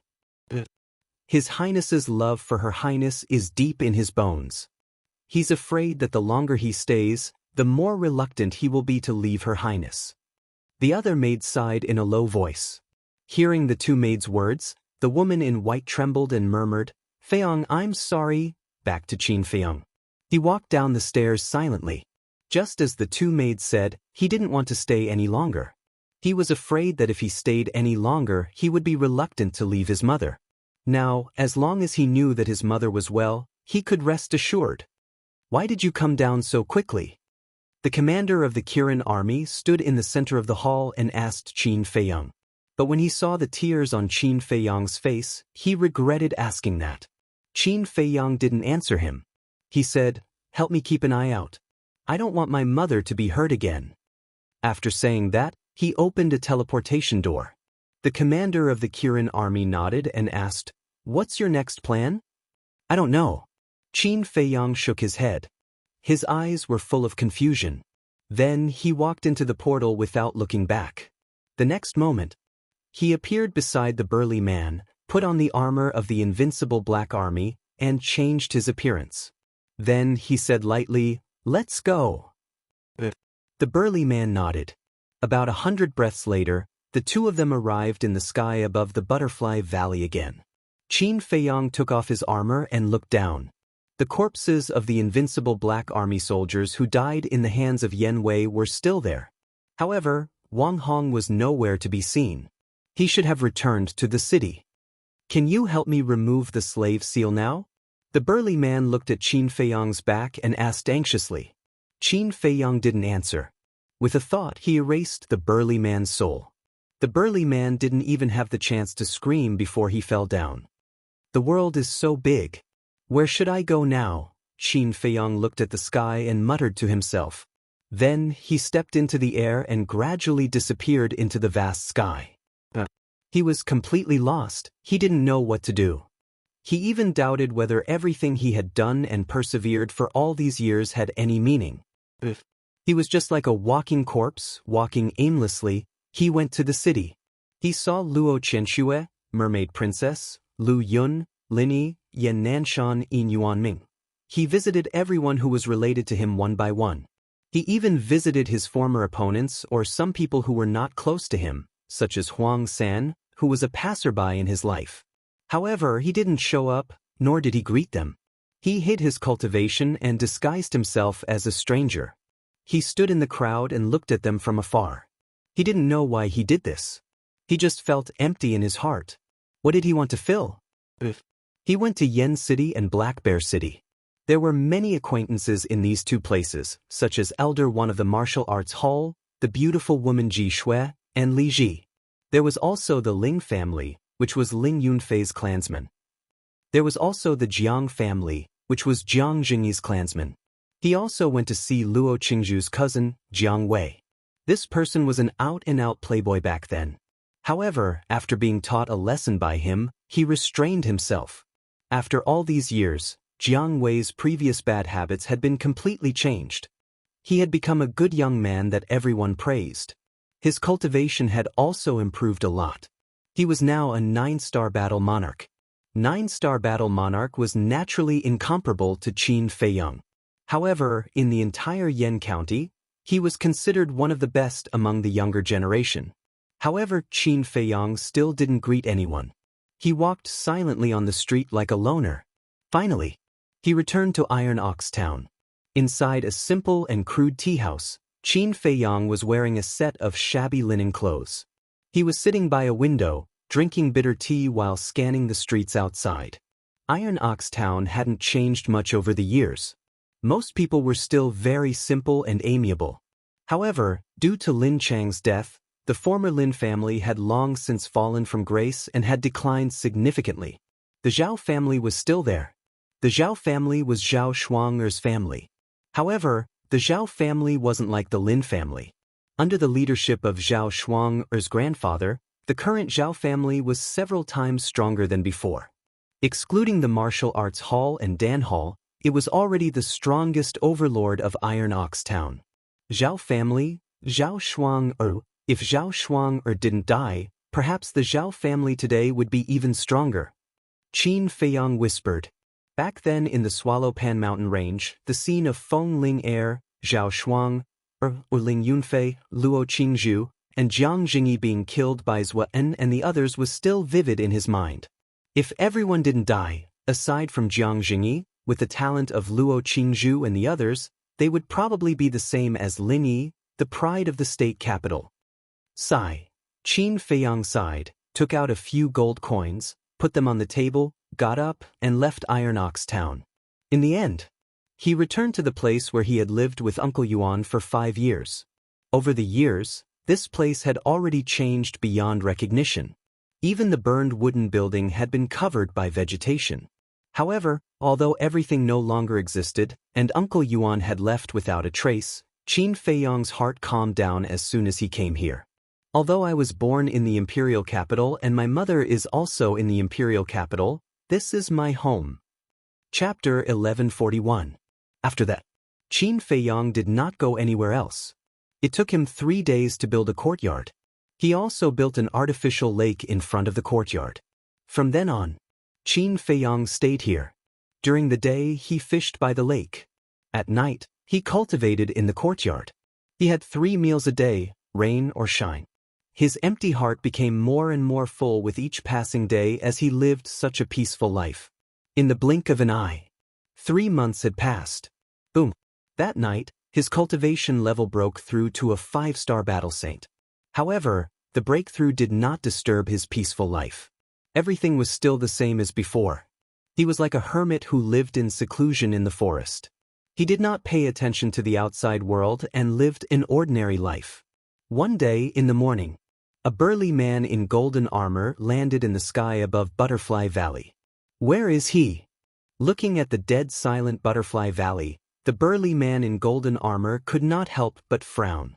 Suddenly, he fixed his gaze on a certain spot below. There were hundreds of corpses lying on the ground and there were signs of decomposition. What happened? The burly man in golden armor was in disbelief. Where is Wang Hong? Suddenly, he raised his head and roared. His voice was as loud as a bell and pierced through the clouds. Swish. So, Wang Hong appeared in the sky above Butterfly Valley. Looking at the corpses below, his expression changed. The burly man in golden armor looked at Wang Hong and asked gloomily, "What happened?" "I don't know." Wang Hong shook his head. Hundreds of invincible Black Army soldiers were killed, including a deputy commander. "You tell me that you don't know?" The burly man in golden armor was furious. Wang Hong's body trembled. He quickly said, "I really don't know. I have been in the city all this time and have never been to Butterfly Valley." The burly man in golden armor looked at Wang Hong carefully. Seeing that Wang Hong was not lying, he asked, "You didn't hear anything?" Wang Hong shook his head again. In fact, he happened to be in Butterfly Valley at that time. If he denied it now, it was obvious that he was protecting Qin Feiyang. This is strange. Who has the ability to kill these invincible Black Army soldiers silently? The golden-armored man furrowed his brows. Wang Hong nodded and said, "It is indeed very strange. The deputy commander is a 9-star battle saint. To be able to kill him silently, this person's strength should be, speaking of which." Both of their eyes trembled as they exclaimed in unison, "Battle the Arch." The golden-armored man's face darkened as he asked in surprise, "Could it be that Qin Feiyang has returned?" "Qin Feiyang?" Wang Hong was startled, then shook his head. "I don't think it's him, because he's a very smart person, it's impossible for him to come back and die. Furthermore, with his cultivation, it's impossible for him to break through to the War King so quickly. That makes sense. But it's too strange for someone to die in Butterfly Valley. I'll return to the imperial capital immediately and report this matter. You should bring some people to investigate as well. See if there are any suspicious people in the city recently. If there is, no matter who it is, act first and report later. A cold light flashed in the golden-armored man's eyes, and then he rushed toward the teleportation altar in the secret chamber below. Farewell, my lord. Wang Hong bowed to see him off. After the golden-armored man disappeared, Wang Hong looked up at the sky and murmured, "It seems that the spiritual state is about to change." Then, he opened a portal and left. Noon. The golden-armored man descended on the Butterfly Valley again. But this time, he wasn't alone. He was followed by a large group of invincible Black Army soldiers. At a glance, there were at least 1,000 people. Each of them was emitting a murderous aura. The golden-armored man yelled, "Divide into 10 teams of 100 people each. Start from the imperial capital and start a thorough search. Bring back all the people and beasts above the War Saint level." Understood. The invincible Black Army soldiers roared and scattered, disappearing in all directions like lightning. Meanwhile, in the godly palace of the imperial capital, in a certain alchemy room, a white-clothed young man sat cross-legged with his eyes closed, meditating. Dong! Suddenly, someone knocked on the door. The white-clothed young man opened his eyes and looked at the stone door. "Come in." The stone door opened, and a red-haired man in his 20s walked into the cultivation room. He cupped his hands and said, "Greetings, master." "What's the matter?" the white-clothed young man asked. The red-haired man said, "I just received news that the invincible Black Army soldiers guarding the Butterfly Valley were all killed, including the deputy commander." "What?" The white-clothed young man stood up with shock in his eyes. The red-haired man said, "Master, do you think he came back?" "You mean Qin Feiyang?" the white-clothed young man asked. "Those invincible Black Army soldiers are very powerful. No one in the spiritual state can kill them. Besides, who doesn't know the name of the invincible Black Army in the Empire of Great Qin? Ordinary people don't dare to touch them. Most importantly, this happened in the Butterfly Valley. So, only Qin Feiyang could do it." The red-haired man said. "That makes sense." The white-clothed young man nodded. "I also found out that the dead vice commander made a trip back to the imperial capital 3 months ago. Soon after, he left again." The red-haired man said. "He went back to the imperial capital." The white-clothed young man's eyes flashed as he asked, "How long has it been since the invincible Black Army soldiers died in the Butterfly Valley?" The red-haired man said, "I'm not sure, but I heard that the corpses were rotten. If I remember correctly, the weakest invincible Black Army soldiers guarding the Butterfly Valley was a 1-star battle saint. It would take at least 2 to 3 months for the corpses to rot. Based on this, the deputy commander should have died not long after he returned to the Butterfly Valley. It seems that the murderer is most likely Qin Feiyang." The white-clothed young man's eyes flashed. "What should we do now?" the red-haired man asked. The white-clothed young man waved his hand and said, "Don't worry about this. I will arrange it. You just need to investigate the movements of the Emperor and the others. Then I will take my leave." The red-haired man bowed to the white-clothed young man and turned to leave the alchemy room. "Qin Feiyang, ever since your bloodline power reverted to its ancestral state, I have been waiting for you to come back. Now, you have finally come back. I really want to know what kind of expression you will have when you find out my other identity," the white-clothed young man murmured. Before he could finish his sentence, he disappeared without a trace. 1 day, 3 days, 5 days. In the blink of an eye, 5 days had passed. Thousands of invincible Black Army soldiers had entered the Yen and Pan counties. Because these 2 counties were under the jurisdiction of the spiritual state. The arrival of the invincible Black Army caused the people of these 2 counties to be in a constant state of panic. In the past, they didn't know what the invincible Black Army was. But over the years, the invincible Black Army had been stationed in the imperial capital. One person told 10, and 10 told 100, and everyone knew about it. Therefore, when a large number of invincible Black Army soldiers appeared, everyone was in danger. However, Qin Feiyang didn't know about all this, and he didn't want to know. But it didn't mean that he didn't expect it. In fact, he had expected all of this. Because even if Wang Hong didn't report it to the imperial capital, the people in the imperial capital would find out sooner or later. It was just a matter of time. However, even if he expected it, he wasn't worried at all. He would deal with whatever came his way. Some things couldn't be avoided even if you wanted to. The most important thing was that he didn't want to think about these problems now. He just wanted to settle down quietly for a while. Another few days passed. In the morning, as usual, Qin Feiyang woke up from his cultivation early in the morning and sat by the lake to fish quietly.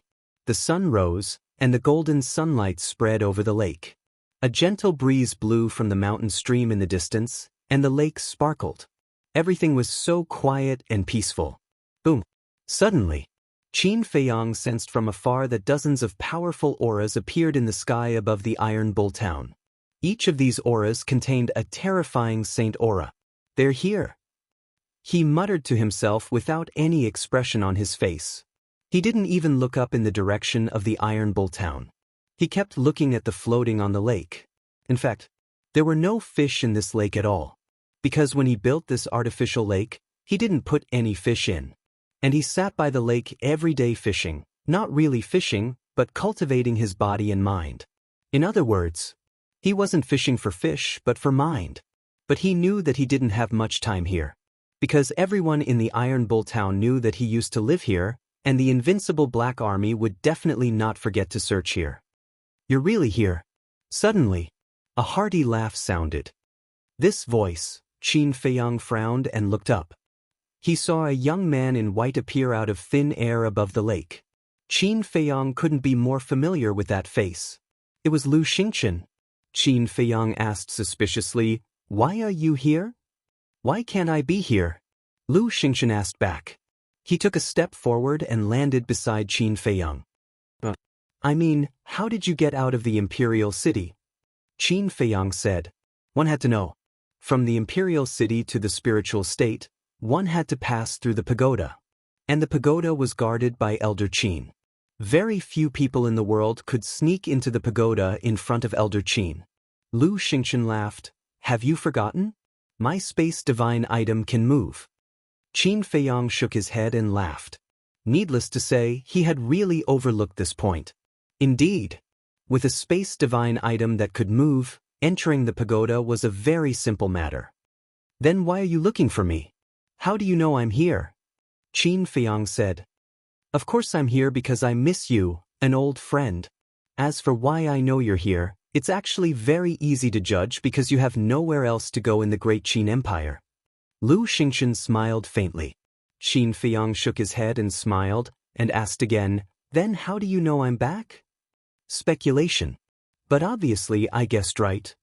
Lu Xingchen said. Qin Feiyang said, "What about the state preceptor and the others? Do they know I'm back?" Chapter 1142. Can you be more shameless? Qin Feiyang rolled his eyes. This was the first time he saw someone praise himself for being smart. Lu Xingchen chuckled and asked, "Did you kill the invincible Black Army in Butterfly Valley?" Qin Feiyang nodded. "You've been to the capital?" Lu Xingchen asked again. Qin Feiyang nodded again. Lu Xingchen said angrily, "Then why didn't you come to me? Do you still think of me as a friend?" "When I came back this time, I didn't see anyone except my mother." Qin Feiyang shook his head and then said, "Besides, I want to make it clear that I've never thought of you as my friend." "I'm sad to hear you say that." Lu Xingchen's face darkened. He knew very well about his relationship with Qin Feiyang, but there was no need to be so straightforward. Qin Feiyang smiled faintly and said, "I don't believe that you came all the way here just to see me. You don't have such good intentions. Let's not beat around the bush." "You bastard. Well, I did come to see you because I have a few things to tell you. First of all, do you remember Ling Yu, Zhao Yu, Feng Ranran, and Luo Dan?" Lu Xingchen asked. "Of course." Qin Feiyang nodded. "They're missing," Lu Xingchen said. Qin Feiyang turned to look at him in surprise. When you came back last time, they were still there, but when you left, they disappeared with you. I even went to Fengzhou and Yuzhou to investigate them. Do you know what I found? Lu Xingchen said mysteriously. What's the result? Qin Feiyang frowned. Lu Xingchen said, according to my investigation, although these 4 people came from Yuzhou and Fengzhou, there is no information about them in Yuzhou or Fengzhou. Impossible. Qin Feiyang said resolutely. Yuzhou and Fengzhou were the birthplaces of the 4 of them. Moreover, the 4 of them were such monstrous geniuses. How could they not have any information about them? I also felt that this matter was very inconceivable. Thus, I carefully investigated it. In the end, I discovered that they did not have any relatives in Yu Province and Feng Province. Many people don't even know of their existence. After that, I went to Yu Province and Feng Province to investigate. Guess what? They actually entered the sacred palace the day before the 9 underworlds' yellow springs opened. As for their identities and origins, the holy sanctum's records are blank. Lu Xingchen said. So, these 4 people are really mysterious? Qin Feiyang mumbled. Lu Xingchen said, secondly, I think I saw Zhang Jin in Imperial Capital. Zhang Jin? Qin Feiyang frowned. Why did this name sound so familiar? Don't you remember? He is Zhang Ren's younger brother. He is somewhat related to you. Lu Xingchen said. So it's him. Qin Feiyang suddenly realized. After being reminded by Lu Xingchen, he remembered that Zhang Jin used to work in the resource hall of the Holy Sanctum. His aptitude was mediocre, but his character was not bad. Later, because of Zhang Ren's death, Zhang Jin was thoroughly disappointed in the Holy Sanctum. He carried Zhang Ren's corpse and left the Holy Sanctum. Thinking of Zhang Jin, Qin Feiyang also recalled some past events. He turned to Lu Xingchen and sneered. Do you have any thoughts about Zhang Ren's death? Lu Xingchen smiled bitterly. I still remember that during the temple's great gathering, Zhang Ren had already admitted defeat, but your family member, Lu Ziyuan, still killed him. And you, the representative of the inner sanctum at that time, a proud son of heaven, not only did not deal with it impartially, you even shielded Lu Ziyuan. If not for Zhang Ren's death, Zhang Jin would not have left the holy sanctum in a fit of anger. Qin Feiyang mocked. It's all because of the frivolity of the past. Can you not mention it again? I'm also very ashamed and regretful now. Lu Xingchen said bitterly. If you knew this would happen, why did you do it back then? Qin Feiyang shook his head and asked, now that you see Zhang Jin appear in the imperial capital, do you feel a little flustered? To be honest, I do feel a little. But for him to appear in the imperial capital, there is clearly a problem. After all, whether it is cultivation or talent, he is not qualified to step into the imperial capital. Lu Xingchen said. There is indeed a problem. Qin Feiyang nodded and said, let's talk about other things. Lu Xingchen nodded and was about to speak. Rumble. Crack. A loud noise suddenly came from Iron Ox Town. The 2 hurriedly raised their heads and looked in the direction of Iron Ox Town. Their eyes were filled with surprise. The loud noise was incessant, followed by a strong wave of battle. Lu Xingchen said in a low voice, do you feel it? It's the holy aura. Qin Feiyang nodded and said, it should be the invincible Black Army that is in trouble. But in this small Iron Ox Town, is there anyone who can fight against the invincible Black Army? Let's go and take a look. Qin Feiyang's eyes flashed. He decisively put down the fishing rod and rushed to the sky, flying towards Iron Ox Town. Lu Xingchen followed closely behind. Qin Feiyang suddenly turned his head and looked at Lu Xingchen. He did not notice before, but now he realized that Lu Xingchen's aura also carried a holy aura. 5-star battle saint. Finally, he saw Lu Xingchen's cultivation clearly, but even his jaw almost dropped. How did this person do it? One had to know. He had opened the door of potential and received the inheritance of his ancestor, causing his bloodline to revert to its ancestral state. That was why he could break through to 5-star battle saints so quickly. But Lu Xingchen actually caught up to him? This was too inconceivable. Lu Xingchen seemed to have noticed Qin Feiyang's surprise. He revealed his white teeth and smiled. "Didn't I tell you before? I was once a god of war." Qin Feiyang raised his eyebrows. Lu Xingchen had indeed said this before, but he did not take it to heart at that time. He thought that Lu Xingchen was just joking. But now, hearing this sentence again, he could not help but hesitate. Could it be true? Lu Xingchen pointed to the sky in front of them and said, "Don't think about it. Look at the sky above Iron Ox Town. It's very interesting." Qin Feiyang looked up suspiciously, and his eyes suddenly widened. Above Iron Ox Town, a white-clothed youth was crazily slaughtering a group of invincible black army soldiers. He was extremely powerful. But this was not the main point. The main point was, that white-clothed youth looked exactly like him. He was practically another Qin Feiyang. Lu Xingchen asked suspiciously, "Brother Qin, is he an imposter or are you an imposter? Or are you the one who arranged this?" Qin Feiyang rolled his eyes at him and said in a deep voice, "How could I arrange for someone to impersonate me? Who is this person? What's his purpose for impersonating me?" That's amazing. The cultivation of those invincible black army soldiers were between 1-star and 4-star battle saints, but he could easily destroy them. And I can't see through his cultivation. Lu Xingchen said. Qin Feiyang said, "Judging from his aura, he should be a 6-star battle saint." There's actually a 6-star battle saint hidden in the spiritual state? Lu Xingchen was shocked. Not good.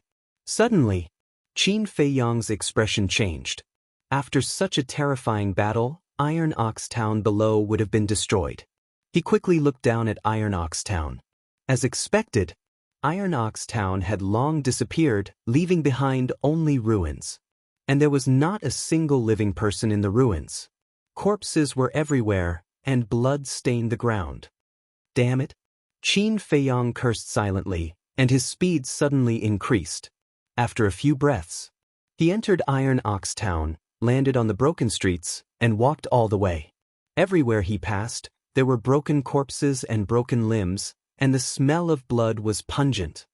Why did they hurt these innocent people? Qin Feiyang gradually clenched his fists. Although he had only lived in Iron Ox Town for 5 years, he already had deep feelings for the people and things here.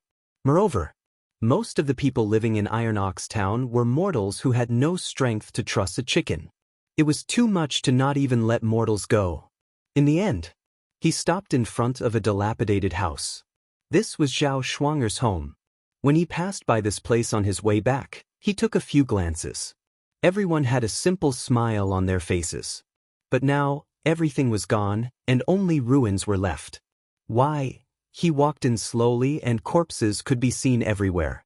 Fresh blood flowed on the ground, still steaming. It was like hell and it was a ghastly sight. Suddenly, he quickened his pace and walked to the front of an old man.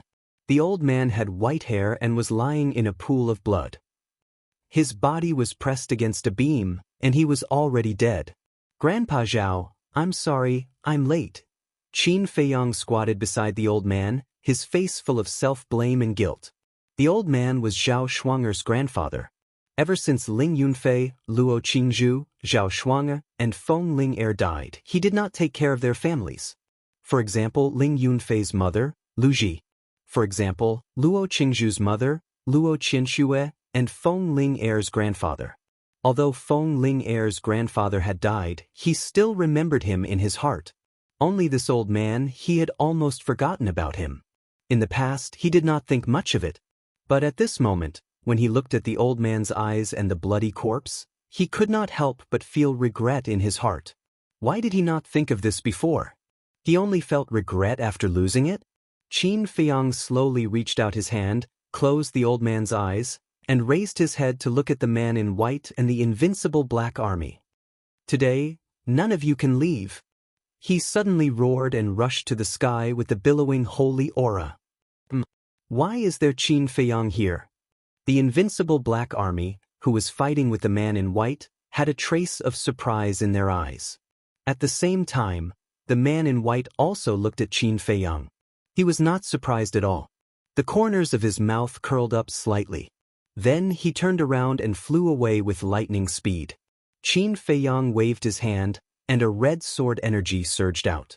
40 sword energies soared into the sky, and the few remaining invincible black army were wiped out. Blood dyed the sky. Boom. Then, he pointed his index finger in the air, and a beam of battle energy blasted into the Iron Ox town below. With a loud rumble, the entire Iron Ox town collapsed into the ground and turned into a giant tomb. I will bring his head back and bury it with you. Rest in peace, Qin Feiyang whispered. Then he used the phantom steps and chased after the man in white. Wait for me. Chapter 1143. In the void. The man in white took a mysterious step, moving as fast as lightning. Although he seemed to be running for his life, if one looked carefully, they would find that there was not the slightest bit of panic on his face.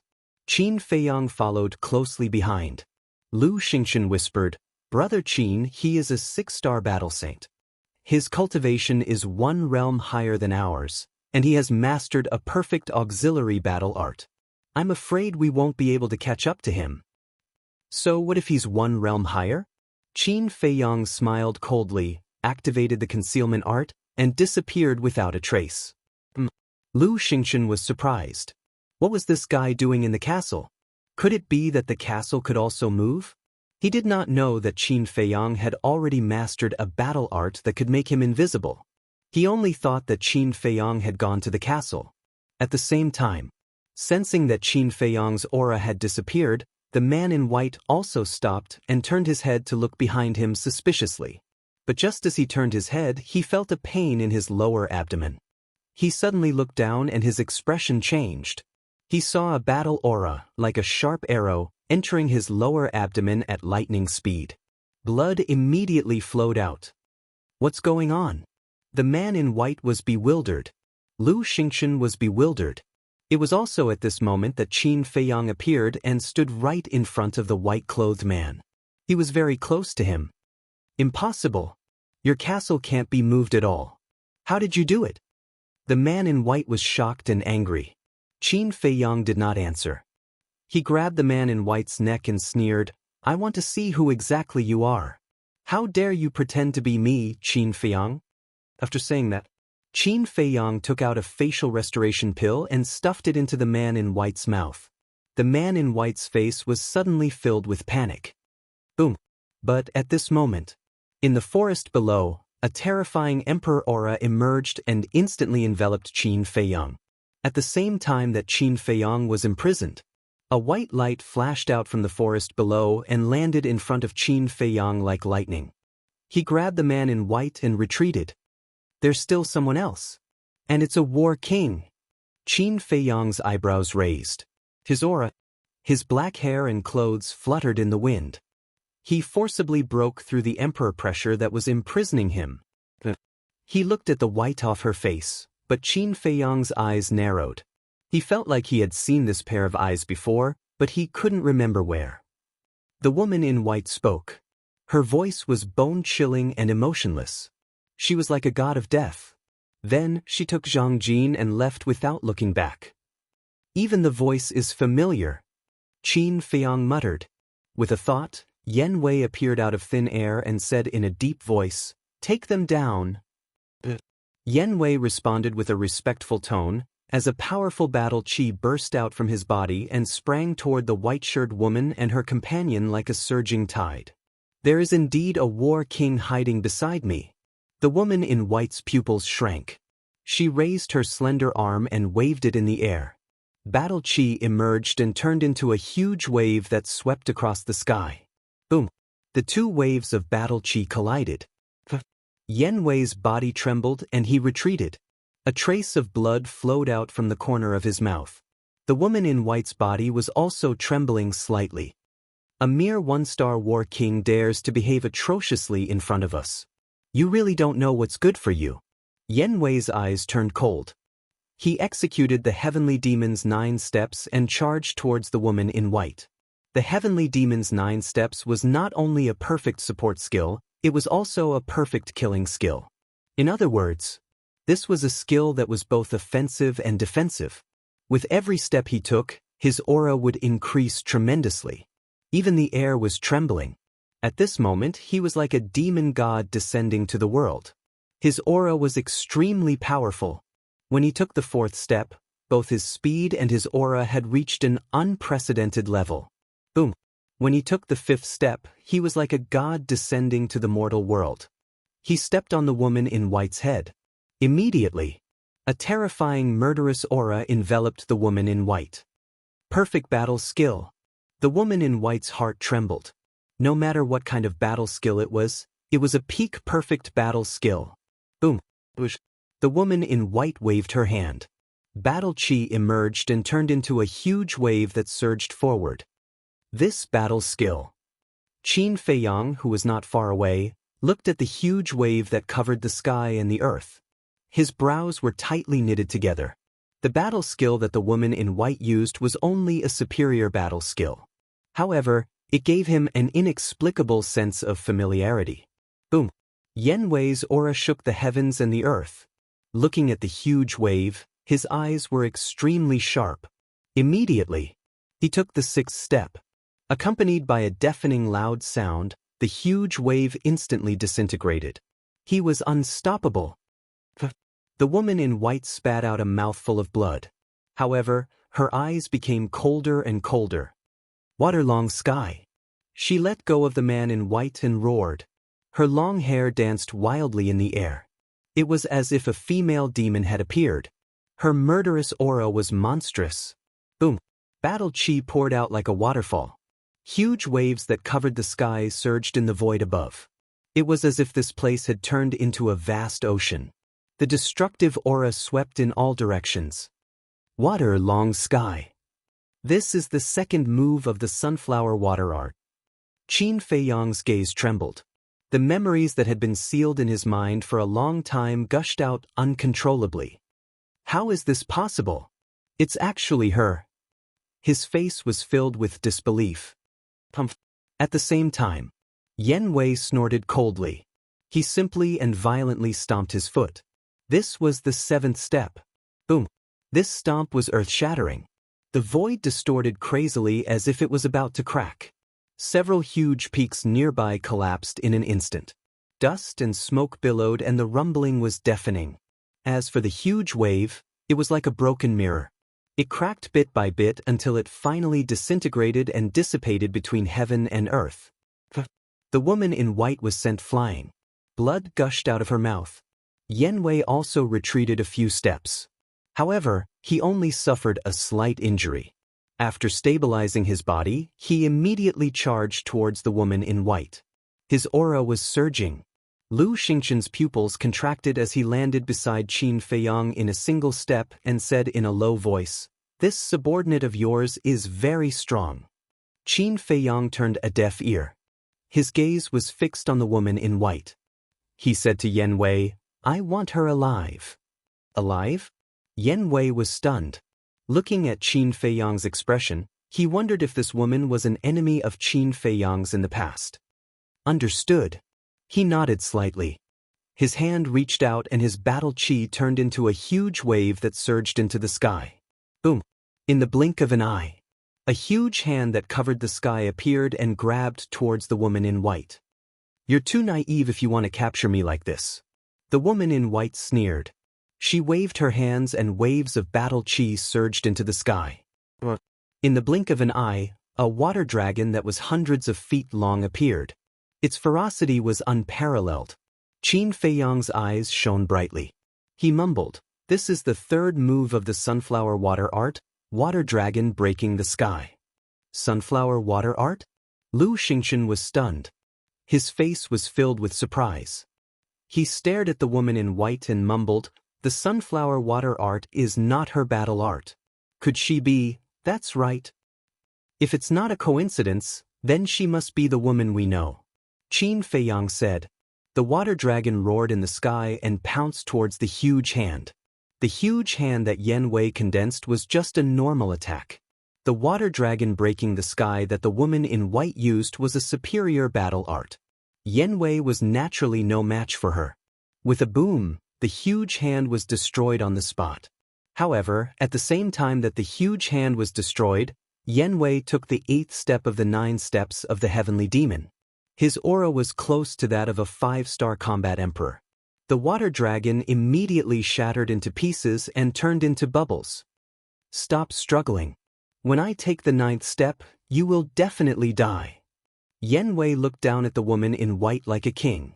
His divine aura was inviolable. Then come and try. The woman in white placed her hands in front of her chest and quickly formed a seal. A destructive aura spread out. Stubborn. Yen Wei's gaze turned cold and he suddenly took the 9th step. His aura broke through the barrier and charged towards a 5-star combat emperor. The power of the 9 steps of the heavenly demon had been unleashed to the extreme. However, just as the woman in white was about to lose her life under his feet, she suddenly raised her head and a strong murderous intent burst out from her eyes.